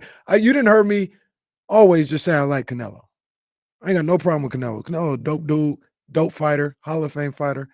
If he's the face or whatever, I'm just telling you that Tank Davis moves the needle maybe more than Canelo does at this point in his career. And here's where we got a problem. This is what happens in boxing that I don't like, is they ignore the black fight fan. They think there's a number of different times when Mike Coppinger and what's the boy's name? Chris Mannix. Like, Gervonta seems to have a following. It's just, I don't understand where these people are coming from or who they are or whatever. It's black people that watch boxing. It's black people that like hip hop. That's where they're coming from. But you act like they don't exist so much, you don't even know where they come from. And I bring all that up to say, when Canelo fights, it's a big deal in boxing.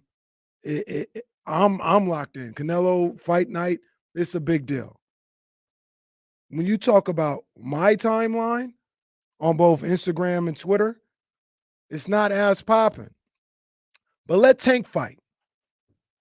The stories on my timeline, the fight parties that are going on my timeline and in my world, they popping.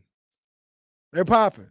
That's all I'm telling you is in my world, Tank is the showstopper. People get together to watch Tank Davis fight.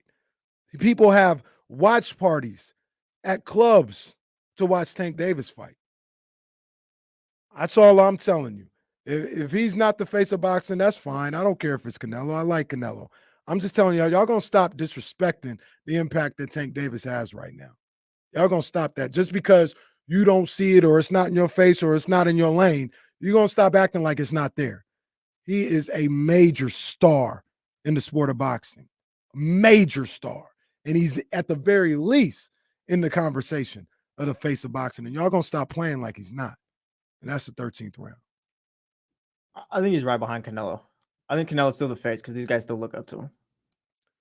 Hell, Tank and Canelo, they love each other.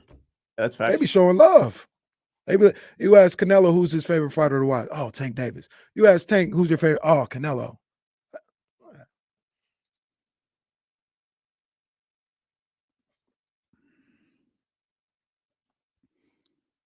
I walked back into the studio and Kenny was fired up. This is why I do the 13th round, man. Some people get disrespectful. Some of the black boxing fans, man, they choose to ignore them. Black boxing fans get disrespectful, or people get disrespectful to black boxing fans? Yeah, the latter. Got you. Yeah. Okay. No, 13th round. Available exclusively on YouTube, Twitch. Tim Facebook Zoo fights in like 2 weeks, so I'm gonna just preview the whole now week. Extended 13th round here, just so you could throw. It's gonna be a big week for us. 13th round gonna be one of the most popular shows Australia in boxing. stand up. Tim Zoo is the face of boxing. Shout out Inoue too. Japan, we see you. For those that aren't in on this bit, one day I was just checking our YouTube stats, and Kenny, people like YouTube is tough because you're talking like YouTube is algorithm just like every other social media platform, and people come to us for Kings fans. Like a large portion of our audience is Kings fans, and that's why Jesse gets very liberal with some of the titles of the videos, and they fire off in the comments, and Jesse never sees them. But one day I was looking like, 13th round, 13th round, doing good. Then there was this one particular video that had been viewed. I'm not like a lot. Yeah. I was like, yo, what did y'all do in this video? It's typically like 37 views. This one had like 500 views. No, I think this one was approaching 1,000 views. Like, yo, what did y'all do over here? And that's why Tim Zoo gets referenced regularly. As much as possible. Let's get back to the phones. 916-909-1320. Let's get our man Troy in here. Troy, what's going on, brother? What's going on with your fam? What's up, big dog? Hey, I just want to say congratulations on jumping that broom, my dude. You know, that's a hard accomplishment, so you're hats off. I appreciate it, man. It wasn't hard for me, man. I got a beautiful bride, and she's been rocking with me for a long time. So yeah, it was something that needed to be done, man. But I appreciate you. Yes, sir. And Cam Akers on the Vikings be looking kind of good. That might be a good pickup right there, Cam. What you think? I mean, I don't know what happened in LA. I thought he could play. Yeah, I don't understand that at all. Yeah, I don't see why he would not help the Vikings. I mean, they had who was the guy they had? Addison. Was he the running back that just really wasn't panning out? He was more of a playmaker type. Mm-hmm. They need somebody to hand the ball off to maybe 20 times a game to help them out. So Cam may help out with that. Yeah, that dismissal. The thing between the Cam and the Rams was a little weird. It's not the first time they had issues either. No, it's not. Oh. I'll work that out for yourselves, but no, it's very much not, which probably something to watch moving forward. I don't know what that was all about. I know it's only Thursday, but I'm saying it now, Jesse. Go ahead, put it on the notebook. Rams beating the Eagles on Sunday. Oh, what, how? I just think the Rams are going to be geared up. Sean McVay's going to be ready to play those guys and exploit that defense. Yeah, I think they get him. Cooper Kupp might be back too. Yeah, that's the other thing I was thinking about. He's off the IR. He may be back. Him and my main man Puka, 1-2 punch, along with Atwell. Might be some problems for that Eagles secondary. You got my attention. I don't necessarily like that because no, I know. That keeps the Rams technically in this whole discussion. Hey, Seahawks are lingering around. We ain't really talked about that. Seahawks is lingering around. What? You going to disrespect them again? I don't think they're that good. Okay, it's a 3-1. It's a 3-1 team. It's a 3-1 team. Look at this, dude. I swear. Whatever. Hey, man, Seahawks just went 17-0. They got lucky 17 times, bro, for being real. Casey has never gave the Seahawks credit. No, never. Because I've always said they're not that good. They beat your Detroit Lions. They did beat the Lions. That was a bad loss by the Lions. Got to win that one. Got roughed up by the Rams week 1. That's still kind of a that was weird bizarre one to look too. back on. That was a bizarre game. Then who they beat in week 2? Oh, they beat the Panthers. Or no, they beat the Lions. They beat 2. then they beat the Panthers. Yeah, and the Giants. That's it. Well, yeah. Did you see? Rightfully so. And Jamal Adams apologized. Yeah, I think we said that as we watched it. Yeah. I think Kenny and I were because we were watching it here in the studio, KSFM studio, and when we saw the hit, it was like, oh God, like, and then we saw his reaction. It was like, I think he's gonna apologize for that later. Yeah, like once he realized, wobbly. he's like stumbling off the field. Like he's gonna say sorry. Yeah. Now, they say he may face disciplinary action for that. Was he going at a spotter? Yeah, I think it was a doctor. Yeah. Yeah. Okay. Yeah, that's tough. You can't do that. Yeah. He's going pretty hard at him. You can't. Now, not the proper term. You can't go at a pedestrian. Like you could go at your team. Like you could go. Like you can't go at a doctor, at a referee, a medical person. You can't do that. But also, I would hope the NFL would like look at the video and keep in mind as to what his state of mind might have been, because we've made our jokes about spotters. My man couldn't walk. Like he could not walk without assistance. He was in a bad way. So I hope the NFL, not trying to stall him out. That should be a slap you've got to, face. yeah, you got to take everything into account there. Speaking of, I'll give you credit because I didn't see it. You saw it. Jimmy Garoppolo's still in concussion protocol. Yeah. Now they're saying he's in the final stages of concussion protocol, but if you flash back to last week, he went through the part of practice he's allowed to, which is a step to clearing concussion protocol. Clearly he didn't play and never cleared concussion protocol. And here we are, a week after that practice, and he still hasn't cleared concussion protocol. Man. I didn't see the hit. You told me about it. Yeah. I mean, obviously, I didn't need you to tell me about it in that it happened, but I never saw the hit during the game. And you said you spotted it right away, but he wound up coming back and playing, so you didn't think anything of it. I think the hit, I'm not sure. It was, I think it was the one that they called the roughing the passer on. Because just by the way he reacted, who was that? That was Minka came in on a blitz and kind of got him helmet to helmet. Just, if that's the one that was the concussion. And I just saw the way Jimmy reacted on the ground. Like he was just kind of on the ground. Like, you know how they do the thing where they're kind of crawling a little bit. Like he did a little bit of that before he got up. Spotter didn't catch that one? Spotter didn't catch that one. I caught it. I should have been a spotter. Yeah, he was eating grass on that one. Yeah. And nothing happened though. Like, just keep on playing. Yeah. Nothing. And now 2 weeks later, he still might not be able to play. That's scary. That's no good. No good. No good. Hopefully, Jimmy's not playing well, but hopefully he clears concussion protocol and is healthy in that regard. You think? Let's just say he clears concussion protocol. You think he's starting quarterback? Mm-hmm. I do too. You could argue whether he should be or not, but the question was, is he? And I believe yes. I don't think they're making the move on from Jimmy Garoppolo. Speaking of Jimmy, did you see any of that Jimmy Ward, Richard Sherman conversation? I didn't. All I know about Richard Sherman is what you read me. That dude's NBA takes are tough. Yeah, I guess Fox Sports has got him and turned him into They got him. a jackass. They got him. It's so bad. Yeah. We got to talk about all of that.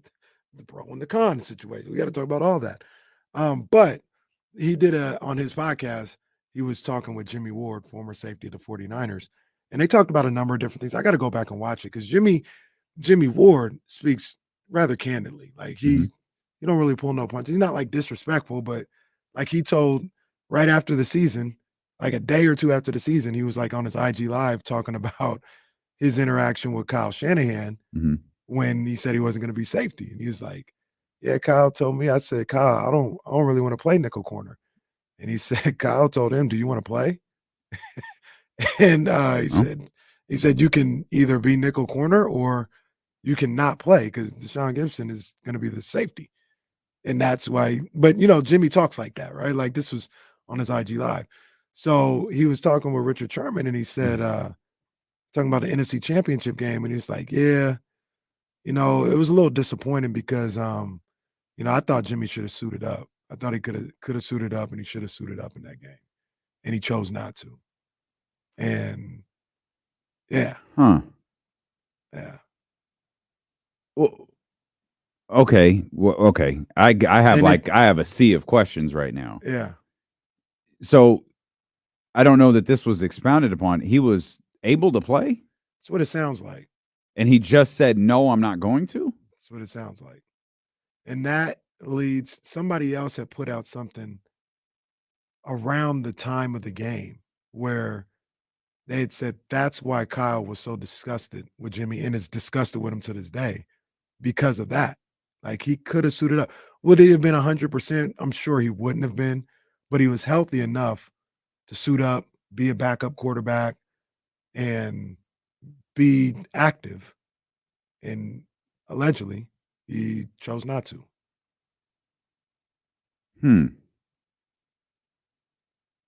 Okay. That's Jimmy Ward better than I do. I don't know. That's a tough one. I feel like we would have heard a little more about that. Julian Edelman tells a story like that too in New England about Jimmy Garoppolo, about how Jimmy could have played. Jacoby Brissett had torn ligaments in his thumb or whatever, like completely torn, and he ended up having to keep playing still or whatever because Jimmy was just like, yeah, I'm not coming back right now. Julian Edelman, I remember watching that like last week or 2 weeks ago. Julian Edelman telling that story about Jimmy. Goodness gracious. I mean, it lines up with the tone that Kyle Shanahan takes with Jimmy Garoppolo. Remember when he was talking about Trey Lyles? He was like, yeah, Trey, he did everything he could here. I wish the guy, he's a hard worker. I really love him as a kid. I wish him the best. I'm just really excited for what could happen for him, given an opportunity. And then, Jimmy, Jimmy's Jimmy. I don't think that's what he said. That was a good dramatization. I want to believe that that's what happened. That's very funny. Wow, that's interesting. Yeah, but That's a some hell other of a people had revelation. talked about, like, that's why Kyle was done with Jimmy. Sure. Like, completely done with him. What did he? I think it was this offseason, like his end of the year press conference, where he said, "Yeah, under no circumstances will Jimmy Garoppolo be back." They're like, "Hey, do you think maybe the same thing that happened last year?" No. It's done. They hit him with the Dylan Brooks. Yeah, that's right. Yeah, they did. Under no circumstance. Yeah. That was just, I mean, it's all water under the bridge at this point. It was just it was interesting to hear Jimmy Ward speak the way he did about that situation. I'm trying to think.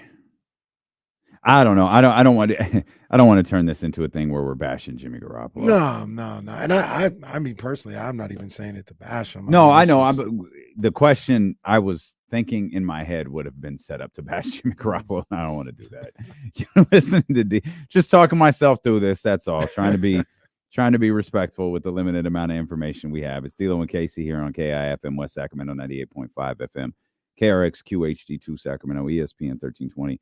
Always live on the free Odyssey app, live on Twitch, YouTube, Facebook, and Twitter, wherever you are. We thank you so much for being here with us today. If you want to get in on the phone lines, you most definitely can.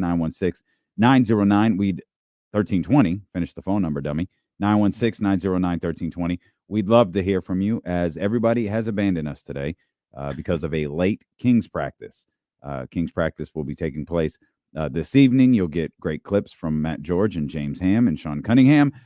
But none of them can join us because they all have to go to practice later than normal. So it's just us, man. Again, 916-909-1320. I can see the board in front of me. It looks like Ramsey's here. Does Ramsey want to talk? What's Ramsey want to talk about? Marshawn Lynch talking about Russell Wilson and Pete Carroll. Of course. Why wouldn't it be random? What's up, Ramsey? Not too much, seeing that we're on a football topic. Like Jesse said, y'all have a chance to see what Marshawn was talking about with Shannon Sharp. Yeah, I did. I saw that clip where he talked about that Super Bowl play. And Jesse alerted me to it. I haven't had a chance to see any of Marshawn it. said he walked off the field. Oh, did he really? Yeah, he said as soon as the turnover happened, he's walking to the sidelines. He laughs in Pete Carroll's face and keeps on walking to the locker room. The game went on for another 20 minutes. Like they had a fight in the end zone. Yeah. And all. He said, I didn't see none of that. Yeah. He said, I was in the locker room. What really got to me, though, was how funny Russell Wilson looked. How you going to call your own teammate from a block number? Oh. Like, really, bro? He called Marshawn tried to reach out to him, and Marshawn said through their PR team, Russell Wilson called him through a block number, and then tried to go at Marshawn Lynch when Marshawn was just trying to offer support. Come on, man. Come on. Not okay, Russ. Russell Wilson, low-key the biggest diva in the NFL, bro. Let Kenny's PR team contact me. We'll see how that goes for everybody involved. That's a tough look. That's a tough look for your boy. Yeah, that's a tough look for your boy. What'd he say? What was the quote Jesse put in the rundown that Marshawn's just Russell Wilson was just the quarterback? Yeah, he said he didn't really rock with Pete Carroll, and Russell Wilson was just another quarterback too. I'll have to watch that. I enjoy Shannon. Yeah. And the conversations he has with people. I'll have to check that out. The Brittany Renner one, you watched that one? I saw that. Oh, did you guys see Rick Fox after that? So I saw Rick Fox. I said, hey, Rick, do you? Hey, Rick, a good looking dude. I feel like this is old, but we've never did anything on the show with it. The whole gist of this was Brittany Renner saying her body count, if you will, which is the term that everyone has used, the amount of men that she slept with. Yeah. She said 35, and Shannon had this super over-the-top reaction. And it's been left to try to decipher what exactly Shannon was reacting to, whether the 35 number was high or the 35 number was low. Oh, it was high. That's how he reacted. I didn't see the whole interview, but I saw him talking a little bit more about that. So the question to me is, the reaction was a work. Like, no matter what she said, he was going to react that way. because I look, everybody can feel how they want to about sex. Yeah. Like for someone in her position, 35 didn't strike me as terribly high. No, Not to get the type of I reaction wouldn't that have reacted. Shannon had. Yeah, I wouldn't have reacted. Shannon's like drinking Hennessy out of the or whatever it is out of the bottle, like she had just said 3,500. Right. Like Shannon, bro, relax. But then you realize he was going to react that way, which is weird because he didn't ask a question. Yeah, I don't know how She that just got said there. it. Yeah. She just said it. Yeah.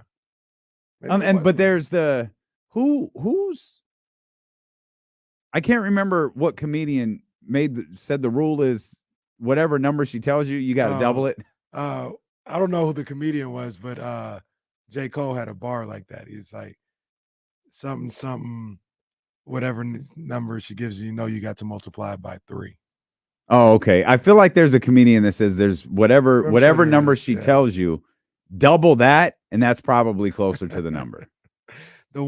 So Shannon was talking about that, and because later she brought up another point where she said she had 3 encounters in 24 hours, which makes the 35 number a little more difficult to 3 different encounters in 24 hours. And Shannon was like, if that's what you want to do, then that's what you want to do. But don't you feel like that might be tough publicly to say that publicly and then have somebody, date you?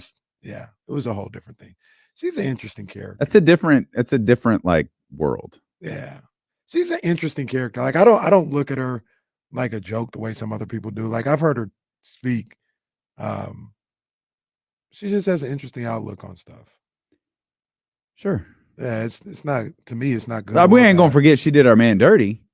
Oh, come on now. Who's still here for PJ? Come on now. But yeah, she did PJ dirty. Come on, man. If you ever get traded here, we got you. We got you, PJ. We got you. Yeah, that's just a different world. 916-909-1320. Let's talk to our man Ken. Ken, we appreciate the call. What's up, baby? Yeah, I just want to talk about Garoppolo. I'm not trying to bash him or anything. It's, water under the bridge. It's been a while. But I think most people thought he was able to play. And the thing that most fans that I know were pretty irritated about is when the Niners were losing with the third string quarterback in that playoff game, you look over at him and he kind of had a smile on his face. And that's when I kind of just, that was it for me. Yeah. No, I understand. Yeah. Like if there's any semblance of truth to that story, Ken, like I understand why people would be upset about it. For sure. Or why fans would be upset. And I'm trying to put myself in that situation. I don't think there's any joke that could be said that will make me smile, when my season is ending the way it is. I just don't think so. But I don't know that, right? Like I don't know that. And it's not like Jimmy was laughing for the entire fourth quarter. Like the camera caught him and they weren't even looking at him. They were like, it was like a George Kittle or something like that. And Jimmy happened to be in the frame and you could see him smiling. So I usually try to say, unless I know what was going on, I don't think there's anything that will make me chuckle in that moment if I was on that sideline. I think there's one line of defense for that. The end for San Francisco wasn't abrupt. That's true too. Like we talked about this with Game 7 in the Kings and the Warriors. There was a to me, we had essentially the whole fourth quarter to digest. It's over. We know it's over. Okay. We know how, we know what we're doing moving forward. And it gave us time to hug Marcus Thompson and, hug, all the different people that we're close with. Yeah. If we copy and pasted Game 1 to Game 7 and Steph shooting a one-legged 3 for the win instead of the tie, and it ends abruptly, that's a different feeling. Right. The way that the 49ers lost that, I think they all had time to digest the fact that they were losing on the sideline. I'm not trying to stall Jimmy Garoppolo. I'm just saying a lot of things can happen in the final 12 minutes of a game where everyone is kind of knows the season's over. Right. Like everyone, look, you tried to sustain as much as you could. Yeah. You couldn't sustain this. I understand the optics of it though. The optics get worse when stories like he probably could have played start to hit the airways. Yeah, no, I understand people being upset about that for sure. I know the other thing about that as well is with this whole story that Jimmy Ward is talking about is Serge Ibaka. Is that Serge Ibaka? Who is that? I don't know who this guy is, to be honest with you. But wasn't there a story out there as well that Jimmy was telling people that if they made the Super Bowl, he would have tried to come. Yeah, so I'm not saying you can't get healthier in 2 weeks. 2 week difference. Yeah. Like, if you could play in the Super Bowl, you probably could have played in the NFC Championship game. Yeah. No, I understand. Or dressed. I think it's magnified because of the way that they lost. The loss. Right. Like not Brock Purdy went out there and played poorly. You lost Brock Purdy. Mm-hmm. Then you lost Josh Johnson. And then Brock Purdy, then you had a quarterback who couldn't throw the ball. Right. I think Kyle Juszczyk had to take snaps. Like you had so many different things going on to where it's like if you had a competent third string quarterback, like doesn't mean the Eagles wouldn't have won. Right. It means you wouldn't have had to play an NFC Championship game where you couldn't throw the ball. Right. That's tough. It was somebody that brings up a good point though. There's somebody in the chat talking about, talk tough about the Cowboys. I talk tough about the Cowboys. I talk tough about the Rams, but I won't have that same energy for the Eagles. And we're gonna smack the Eagles up when we see them. Don't play with me. We're gonna smack the Eagles up when we see them. Well, I just ain't even thinking about the Eagles right now. That's the reason why I ain't saying nothing about them. But don't get it twisted. I forgot who it was. Smack the Eagles up when we see them. Well, why would we even be talking about the Eagles? I don't know. Who was talking about you? If I knew where the button was, I'd push it real quick. I don't know where any of these keys are. Nobody worried about not talking about the Eagles. Matter of fact, we ain't even focused on nobody but the 49ers playing good football. We ain't even focused on that. We ain't worried about the opponents. Focus on playing good football. I talked to Kyle the other night, and I said, Kyle, make sure these boys. Kyle Mattson? No, Kyle Shanahan. You talked to Kyle Shanahan? Yeah, I talked to Kyle Shanahan the other night. I said, Kyle, just make sure these guys, they don't worry about the opponents. They don't worry about the people on the sidelines and all this other stuff. Just stay locked in on being the best 49er team that they could be. We're not worried about we ain't scoreboard watching. We ain't doing all that. We just focused on what we got to do. That's it. I'm still looking at the screen and can't find it. Stop disrespecting me, bro. Like, don't do that. Don't do that. Maybe we got rid of it. Yeah, I don't think that one made its way over here. I don't think it did. I can't believe we got rid of who was talking about you. That's crazy. Oh, well. Oh. Who was talking about you? Still funny. We'll come back. I would tease what we're going to talk about, but something will derail that. Vibes have taken over the show here. Thank God. Thank God. We come back. Secretariat. Okay, good Lord. Secretariat or Jim Thorpe. We'll be back. See, if you were really good, you would have punched into commercial. Did you? My man, Jesse! Yes, sir. That's how you do it right there. Get out on the laugh. I'm with it.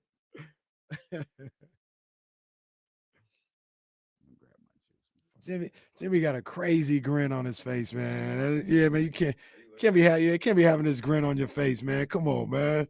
Oh yeah. Come on, man. What's that smile looking like, man? That's smile saying they lost, not me. This title is harsh. Jimmy Garoppolo chokes in the final minutes of Super Bowl 54. That's not fair. Ball got batted down. How was that his fault? Let's see this pass. Oh, that one almost got picked. I think this is the overthrow right here. Damn, he had Miles Sanders wide open. Oh, man. That was a tough one, man. We should have won that Super Bowl kind of going away. That was tough. 4th and 10. I think this was a stupid little play right here. I don't even remember this. I think this is these guys, did they get, well, it should have been a delayed game. Then he gets sacked. Then he tries to throw it away with two hands to Mostert. Jesus. I think this is the first time I've seen this. This is bad.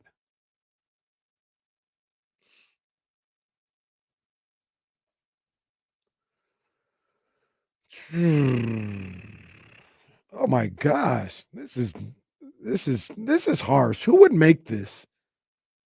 Every Jimmy Garoppolo interception of the 2021 season. Who would make this? This is not fair.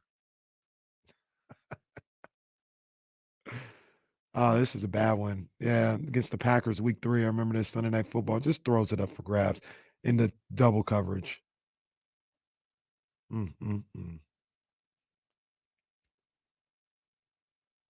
This one against the Seahawks. Oh, yeah, the guy just sitting right there. Oh, man. The Colts one, now that's the one that really pissed me off. He had about 3 or 4 of those.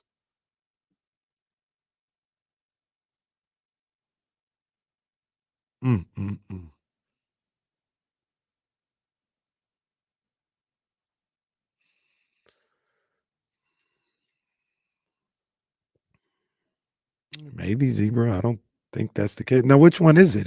Does he get conservative or should he have run the ball? See, that's what I'm saying. People can't make up their mind.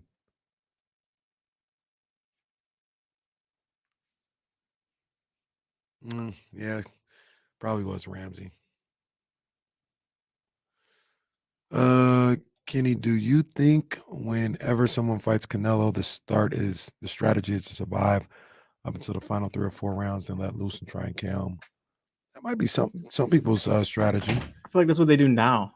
It doesn't work. How would you say, Jesse? I said I feel like that's what they do now. It doesn't really work. I just don't think these guys have been good enough. That's Except also, for Bivol. That's also true. Yeah, Bivol beat his ass, but those other guys now. I don't think those. I don't know what Charlo was. Well, I do know what Charlo was. He's just trying to get a paycheck. You could see it in his face, like during that fight. I tweeted, like you could tell he just didn't want to be there. He just was uninterested. Yeah, he had the built-in excuse already ready to go. Disappointed in the Charlos. I'm kind of off the Charlos at this point. They're a lot of talk right now. I think at one point they were up there. I don't think they're those dudes no more. I do want to see Caleb Plant versus Jamal though. Jamal he don't need to fight no more. You see Pino's comment. What?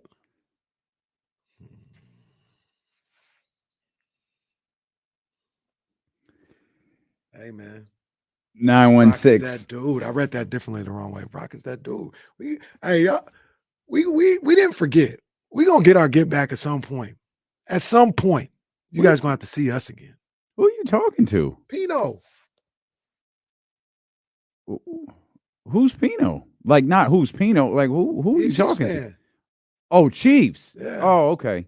Yeah. Well, Pino's here in the chat. He said, "I don't like how good Brock Purdy is. How that stuff happened." Paraphrasing. I didn't know Pino was a Chiefs fan. Nah, he's a Chiefs fan, man. Okay. And, they got since I've known Pino, they got 2 Super Bowls. I can't front on that. They got Patrick Mahomes. They doing what they do. Yeah. Salute to them. But I need that get back. Okay. I need that. Maybe we do it again this year, Pino. Maybe it's Chiefs Niners again.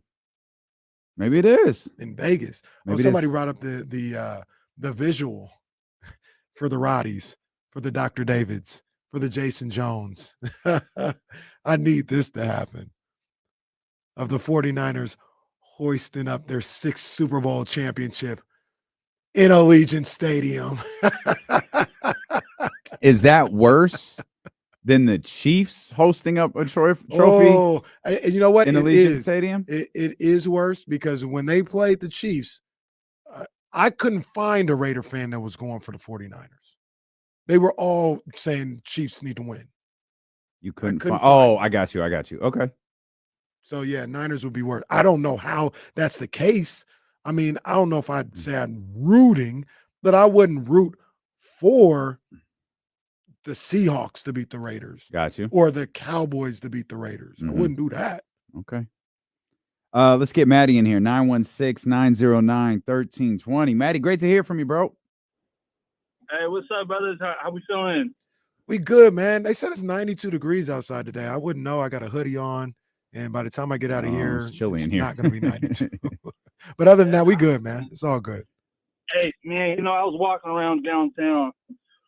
Whew, the aftershocks in town. The little rock baddies is out and about.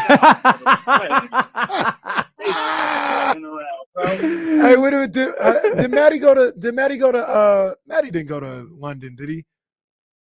London? Yeah, because remember he said the baddies was out. I was in Italy. I was in Maddie, you was in right. Italy and you said That's the baddies right. was out there, huh? Oh yeah, but man, Maddie be on that. he be on the baddies, man. Hey. Them rock baddies hit a little bit different though, huh, Maddie? A little bit different. They go a little bit different. Hey, I almost Jimmy Butler myself out there, bro. I was like, yo, let me put a little swoop in my hair, a little lip. Yeah, man. I could dress like that too. I could dress like that too. That's funny. Maddie, if you're not doing anything on Friday night, man, you need to pull up the Solomon Vinyl, man. It's gonna be vibes up in there, bro. I'll be there. Yeah, that's what's up. Come hang out with us. Yeah, come hang out with us. Hey, Brooke, I know y'all probably already touched on this. This was a while ago, but do you think that Kyle Shanahan extension was a little premature? Talking about if we don't win a Super Bowl this season or next season, does that kind of put a little damper on that extension? And if so, like, we about championships in the Bay Area, so what does that mean? Like, was it premature to y'all? I know for me personally, I know people who thought it was premature. I don't feel that way. I mean, so he gets to the NFC Championship game and loses again. What you gonna do? Fire him? Like, what you gonna be like? You're on the hot seat because you're not winning. I that's the way I look at Kyle Shanahan. Yeah. Where, like, yes, I want him to get over the hump, win a Super Bowl and all this other stuff, but it's not like he's not giving you an opportunity every single year. I mean, they've built this thing from the ground up, him and John Lynch. Yeah. So, I mean, I think he still had like 2 or 3 years left on the deal. I wouldn't have done it just because I wouldn't have thought to do it. Like, you're already here. Like, we're not going nowhere. You're not going nowhere. But I didn't think it was premature. I thought it was fine. Yeah, I had no problem. A lot of people thought it was, though. No, I had no problem with it. Does Brock Purdy open up their Super Bowl window, or is their window still the same right now? When I remember we were doing the show and I said, I can't remember. I think I said when they drafted Trey, their window had opened. I think this year, though, I mentioned, I think you got to include 2019 into that. So by the time they drafted Trey, you were 3 years into what typically is a 5-year window for an NFL team to, be top tier. So at that point, drafted Trey. That was year 3. Last year was year 4. This is year 5. I don't think Brock necessarily. I'll take that back. Maybe he does extend the window. I'm thinking of everybody else around him. Like, Kittle is starting to not be the same player he was. That's what I'm thinking. Like, once Kittle's gone, let's say, like in a couple of years, McCaffrey and all that. Like, are the 49ers still going to be Super Bowl contenders? I don't know. Trent Williams is going to be gone as well. It's just one of those things where, like, can they replenish? Are they going to be able to get new free agents, draft new guys to take those guys' place? That's what, all these top teams really do. The Chiefs have been going at this for, 7 years now? 6, 7 years? I mean, we talk about Mahomes, but they were still a top flight team with Alex Smith there. Yeah, Alex Smith last year, they were a very, very, very good team. So and it was Alex Smith's career year, if I remember correctly. Well, even a couple years before that, because I remember they lost a home game to Tennessee with Alex. Well, they Smith. Started winning right away with Andy Reid. Yeah, like so however long now. Andy Reid has been there, they've now they're. What'd you say to me earlier, Bonte Caraway? There's levels to this, right? They got really good when Andy arrived. Since Patrick Mahomes, though, we're talking like this is Super Bowl caliber, and I'm not talking Las Vegas terms, right? But you could call them a Super Bowl favorite every year they enter the season with Andy Reid as the head coach and Patrick Mahomes as the quarterback. And this year is probably it's 4 weeks, so let me slow down. This year could prove to be the greatest example of that, given that Tyreek is gone, given that you can point to more than one player who's not with them anymore on both sides of the football. And if they're able to get back to, a conference title game, it's like they're just with those two there, they're automatic. Right. No, but to answer Jesse's original point, I would say maybe Brock does extend the window a little bit, because you got a quarterback that you feel better. Before it felt like it was based on the roster. I'll talk about myself. I feel better about Brock than I ever did about Jimmy or Trey Lance. And it was because, with Jimmy and Trey, you can win because of everybody else around you. I think the cupboard can't be completely bare, but I think Brock Purdy's a better quarterback than both of them. And he can be a big part of the reason why you're winning, as opposed to just going along for the ride. We'll chalk this up to a sentence I didn't think I would utter. Shout out to Jeff Saturday. That's a first. It is Jeff Saturday, the analyst, who went on NFL Live or Get Up or whatever studio show he does. Like, y'all got to dead some of this talk about Brock Purdy. Like, Brock Purdy is winning the San Francisco 49ers football games.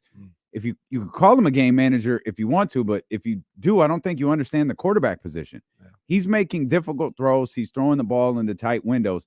He's helping the San Francisco 49ers win football games. And I don't know I'm sure he's not the first person to say that, but he's the first person I've heard say it. Right. And I think that's absolutely true. It's what I started to feel last week. We got to start talking about how good Brock Purdy is. And I don't know if it's extending the window, because the window, your original point, I think, fell in line, is like, how much can you retool and keep things going and just push the window open a little bit more as it starts to close, right? And it starts to close when guys like, Fred Warner retire or get hurt or whatever. Same thing with Armstead. Same thing with Trent Williams. Things are going to be, Trent Williams he's nearing the end of his career one way or another. That's a huge roster hole that you have to fill. How do you respond to that? Yeah. That's what, oh man, this window's coming down. No, push it back up a little bit. Maybe it wasn't exactly where it was, but it's still open. Still there. Yeah. And then if Brock develops from, hey man, this kid is good, to like, yo, this kid is great, then it's an entirely different conversation. Then you're in the Chiefs conversation, where you feel like if Patrick Mahomes is there, I hate to do this, but like if Aaron Rodgers is there, you feel like, okay, that team's probably going to be in the playoffs. If nothing else, they're going to be in the playoffs. What they do in the playoffs, that's an entirely different story. But they're going to be there. Patrick Mahomes, you feel like they're going to win the division. They're going to be in the playoffs, and maybe the rest of the roster will dictate how you feel, what they do. You start to fall into rarefied air of Patrick Mahomes, Aaron Rodgers, Peyton, Brady, those types of guys. And he's not even approaching that yet. Yeah. But he is a good quarterback. And one of the things that I think the 49ers probably should start getting credit for, that they don't, especially early in the draft, is finding players. I know I've been the one proponent all the time. It's like, you guys need to stop talking about they can't draft early, because look at some of these people that they have early. Like Nick Bosa was a first-round pick. Deebo Samuel was a second-round pick. Brandon Ayuk was a first-round pick. They can get the job done all throughout the draft. But when you talk about finding players, it's hard to say that there's been a team in the league, multiple teams in the league that have done it better over the last 5 years. I mean, this, like I said, that roster that they had was nothing, absolutely nothing. And the only two people that they got free agency wise, I think Travis Ward was a free agent, but everybody else, McCaffrey was trade, Trent Williams was trade, everybody else was drafted and developed. That's it. Like they built this roster up, drafting it. Fred Warner was a 3rd round pick. Ooh. I got a question. You just made me think of something. I meant to move on to basketball like an hour and a half ago. I'm enjoying this conversation. Sorry. No. Look at the rundown. We got time. Better trade for the San Francisco 49ers. Christian McCaffrey or Trent Williams? My first thought was Trent Williams, because even though they can't do it like this guy can, Kyle has shown he can make running backs productive. But Christian Kenny Caraway minimizes Christian McCaffrey's accomplishments. Well, here's the caveat. Christian McCaffrey has taken them to another level. It feels like it. It's obviously very early to try to answer this question, but it is, but it isn't. Like, we can use what we saw at the end of last season. Like they went from a good team that they can do it. I think they can do it. Yeah. To this might be the best team in football with him as a weapon. So I'll get off the fence. I'll say Christian McCaffrey slightly, because he's elevated them to another place that maybe Trent Williams didn't elevate him. Maybe if Trent Williams wasn't there, this is what I always say with like Draymond, right? Like, not saying take Draymond completely away and have just a hole in the starting lineup. Take him away and put somebody that's 80% as good as Draymond Green. We'll do that with Trent Williams. Take him away and put somebody that's 80% as good as Trent Williams. Are they still reaching the NFC Championship game the last 2 years? Maybe. Like, I can see that world. Are they the prohibitive favorite to win a Super Bowl the way they are right now without Christian McCaffrey? Probably not.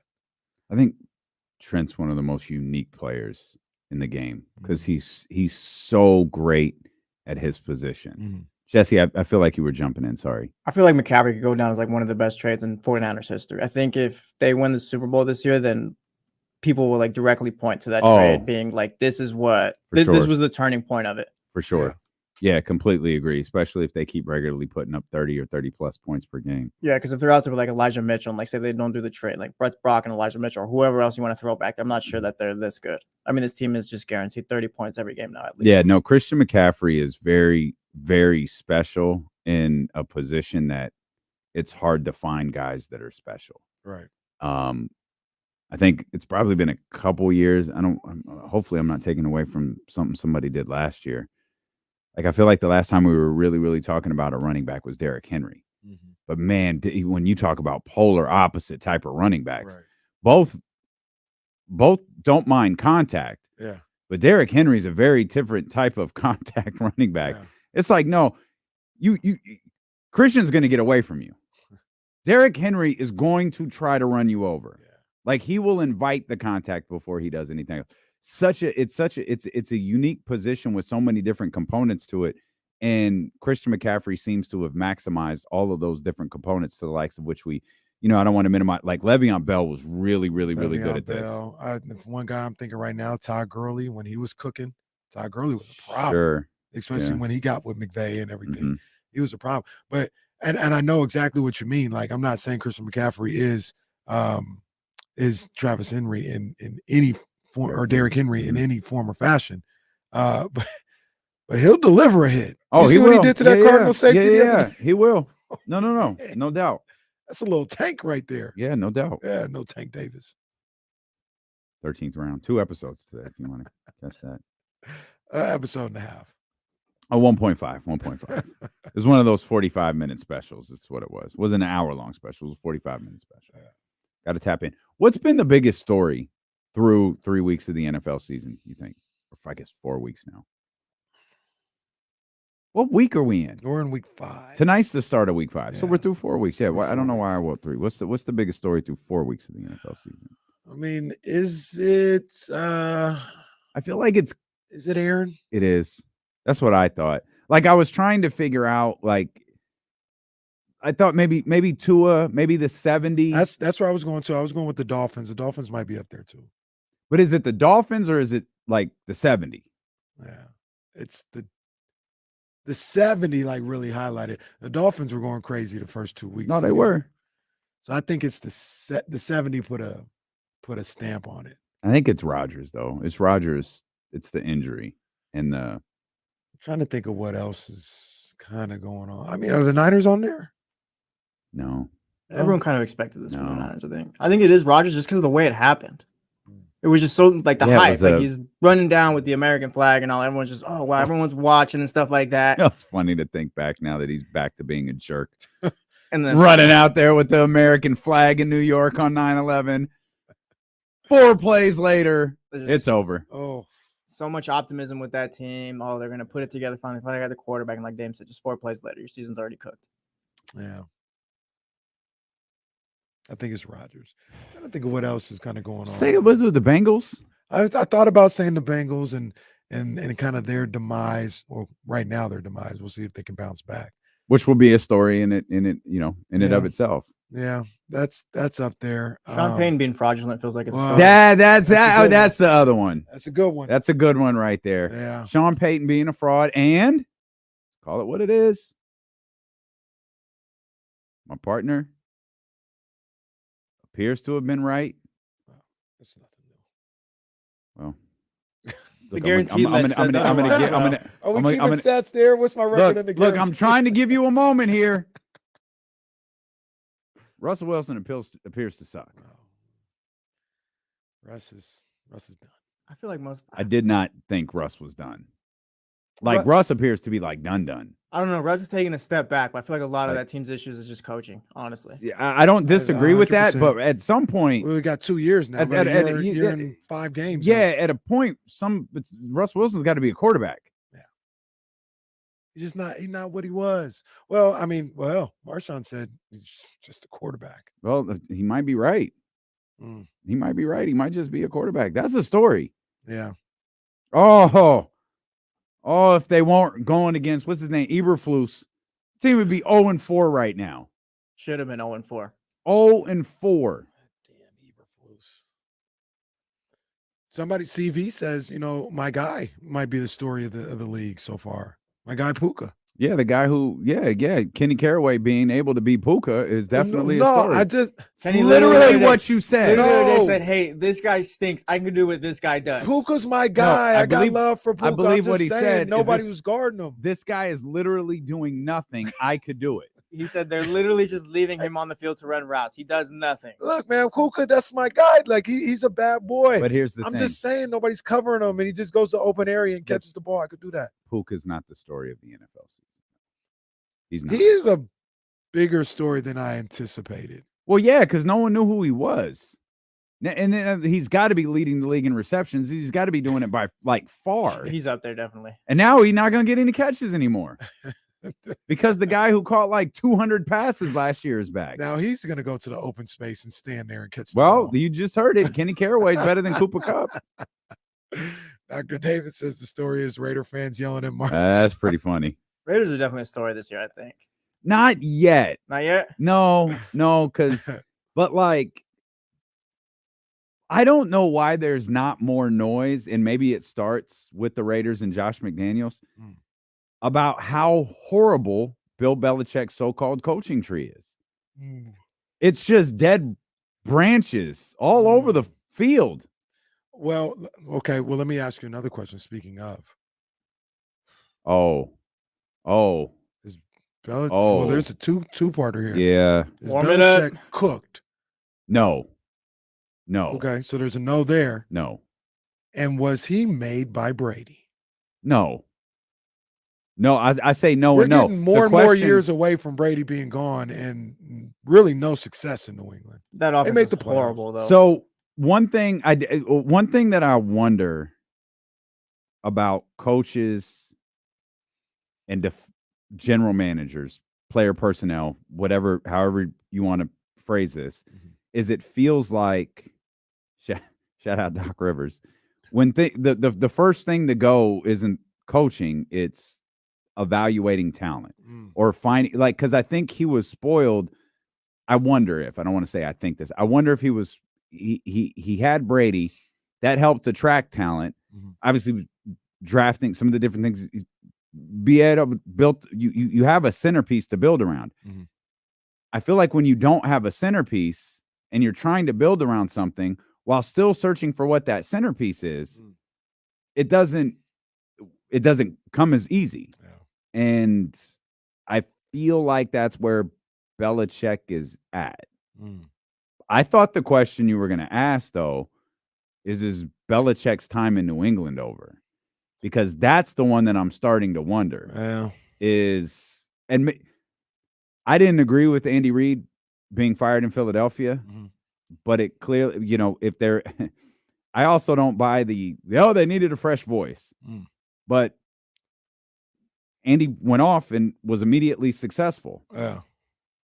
I wonder if Bill Belichick's time in New England wraps up, if he decides he wants to coach somewhere else, if it has an Andy Reid-like effect, or if, maybe So are you maybe saying his time is wrapped up. Are you asking the possibility of the Patriots moving on? Because if I was Correct. a Patriots fan and if I was Robert Kraft, Bill Belichick is here as long as he wants to be here. So that might I don't think that's how Bill Patriots Belichick. fans feel. I don't think it's how Patriots fans feel. I think all sporting franchises want to win. I do wonder if that's how Robert Kraft feels. That's how I would feel if I was Robert Kraft. I'd say Bill. I'm sorry, I phrased that terribly. I don't wonder if Robert Kraft thinks that Bill Belichick should coach as long as he wants to. I wonder if Robert Kraft thinks I need to move on from Bill Belichick. That's so. This is what I'm saying. If I was Robert Kraft, Bill, you will coach here as long as you want to. I don't think that's how Robert Kraft feels. Because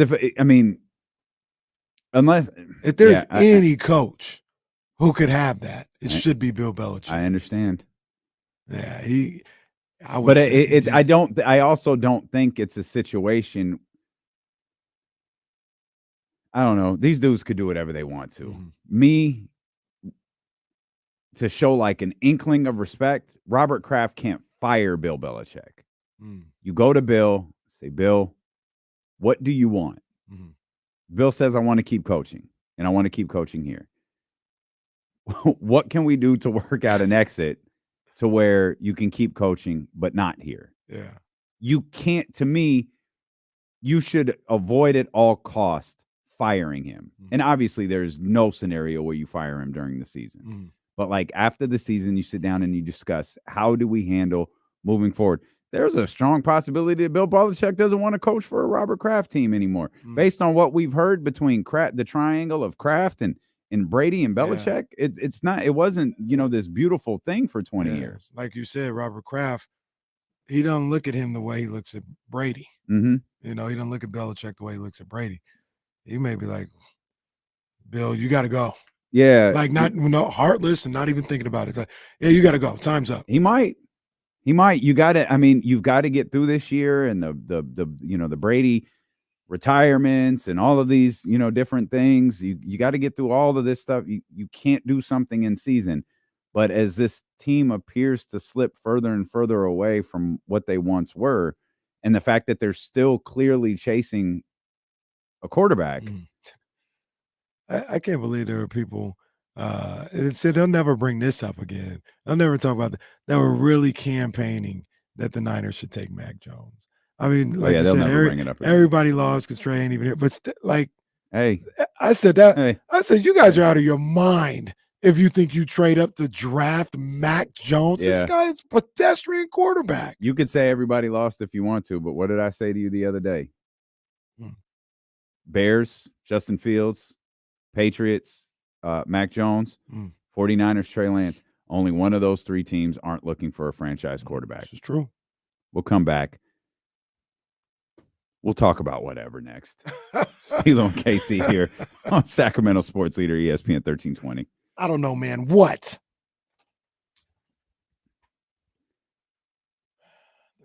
Well, they don't call it this anymore. Actually, I think they did bring the name back, the Red River Shootout.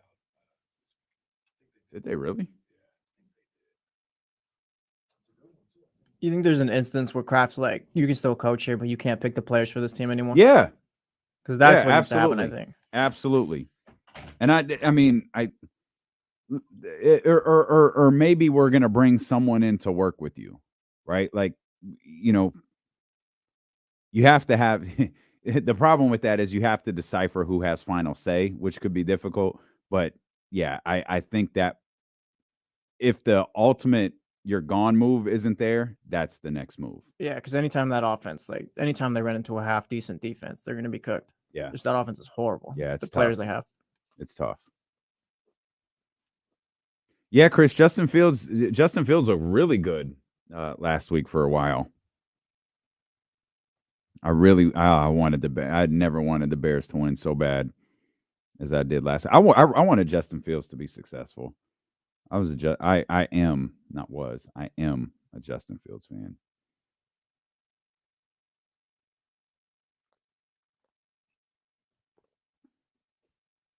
It's probably a little bit. Oh, where'd you go, Allison? It's probably a little bit of both. Luck, good scouting, but it doesn't. Whichever one it is, it worked, and they're not looking for. They're not in the position that Bill Belichick's in. They're not in the same position that the Chicago Bears are in. They're pretty comfortable moving forward.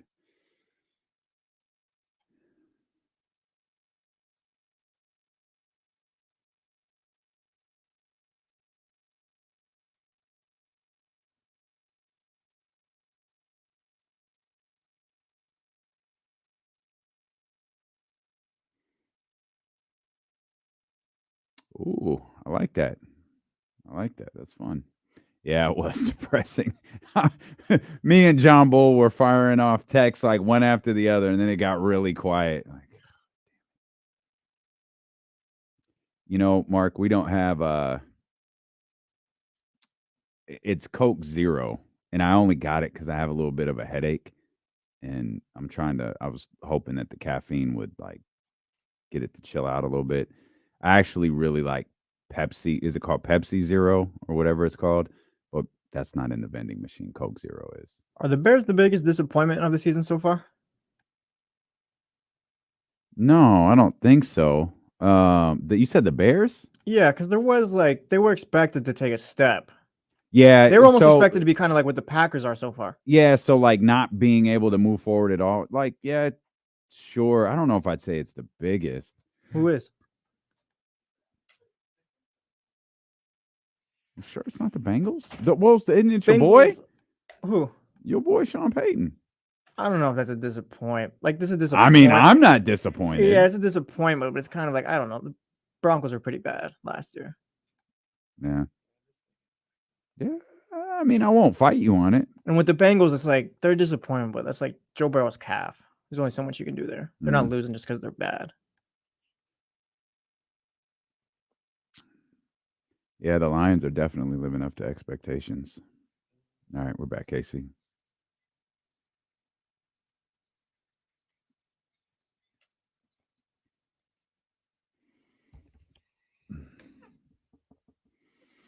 All right, appreciate you so much for being with us. If you want to tap in many ways you can do it, you can watch the show on Twitch, YouTube, Facebook, and X. Twitter. Thank you. Or you could listen on the Odyssey app, 1320 AM, 98.5 FM. If you're in a Tesla, just press the little Christmas tree. Yeah.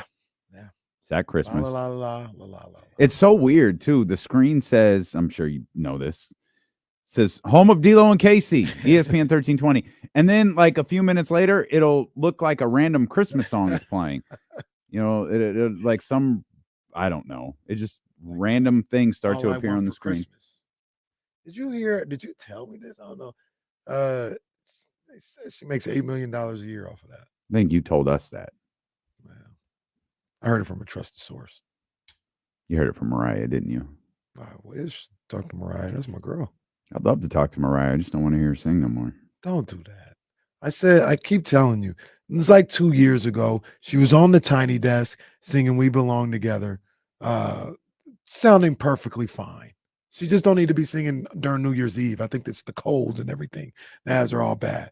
Get her, with the right mics and in the right temperature in the room, and she's perfectly fine. I can't believe if Mariah went to the venue, you wouldn't go see her? If the label gave me tickets, yes, maybe. I would not pay to go see Mariah Carey. I pay to go see Mariah. I would not pay to go. Now, have you seen her before?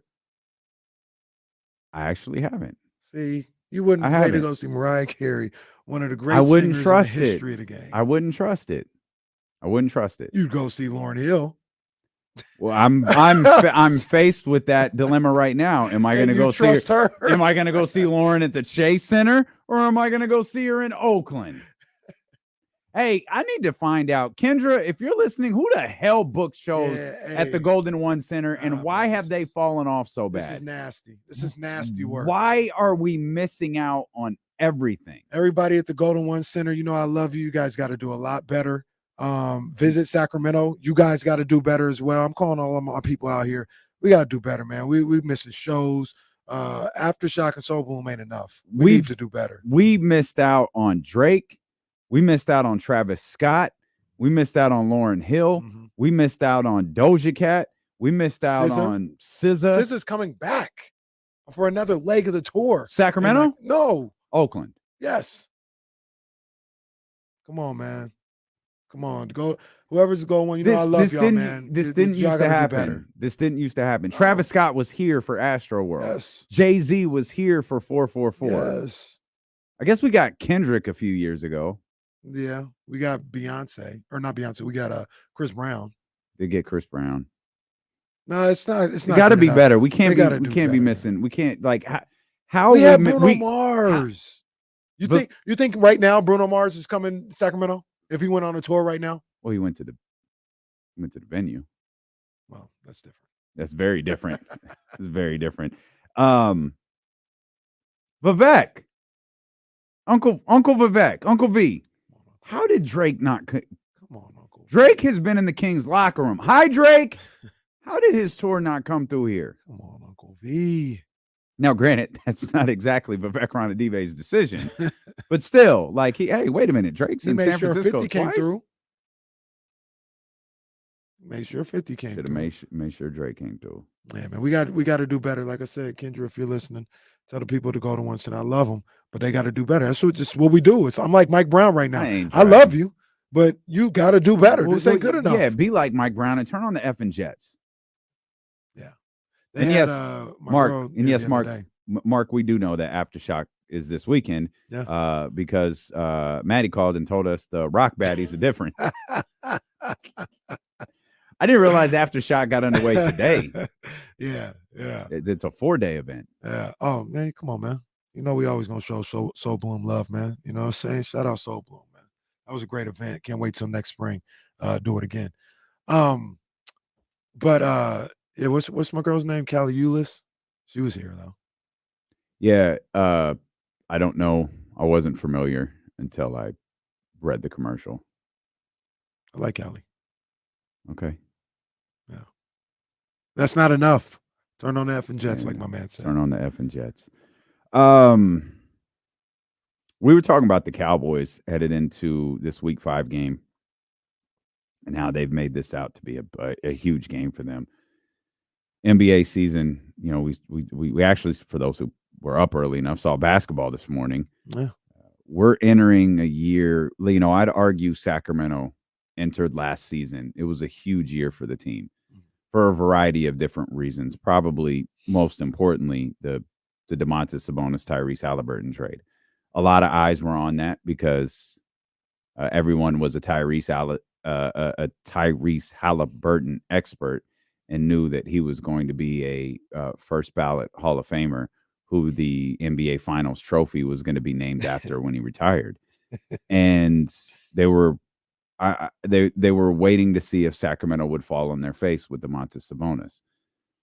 It obviously worked out well. Last year was a massive year for Sacramento. We could argue how big this year is, and like that's all fine and well. Mm-hmm. But I think there's a number of teams in the NBA that are entering years along the lines of what Sacramento was entering last year. Like they're entering seasons that are really big for them. Crossroad seasons. Yeah. Yeah. Shout out Crazy Bone, by the way. Yeah, man. Crazy Bone kicked out of what looked to be a really, really scary situation for a few days. He was just in Sacramento. Mm-hmm. Like he was in Sacramento like a week before he got sick. I saw somebody on they have the brewing place in Oak Park. He was there just chilling. Mm-hmm. Like, it was all good. And then a week later, you hear he's fighting for his life. So I'm glad he kicked out of that. Yeah. So these crossroads seasons where we spoke last year, if 16 turns into 17, we're probably losing De'Aaron. We're probably losing Domont. Like, there was a domino effect to what last year could have meant had it gone a different direction for Sacramento. I think there's some teams in the NBA this year that are facing similar situations. I think one of the first that comes to mind is the Pelicans. There was a lot of speculation about Zion Williamson this offseason.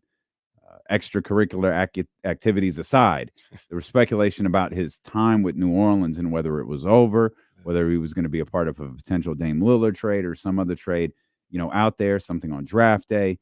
And clearly he wasn't. He's back, he's with the Pelicans. There have just been rave reviews about the shape that he's in and his approach and what he has done to try to better his body and keep himself in a position that could potentially maximize what he has this upcoming season. And that's all amazing. Mm-hmm. As you've pointed out on a number of occasions, it's not just the health of Zion Williamson that's a question mark for the New Orleans Pelicans. It's the pairing with Brandon Ingram. Mm-hmm. And we can go best case scenario and say, Zion's healthy this year. He plays 75, 80 games. Like, Zion's going to play this year. Yeah. Okay. What does that actually mean, though, for the Pelicans? And what does it mean for Brandon Ingram, who the last time we heard from Brandon Ingram was talking about how he was struggling to find a fit on USA Basketball. Mm-hmm. And while this USA Basketball line he has nothing to do with the New Orleans Pelicans, you pointed out many times, it looks like those two in New Orleans just don't fit together. Yeah. We've got questions about David Griffin. Like, there's a lot that the New Orleans Pelicans have on their plate entering this season. There is.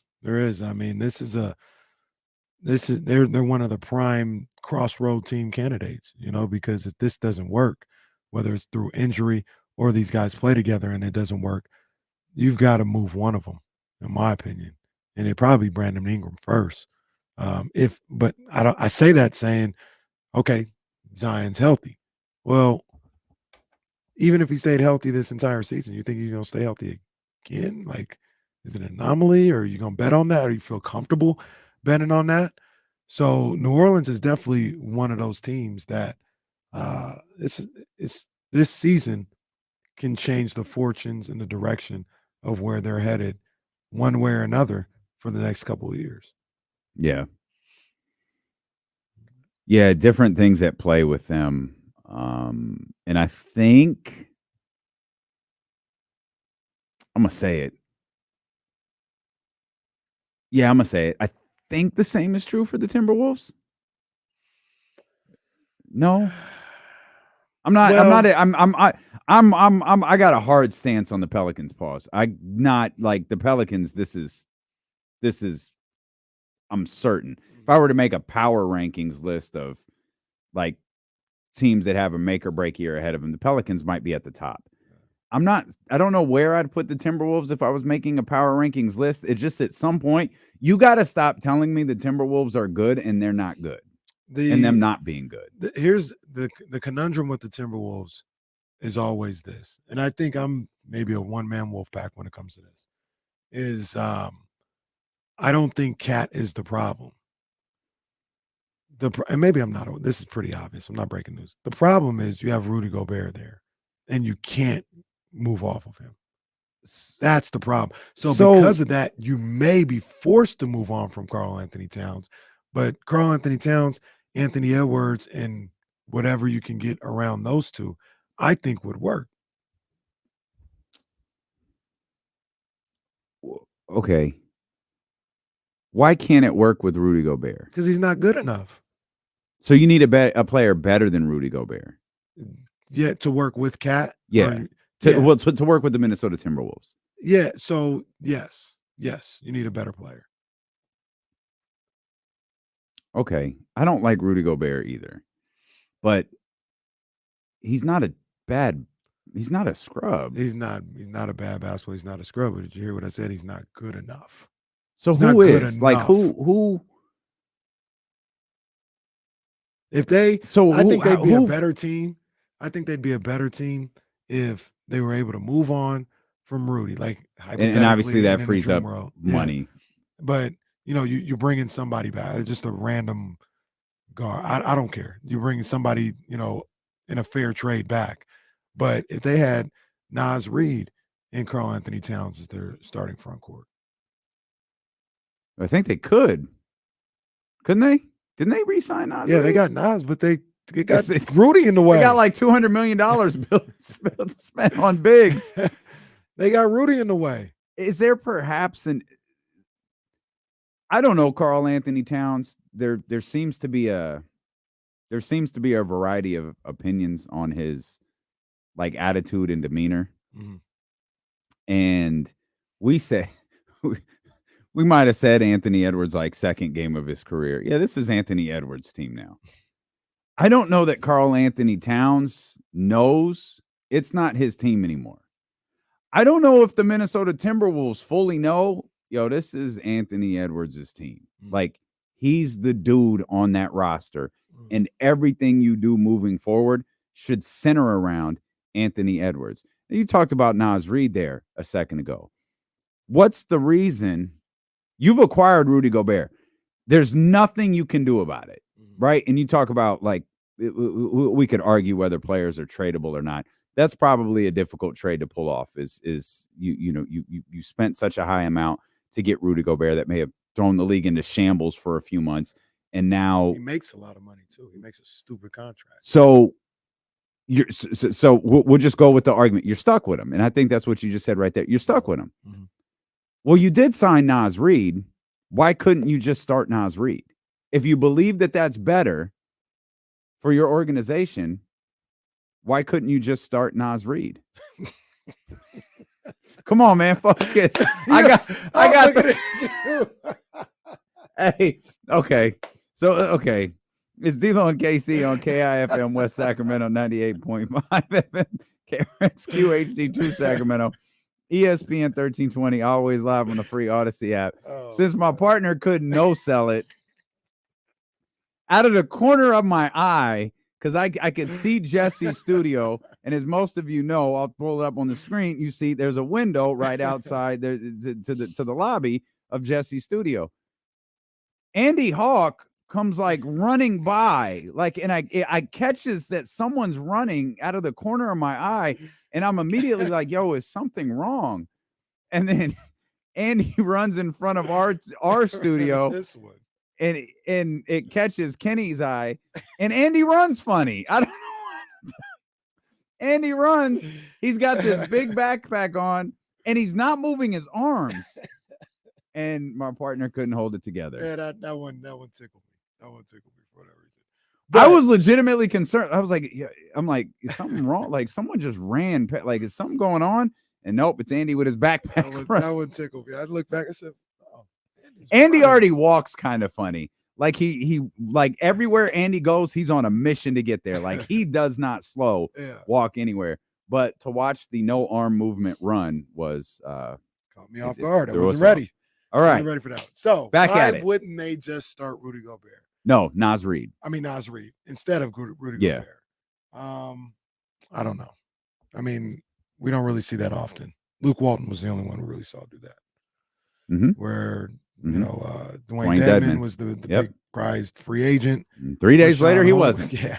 Rashawn Holmes they signed him in I don't know. I think we looked at this before. It felt like late July is when they signed him, early August. It wasn't a day one free agency signing. No. And 5 games in, he starts at center. You can't bench the guy you gave up 4 first-round picks, though, can you? No, if it makes your team better, yes, you can. You can, but I don't know. I feel like no, GM you would be can. You can, but the GM would be like, wouldn't let you. You want to win or you want to die with pride? These guys die with pride. Okay, then lose. Then lose. If Nas Reed makes you better, again, you're stuck with Rudy Gobert. There's nothing you could do. You can't trade. Throw him on the bench and start with Nas Reed. Rudy, you don't want to get down with this? It's the only way you're going to play. We're going with Nas Reed because it makes more sense with Karl Anthony Towns. We still got a plan for you. It's not like you're not going to play. You still have a big role on this team. But to start, this is what we're doing. It's too clogged with both of you out there. We're not getting the spacing we need. We don't want to have Karl Anthony Towns sitting on the perimeter for 40 minutes a night. This is what is best for our team. This is how we can maximize Anthony Edwards. It's how we can maximize Karl Anthony Towns. And most importantly for you, Rudy, this is how we can maximize you. Yeah. And again, I don't know that any of that is the answer. I'm just trying to come up with solutions because I feel like this is an important year for them. Yeah, I you know what? I'm really down on Rudy Gobert. I hadn't noticed. Like, this guy, man. No, He's I not get good it. enough. And the way I can't get out of my head seeing him get played off the court by when the Dallas Mavericks went with their 6-7 and under lineup, and Rudy got benched in that they couldn't play. Couldn't play. Rudy Gobert's a good player, but if we're keeping a buck, he's a rim protector who got paid because of analytics. That sounds about right. He's, like I said, he's cool, but this is where you get into that dangerous conversation of, comparing him to his contract. Yeah. Right? Like, well, how much he's being paid, that's just crazy, for what he is. And, look, all you need to know about Rudy Gobert is that clip of the Kings bench reaction when he hit a jump shot. All timer. Oh, now see, come on, man. Why you bring that up? Why you bring that up? You know I'm gonna go find it. Come on, man. A team reacts like that in unison to you making a shot. Yep. It's like, I don't know how good this is. This is one of my favorite bits. Is Anthony Edwards already said he's walking off the court if Rudy hits a 3 this season. No, I think he said if he shoots a 3, he's he walking off the court. I think so. Maybe he said makes. I thought he said shoots. Never forget Anthony Edwards, before Rudy got there, he's like, yeah, Kristaps Porzingis, that's a guy that you worry about when you come through the paint. Rudy, I ain't be worried about him. He said he don't put no fear in my heart. So Minnesota, I don't know. I don't know how they figure that out. I think like I said, I guess I'm a one-man wolf pack. I think Cat is perfect in the role he is as a number 2 and the other big to Anthony Edwards. But I think a lot of people feel differently and feel like they need to move Cat to bolster that roster. I say do whatever you can to move Rudy first. Somebody got to want to take him. I don't think anyone's training for that guy. That guy being Rudy or that guy being Cat? Rudy. Okay. Yeah, nobody's training for Rudy. Come on, man. You knew I had to. You knew I had to go find it. Open court situations like the one we just saw. Coming out, Rudy. Watch the bench. Okay, now we got to go. We kind of got to go. We kind of got to go one at a time with this. It usually starts with Chimezie. So look in this area here. Chimezie Metu's reaction. Oh yeah, not having it. Run it back. You peep Davion's reaction. Oh, look at Davion. Davion just facing it. Look at Trey Lyles over there like, you've got to be kidding me. Look at Jay Triano. He was the other one that was really upset. Clearly someone at the end of the bench said something because they looked that direction. Absolute trash. Oh yeah, I mean, the extended version. I gotta figure out. I'm not sure, but I think even. Yeah, no, I don't know. I'll see if I can find the extended version. Because Metu gets up and throws his hitting pad. So it was a tough find. I didn't know how to find this. I searched King's bench. That's how I found it. Oh, here it is. I got it. I'll tag you. Matter of fact, what you could do is put in unblock me first, and then I am K Diddy and Metu. Can we listen to this clip really quick? This has got nothing to do with nothing. Points, and if he makes one, the game's over. It's been a heck of a game for the Sacramento. Ignore the play-by-play voice. Ignore the play-by-play voice and listen to the fan in the background. Listen closely.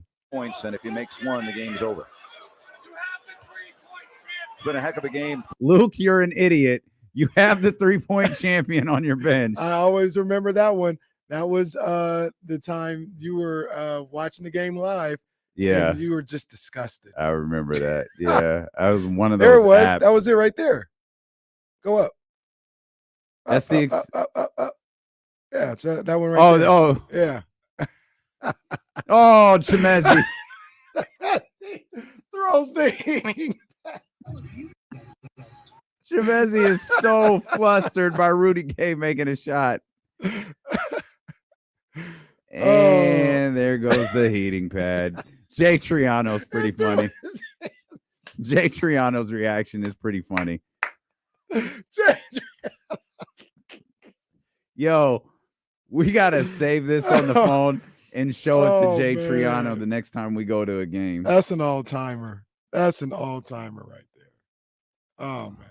I feel like that's got to be so discouraging for Rudy Gobert. Like, oh, I just did this nice move, and just nobody in the arena can believe it. Because there's no way he didn't see that on Twitter. Oh, the funny thing is, he's like 10 feet from the basket. It's not like he shot a 3. It's That's like the whole thing. All he did was make a regular big man just hit a move. regular ass shot, and the whole bench was disgusted by it. That's hilarious. You know, we can continue talking about this on the other side. But you know, We got like 3 minutes. Okay. Well, I mean, it might be a longer than 3 minutes discussion. Okay. Crossroads team, Los Angeles Clippers. Okay. You know the one caveat with them? I'll let you go ahead. No. What's the caveat? Because it might be the same thing I was about to say. Moving into that arena. No, that was not. They're not gonna rebuild. Like okay. So there's going to be an all-star on that team. So the Crossroads thing had me thinking about, like, because I had this idea of what ifs that we could do another day. The what if was like, what if Paul George and Kawhi Leonard in fact don't sign extensions? Maybe there's not a realistic scenario where that happens, but hypothetically. And for me, the Pelicans and even the Timberwolves are missing the playoffs. Right? That's what we're talking about here. Right. They're not going anywhere. They're not taking a step forward. They're not doing anything that resembles a payoff of what you've done to get where to get the roster that you have. If we were to say the Clipper season is a failure, what does that look like though? Because it's hard for me to believe this team's going to miss the playoffs. Probably a first-round exit. Another first-round exit. I guess they could get to the play-in and lose. They did that 2 years ago. Okay. You're right. You're right. Further discussion. There's some on the East in the Eastern Conference too. I mean, I could think so okay, I have a question on one. Okay. I got a one and a maybe. Spades here on D-Lo and KC. I got a question on one, and then I think we'll have universal agreement on another Eastern Conference team. Okay. We'll talk about that. What teams are headed into their most important NBA season in recent memory? That's coming up here probably. Is D-Lo and KC roll along on Sacramento Sports Leader, ESPN 1320.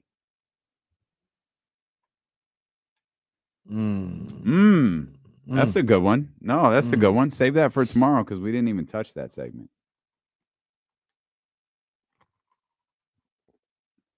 Yeah, we haven't pocket watched in a while. That's a good call, Johnny.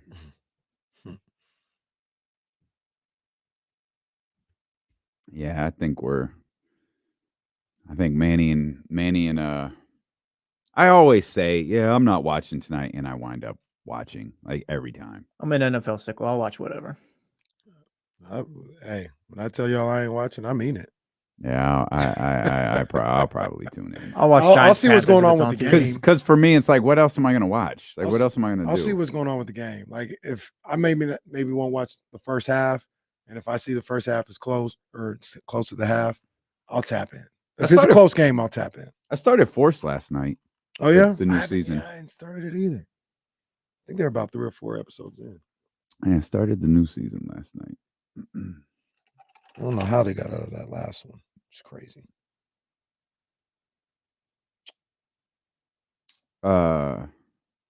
Did you finish? Pause. Yeah, yeah. Did you finish the season? Yeah, I did. I don't know how they got out of that and kept it moving, Oh yeah. but they did. Yeah. They did. I was surprised when they. That's a good point. Yeah. We are working during the game. We'll be. I guess we could pull up Amazon Prime in here and watch it for a while. Alex Figs has info. So back to the shows and why some artists don't come here. It's all because of the radius clauses. We always lose out on artists for Soul Bloom because we fall under Coachella's radius clause. Really? That's crazy. Really? Coachella's hella far away. That's crazy. So if they lose out to Coachella, then we're definitely losing out to the Bay Area.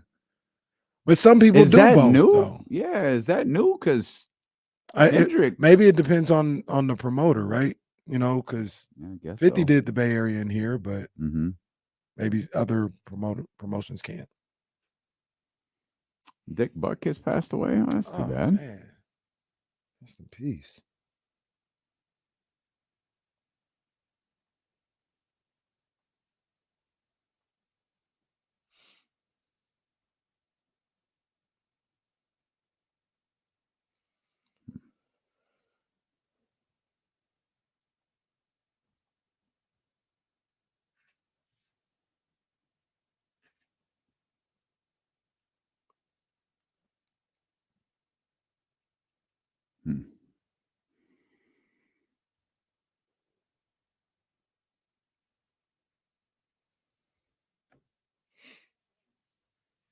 Computer giving me problems. Alex, you already know, man. Holler at us for whatever too, bro. By the way, Mm-hmm. whatever you need, you know we got you, bro. So you know where to find us, man.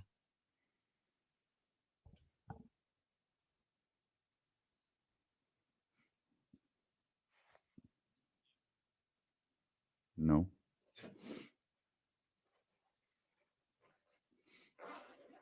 Michigan on our airways? Better tease that. Yeah. Stop playing. Everybody wants to. You want to be a part of this journey, this national championship journey.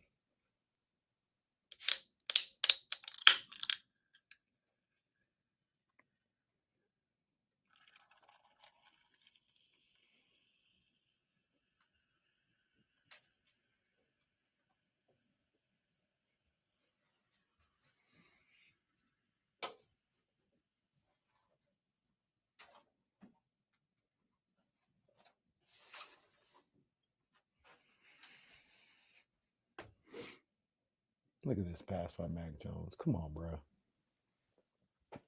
Do better. Yes, sir. Yes, sir, Alex. 100.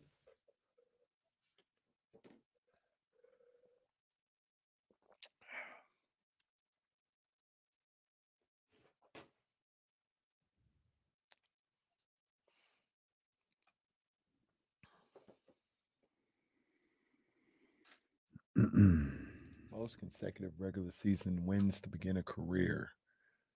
Purdy's at 9. The record is 15 with it's crazy. Roethlisberger. Oh, look at Ed Warder. Should have known. Look at Nick. Our man Nick. Yeah.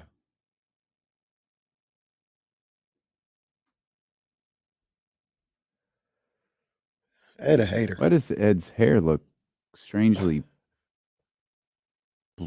blonde?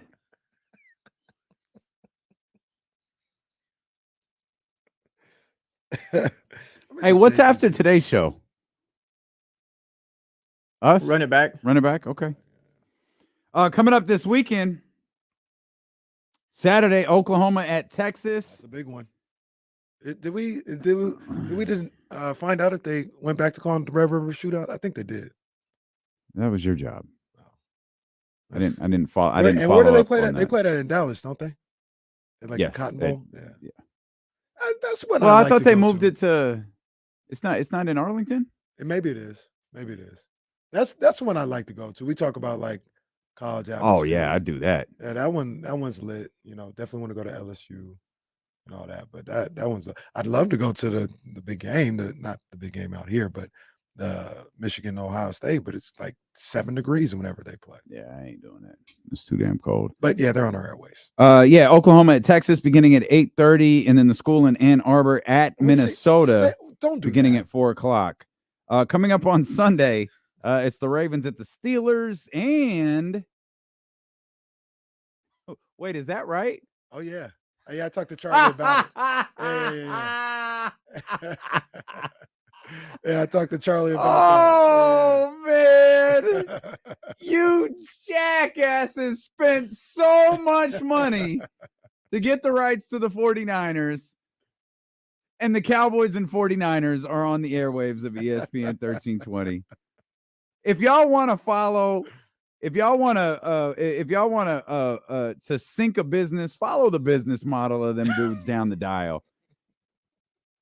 Everybody knew that this was happening. Everybody knew that this wouldn't work. Nah, let's not pay our employees. Let's pay a bunch of money to get the rights from 1320 for the 49ers. And when the biggest game of the season approaches, we'll air the preseason Kings game from Vancouver. I'm sure the 49ers are thrilled about this. Oof. That's rough. The Cowboys at 49. That's rough. Hey. That's rough. How to sync a business in 3 easy steps. Ravens at Steelers, Cowboys at Ravens, and we've got Monday Night Football as well. Packers at Raiders, of course, as we're your home of Raider Nation Radio. That reminds me, I need to check on this, because didn't we get word our prayers were answered? Speaking of prayers, thoughts and prayers to Dick Butkus and the families. Yes. Learned during the commercial break, the Chicago Bears legend passed away. Yeah, man. R.I.P., man, for sure. I'm not even making a joke. Chicago Bears legend. I loved him on Hang Time. Sure. You watch Hang Time? Yeah. I loved him on Hang Time. Anthony Anderson on Hang Time. That's the first time I saw him. But didn't we hear the other day that NBC Sports California picked up the games? Remember we was looking at what? Yeah, we were looking at it. Yeah. Did we get that confirmed? All of the on the Kings website, all of the preseason games are listed as on television. That's what's up. I mean, it wasn't like that when it first. No, it was not. No. It was not. If they picked that up, man, shout out to the Kings, man, for doing what was right, and we'll be able to watch these games like on our TV and not the. Yeah, the immediate thing I saw was like, all right, it's on League Pass. And I was like, yo, wait, this says NBC Sports California. Like, we good. And I think all of them were. And some of them, the Warriors won at the Chase. The Warriors won at the Chase. On ESPN. It's on national TV. Yeah. I don't remember if it's ESPN or. Yeah. Let me see. I got it right here. The one at home is on ESPN. Oh, my mistake. The one at Chase is on NBA TV. Right. They're both on national TV because it's the King. They literally bought the whole freaking bit except Christmas Day. Let's do all of the preseason games, in-season tournament, regular season, everything. Let's just not give them a Christmas Day game. Shout out to our man Harrison Barnes for going, yeah, I was surprised they didn't give us a Christmas game. Yeah, that's a trip. But the Raptors game, they're all on NBC Sports California. But Lakers, Warriors, all on national TV for the preseason. Let's go, baby. Let's go. We were talking about teams that are entering the year. Would you call it a crossroads year? Mm-hmm. And what did we decide on the Timberwolves? Let me rephrase that. I think the Timberwolves are at a crossroads. Well, actually, we didn't decide. So I'll say I think the Timberwolves are at a crossroads here. The weird thing is I said the Pelicans are definitively. Mm-hmm. Like it's not work. Your general manager, Brandon Ingram, Zion Williamson. I see your exit strategy. Yeah.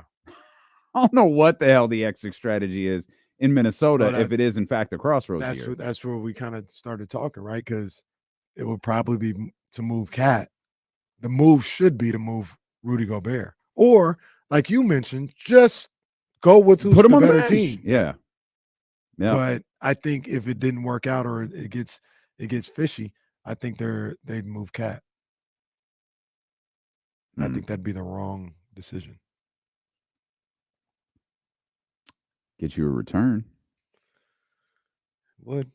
It would. Get Well, you just throwing it out there. know, I'm not suggesting you trade Karl Anthony Towns. I'm just saying get you get your return. RJ Barrett. Okay, so let me ask this then. Evan Fournier. I feel like you're just trying to disparage RJ Barrett and Evan Fournier. No, I'm saying trying to get him to the New Knicks. You think he's soft? Cat? Yeah. That's a hard label, I but feel- I understand. it is. I understand why people say that. I'll say that. Okay. I understand. I'm not going to call him soft, but I understand why people say that. You said there were some Eastern Conference teams at a crossroads. What was the first one that came to your mind? First one that came to my mind is Atlanta. Oh, good. Okay, I actually didn't even think of that one. Yeah, they got. That's a good one. If That's a good if one. they kind of are still stuck in the same place, do they look to move Trey Young? I think DeJounte Murray. Is he in a contract year or the year before? I don't know, but he's not locked up long I term. thought he just signed. No? Maybe. Hey, Google. 27, 28. He signed through 27. He's around for a little while. But I mean, I think Trey Young might be the question mark there. That's a good one. What do you do? What are you doing? What are you doing in Atlanta? Yeah. Well, What the hell's going on? I have absolutely no maybe I didn't think of them because I don't look at them as successful. Like I don't look at that as a team that's going to be successful. Your point's completely valid. You're 100% right. That's a great crossroads team. That's just the team I don't think is good. The one that was obvious to me, I said there was the one and a maybe. The 76ers, I feel like, are the most obvious. Yeah. That's the one that I was like, that'll be universal. Yeah, because Joel Embiid, America's Joel Embiid. He is committed to play for Team USA. I don't think he was actually invited, but he did commit publicly to go play for USA basketball, as a lot of people have. So. I think somebody ran down a list of people who were interested in playing. It was like 25 guys, and then there was guys like Kyle Kuzma. Was like, yeah, I'm interested in playing. Kyle, No, Kyle. Kyle, you're not going to be on a team with LeBron James, Steph Curry, Dame Lillard, and Joel Embiid. Stop it. I say Dame. There was a headline, Dame interested in USA basketball. That's not exactly what he said. He actually said something kind of similar to what De'Aaron said. He's like, right now, like, that's not what I'm thinking about. If there's when the time comes, like, I'll evaluate all options and, maybe it might be something I want to do. But right now, that's not where I'm at. And the headline was, Dame Lillard interested in USA basketball. Like, he just you really got liberal with what he said right there, because I don't think that's exactly what he said. That is not what was said, sir. What about the 76ers was definitive. We don't need to outline that. It's super clear for everyone. Yeah. Like, that's obvious. What about Cleveland? Yeah, there's a bit of a crossroad there. That's another one I was thinking of. Okay. Because from everything that everybody is saying and reporting, and Donovan's leaving. I'm not buying that. Because Donovan's in the same situation. Donovan's in the same situation Giannis is. Like Bontemps, I think it was Bontemps. His thing was trade him now. Trade him right now. Because if he doesn't sign that extension you put in front of him, why wait? Why wait? Do it now. Well, Tim, same as the Giannis discussion. And I think Giannis even said this the other day. I'll paraphrase, but get the same point across. Why would you sign in a contract extension now when you're under contract next year and you can sign a bigger contract extension? It's a dollars and cents conversation with both Giannis and Donovan Mitchell. Yeah, it's the same type of contract extension. I hear you, but I just think it's too loud for me to ignore that he wants to. I mean, a lot of people believe he's go. A lot of people believe he's been wanting to go back to the Knicks. He thought the Knicks were going to trade for him. That's where he wanted Literally to go. said that at the Cleveland press conference, which was still just incredible. He's been wanted to go to the Knicks. Go back home. But it's not going to work there. What are they going? Are they going to trade? You guys are going to be Donovan and Brunson in the backcourt? Donovan and Brunson in the backcourt. All right. That's not going to win. You got Josh Hart to be the guy that guards these people. It's not going to win. That's dumb. Why don't you think it's going to work? Like, it's one ball. They need a shooting guard. That's pretty good. Brunson, I don't like Donovan, Josh Hart, Julius Randle, and I mean it might be my boy Mitchell, but find whoever they want to at center. Mitchell Robinson. Mitchell Robinson, yeah. Mitchell Robinson, who's so out of gas playing against that will be my lasting memory of Mitchell Robinson forever. I thought he was going to puke at the Golden One Center. My man he didn't even have his hands. He didn't even do the classic basketball like shorts grip. Yeah. His hands were on his knees. Like I've always said I thought it was going to be Puke Guy Part 2. Like, he looked like he was about to go. They got Landry Fields. They've got Emmanuel Quickly. I don't like it. Not buying it. And that's 2 years away. This season, one more season. If he doesn't sign. Right. Like the thought is trade him and get something back. Well, if you trade him to the Knicks, that's not the Knicks roster. Well, it kind of is because I took RJ Barrett off of there. I didn't say RJ Barrett. Just out of spite, I wouldn't trade for RJ Barrett. Oh, okay. Damian Cronin. Okay, so I wasn't sure about Cleveland, but I'm glad you saw that. Ramsey in the chat, speaking of the Knicks, said the Knicks are a crossroad team. I don't think they are. I think the Knicks are in a good place and moving upward. Okay. Can you elaborate a little bit? What I just think they're good. So okay, so I guess I see that the big addition was Brunson. Not a lot of change. I don't know that I see the crossroad thing, but why do you see the upward? Because they got room to get better with the trade. They got a trade piece in RJ Barrett. Mm-hmm. They got draft picks. Got another trade piece in Julius Randle too. They chose to do it. Yeah, I think they would hold on. I don't know that I would, but yeah, he's one of those like eternal. He's not quite John Collins status. Yeah, but his name's brought up a lot. Yeah, and if something happens in Minnesota, his name's probably gonna come up in a potential deal for Karl Anthony Towns. Yeah, this is true. Absolutely. He might even fit a little bit better in Minnesota. I'm looking at Did I say Landry Fields? I didn't even mean him. He said maybe you meant Landry Shaman. I meant what's the guy's name? I think he looks like Landry Fields. That's why I said that. It's Grimes. Quentin Grimes. Oh, goodness gracious. He reminds me of Landry Fields. That's why I said Landry Fields. But Quentin Grimes is there in New York. Can shoot the rock. He can shoot the rock. He lit the Kings up when they were playing here at the Golden One Center. He kind of does.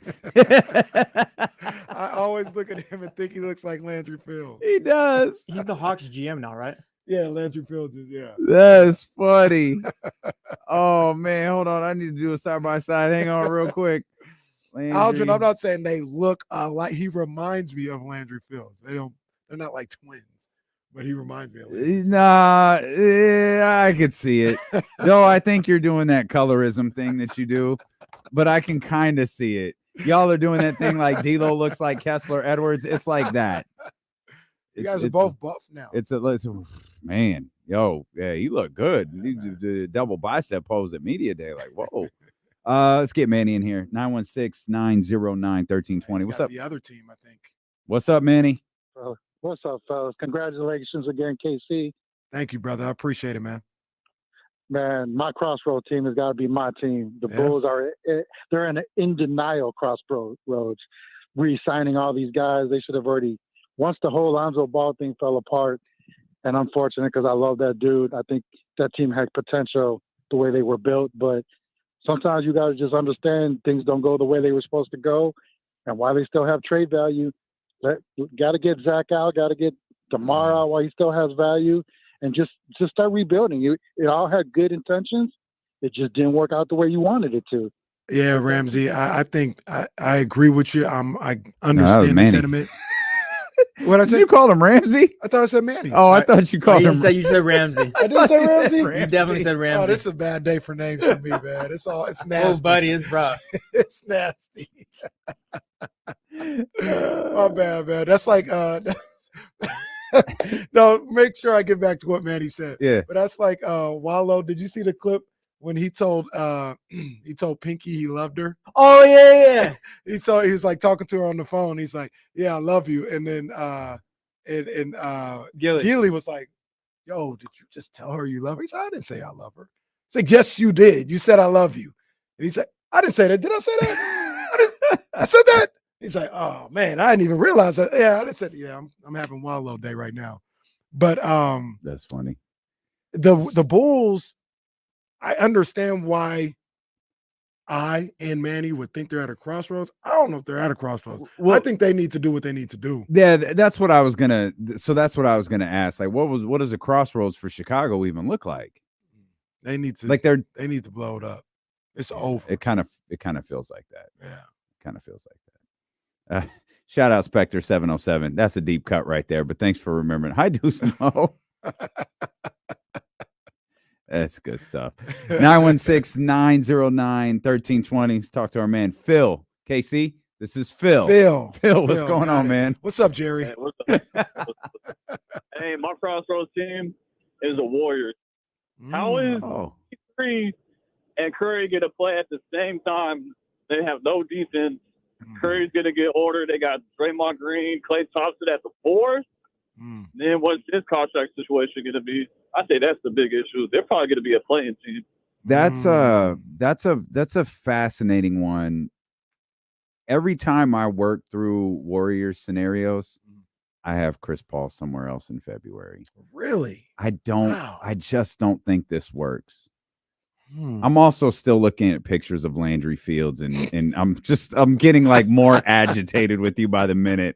And I'm just gonna close these 2 tabs. Reminds me of Landry Fields. Stop it. I was like, wait a minute, they do look alike. And then it's like him per it's like, se, wait a but minute. he No, reminds it's their me. light skin. That's what you're saying. They're But light I got the skin. hair, same color hair, almost the same haircut. All right. Quentin Grimes got a little more hair up top, but that little 5 o'clock shadow beard. Yeah, they do have the situation. 5 o'clock shadow. Yeah, they definitely do have that. With the Warriors, does the way that CP3 and that team, like the way they talk about each other, does it come off kind of Weird? awkward? Yeah, no, it comes off super weird. The quotes for and I have that in our notes somewhere. The quotes from the first few days have been odd to me, and it's just like reading it. It's not normal. No. It's like when your mom has a friend or whatever, and she tries to make you hang out with like her kid and stuff like that. I don't want to hang out with that kid. All right, I don't know this guy. I don't want to hang out with him. That's a tremendous example. That's a great example. Yeah, that's exactly how it feels. It feels like they don't really like each other. Like they're not over. Exactly. They're not over all the battles that they've had in the past. And they've acknowledged as much. No, and I get that. Yeah, like I get that. But like, oh, like we're good. Like we're just good now. Like we're just gonna good. Not we're good. We're going to go win a championship together. And like if every day it has to be, oh, Chris Paul and Draymond Green worked out after the like we're doing this every day. Oh, look at Steph Curry and CP3 with alley-oop every day. This is who caught that one. CP3, I think. CP3 dunked the other day. I saw that clip. This is what we're doing. Every day. This is what we're doing. I don't buy it. Yeah. That's why every scenario, and that doesn't mean the Warriors are bad. That doesn't mean they're like 10 games under 500 or even a game under 500. It means I don't think Chris Paul finishes the season with the Golden State Warriors. Yeah, that's interesting. That's interesting. I also can't figure out what that trade looks like, but I don't know. Like what happens if I don't know. I mean, I don't know. That's a good crossroads team, though. I didn't think about them as a crossroads team. I don't see them as a crossroads, though, because a crossroads to me is either you're taking a step to be good or it's over. I don't. It's a good point. No, you're right. You're right. Steph is there. Right. Draymond's there. They're My gonna sign opinion is Clay's going to be there. Yeah. Andrew Wiggins still there. They're going to be a good to very good team for a while. Maybe Steve Kerr leaves. I think he's in the last year of his deal. Throw Luke Walton in there. He did fine last time Steve left. He did fine. Luke getting another job. Hey, throw it in there. Luke Walton returns to California. That's a good point. I don't know. I get Phil's thinking. I'm not sure I can. I think I'd keep them out of my crossroads category though. Your thoughts about Clay playing some 4? I think about all these things now in terms of the Sacramento Kings and like how the Kings will match up. Clay could play 4 against the Kings. Play 4 against Harrison, Keegan, like Sasha. He could probably. Now the thing that I worry about for if I was a Warriors fan, yeah, he could guard them. How is he on the board? They may get destroyed on the board. So I was going to ask, like, is he guarding AD? Well, and the Lakers go big, like that's what I mean. Maybe putting LeBron at the 4. Clay gonna guard him. Guard him? Now, there's probably a time, maybe 4 or 5 years ago, where it's a cliche, but I think it works with some guy. You could guard 1 through 5. I don't care. It's not the best strategy, but if you had to do it, yeah, sure. But I don't know. You want Clay doing that now? And again, if I understood the context of what Steve said correctly, this is in spurts. This is in certain situations. This is in very specific situations. I think with Chris Paul on the court, and I think this is why this stuff is weird to me. 2 days ago, so I don't know if it was media day or maybe it was the first day of practice. Steve Kerr made it a point to point out the starting lineup for the first game, and it was so weird to me. I looked up to see if the Warriors played the next day, but they don't. Obviously, they don't. And he made it a point, like it's Chris and Steph and Clay. It's the lineup you'd expect, except Kevon Looney in the position of Draymond Green because Dre's out with the ankle. Right. That's just weird to me. I get it. You had to point that out the first practice. Steve, Coach Kerr, excuse me. How do you think that Kojo's ankle is feeling right now? Because I heard he tweaked it a little bit. How's his ankle? Well, we're going to start Chris Paul at the 1 and Steve Kerr at the Steve Kerr. Oh, wow. That's a bold decision. That's a bold decision. I'm done saying names today, bro. I'm done. It's over, man. I just want to say the guy. I'm done. I'm going to take this opportunity to remind you, we've got a show after this one. I'm done saying names on this show. I'm done, bro. It's over. Kenny's open up. Y'all see Travis Scott's sex tape? No, bro, that was Sexy Red, not Travis Scott. All right. I'm done. Jesse was right. It's been a vibe day. Hey, speaking of vibes, Solomon Vinyl, Friday night, 8 o'clock. 8 o'clock. Make sure you're there. It's big time vibes at Solomon and Vinyl. Solomon Vinyl. Yeah, the names are it's just done. I'll get this one right though. Solomon. We need to pause and take a break here. What's going on, bro? Just go for a walk, bro. Well, look, Jesse, you can take over right here. Hey, why'd your boys do Jaylen Brown like that, man? What do you mean? You see the Celtics social media post that clip? I know, I didn't see it. Oh, I missed it. So, okay, we're gonna have a little activity here. Radio crew, just link up with us. Just follow along. I'll explain in a second. But there's just a Celtics social media went out there and got a clip of Jaylen Brown on the sidelines, man. You know what I'm saying? And it's practice, it's training camp, and Jaylen Brown is there just waiting his turn on the sideline, Yeah, you talking about the one where he's just dribbling at will with his left hand? It was not at will. Man was struggling with the left. No, Jaylen, you better get that work. He was doing Harlem Globetrotter stuff with the right hand. He went to that left hand, and oh man, hey, it's tough. Why do my favorite teams do this? Remember when the Dolphins released that video of Tua? Why do they do this? Oh, the Tua clip was the Tua clip did like 8 million views. Oh, that's great. Oh yeah, man, the Celtics, man. I don't know where it was at. Was that Celtics Instagram? Posted it? Yeah. Oh, I was gonna say I don't can't know. Find it. I don't know where it was at, but Jaylen Graham. Again. God damn, man. Jesus. What's going on, man? You're not even like, these aren't even names that make sense. You're just throwing things together. You are so disheveled right now. It's all because of Andy. Everything was fine until Andy ran through here. That's true. Andy's little run through has thrown you completely off. Here, I found it. I'll tag you right now. It's on IG or Twitter. Just matter of fact, just type in Jaylen Brown on Twitter. You can find it on Twitter. Yeah. Oh, okay, that's I want because I wanted to play it. So I'm gonna cut the stream as soon as this video comes out.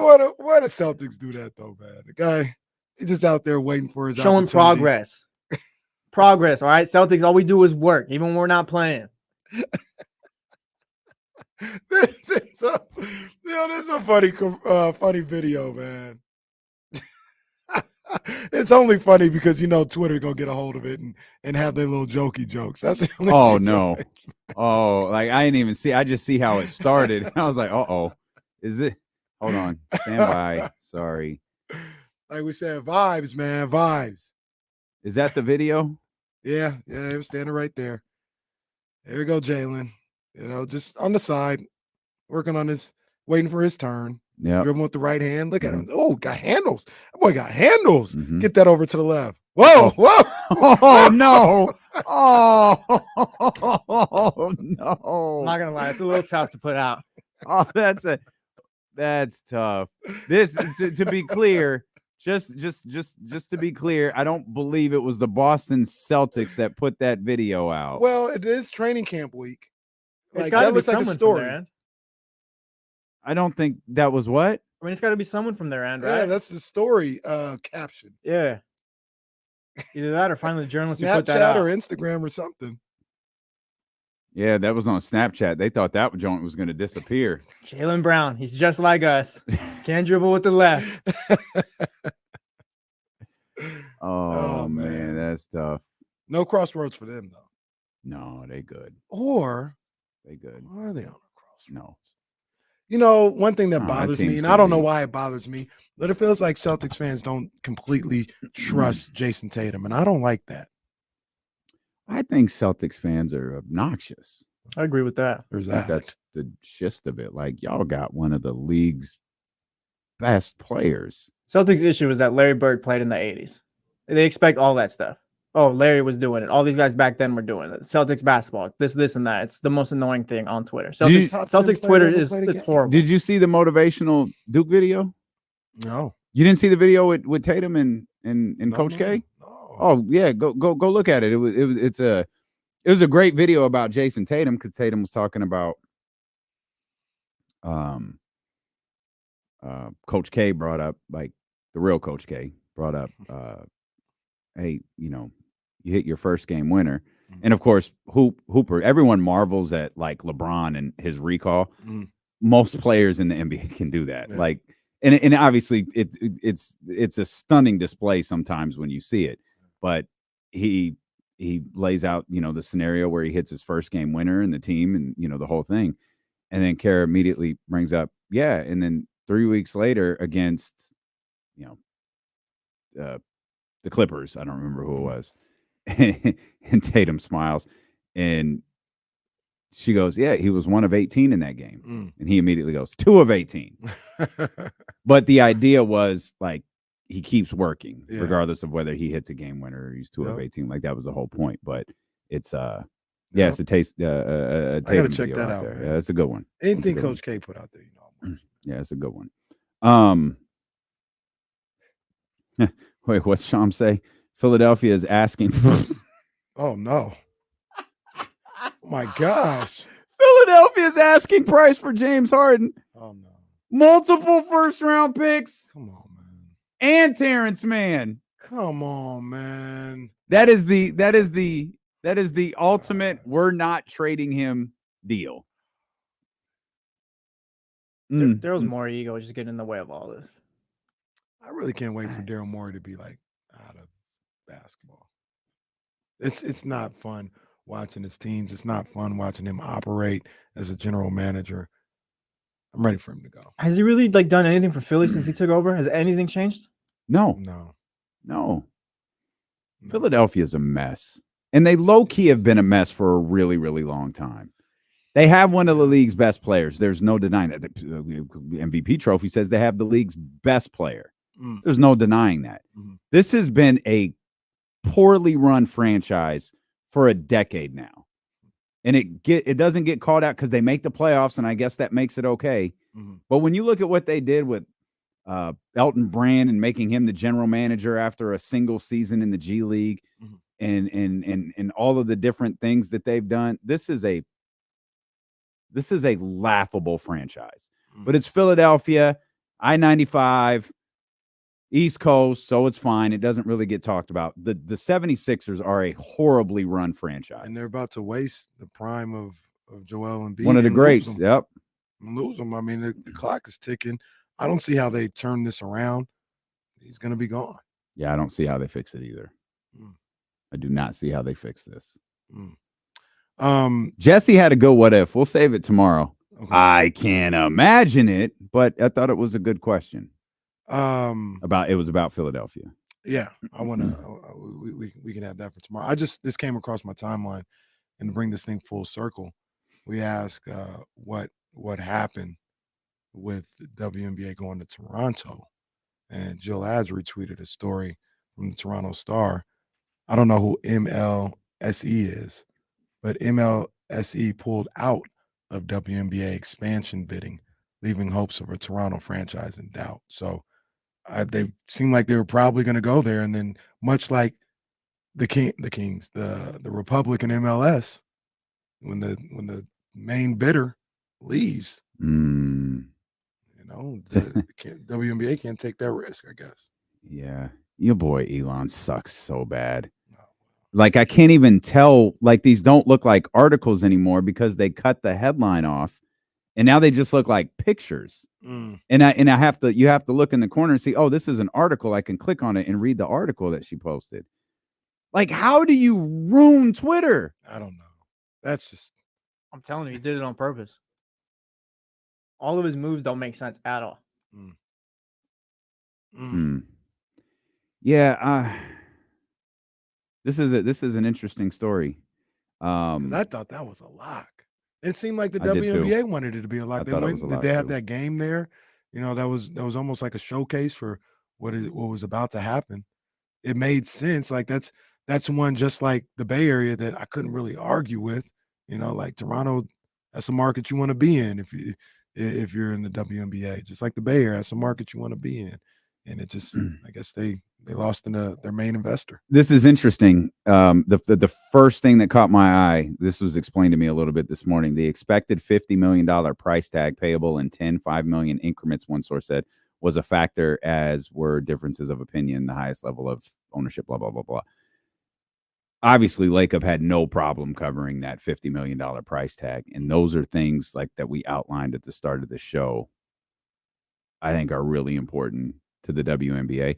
And it's fine that the story says that this ownership group pulled out in Toronto, but I also have to wonder if they have a difference of opinion over this $50 million price tag, this might not be the group for us. Now, it seems like they were really late in the process before they got to that determination. Yeah. Because we heard Toronto was really far along in this thing. It sounds like Toronto was really far along in this thing. Also interesting that Portland seemed to have no problem with it. I asked for details on Portland, like, are they associated with the Trailblazers? Although I didn't have those answers. It really, I'm just throwing something out there. Phil Knight involved? I don't know. Yeah, I don't know. Feels like a Phil Knight move. He wants to be involved in a little something. I was going to say, he was trying to do the Blazers. That's what it was. But they're not up for sale. That's what it was. Yeah. I knew his name had been out there with someone. I guess it was Portland. Hey, congrats to the Bay Area. Congrats to Portland. And congrats to the WNBA as well. Yeah. For growing and expanding. What they said is the first time they've had expansion since like 2008 or something like that. Yeah, I'm trying to remember. I feel like Tulsa was probably the last expansion team. And then since then, it's been movement. Like Detroit, Tulsa obviously doesn't exist anymore. Yeah. I think, the Silver Stars in San Antonio don't exist. I know people want Houston to come back. Like, I don't think that's happening anytime soon. Yeah. The league's in a good spot, though. I think, talent-wise, and you see a lot of these young ladies that are coming up in the game, like these high schoolers, and some in college, and it's some really good basketball, some great basketball going on the women's level, and the league needs more spots for them so they can be here and shine in the States instead of having to always go overseas. Appreciate you so much for being with us. Hit the thumbs up before you go. Hit the subscribe button as well if for some reason you're not a subscriber yet. If you want to continue to hang out with D-Lo and KC, head over to 102.5 KSFM. Kenny's going to screw some names up over there just for fun. And if you want more sports content, we'll keep the vibes going. We'll run it back next on Sacramento Sports Leader, ESPN 1320. Vamos, J. Drake.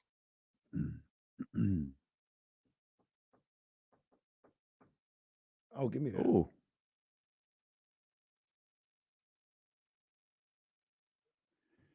All right, y'all. Got to run to the restroom because I drank juice, soda, and all of my water. Get your picks in. Thanks, Soren. Get your picks in. All right, y'all. Hope you had fun today. We did.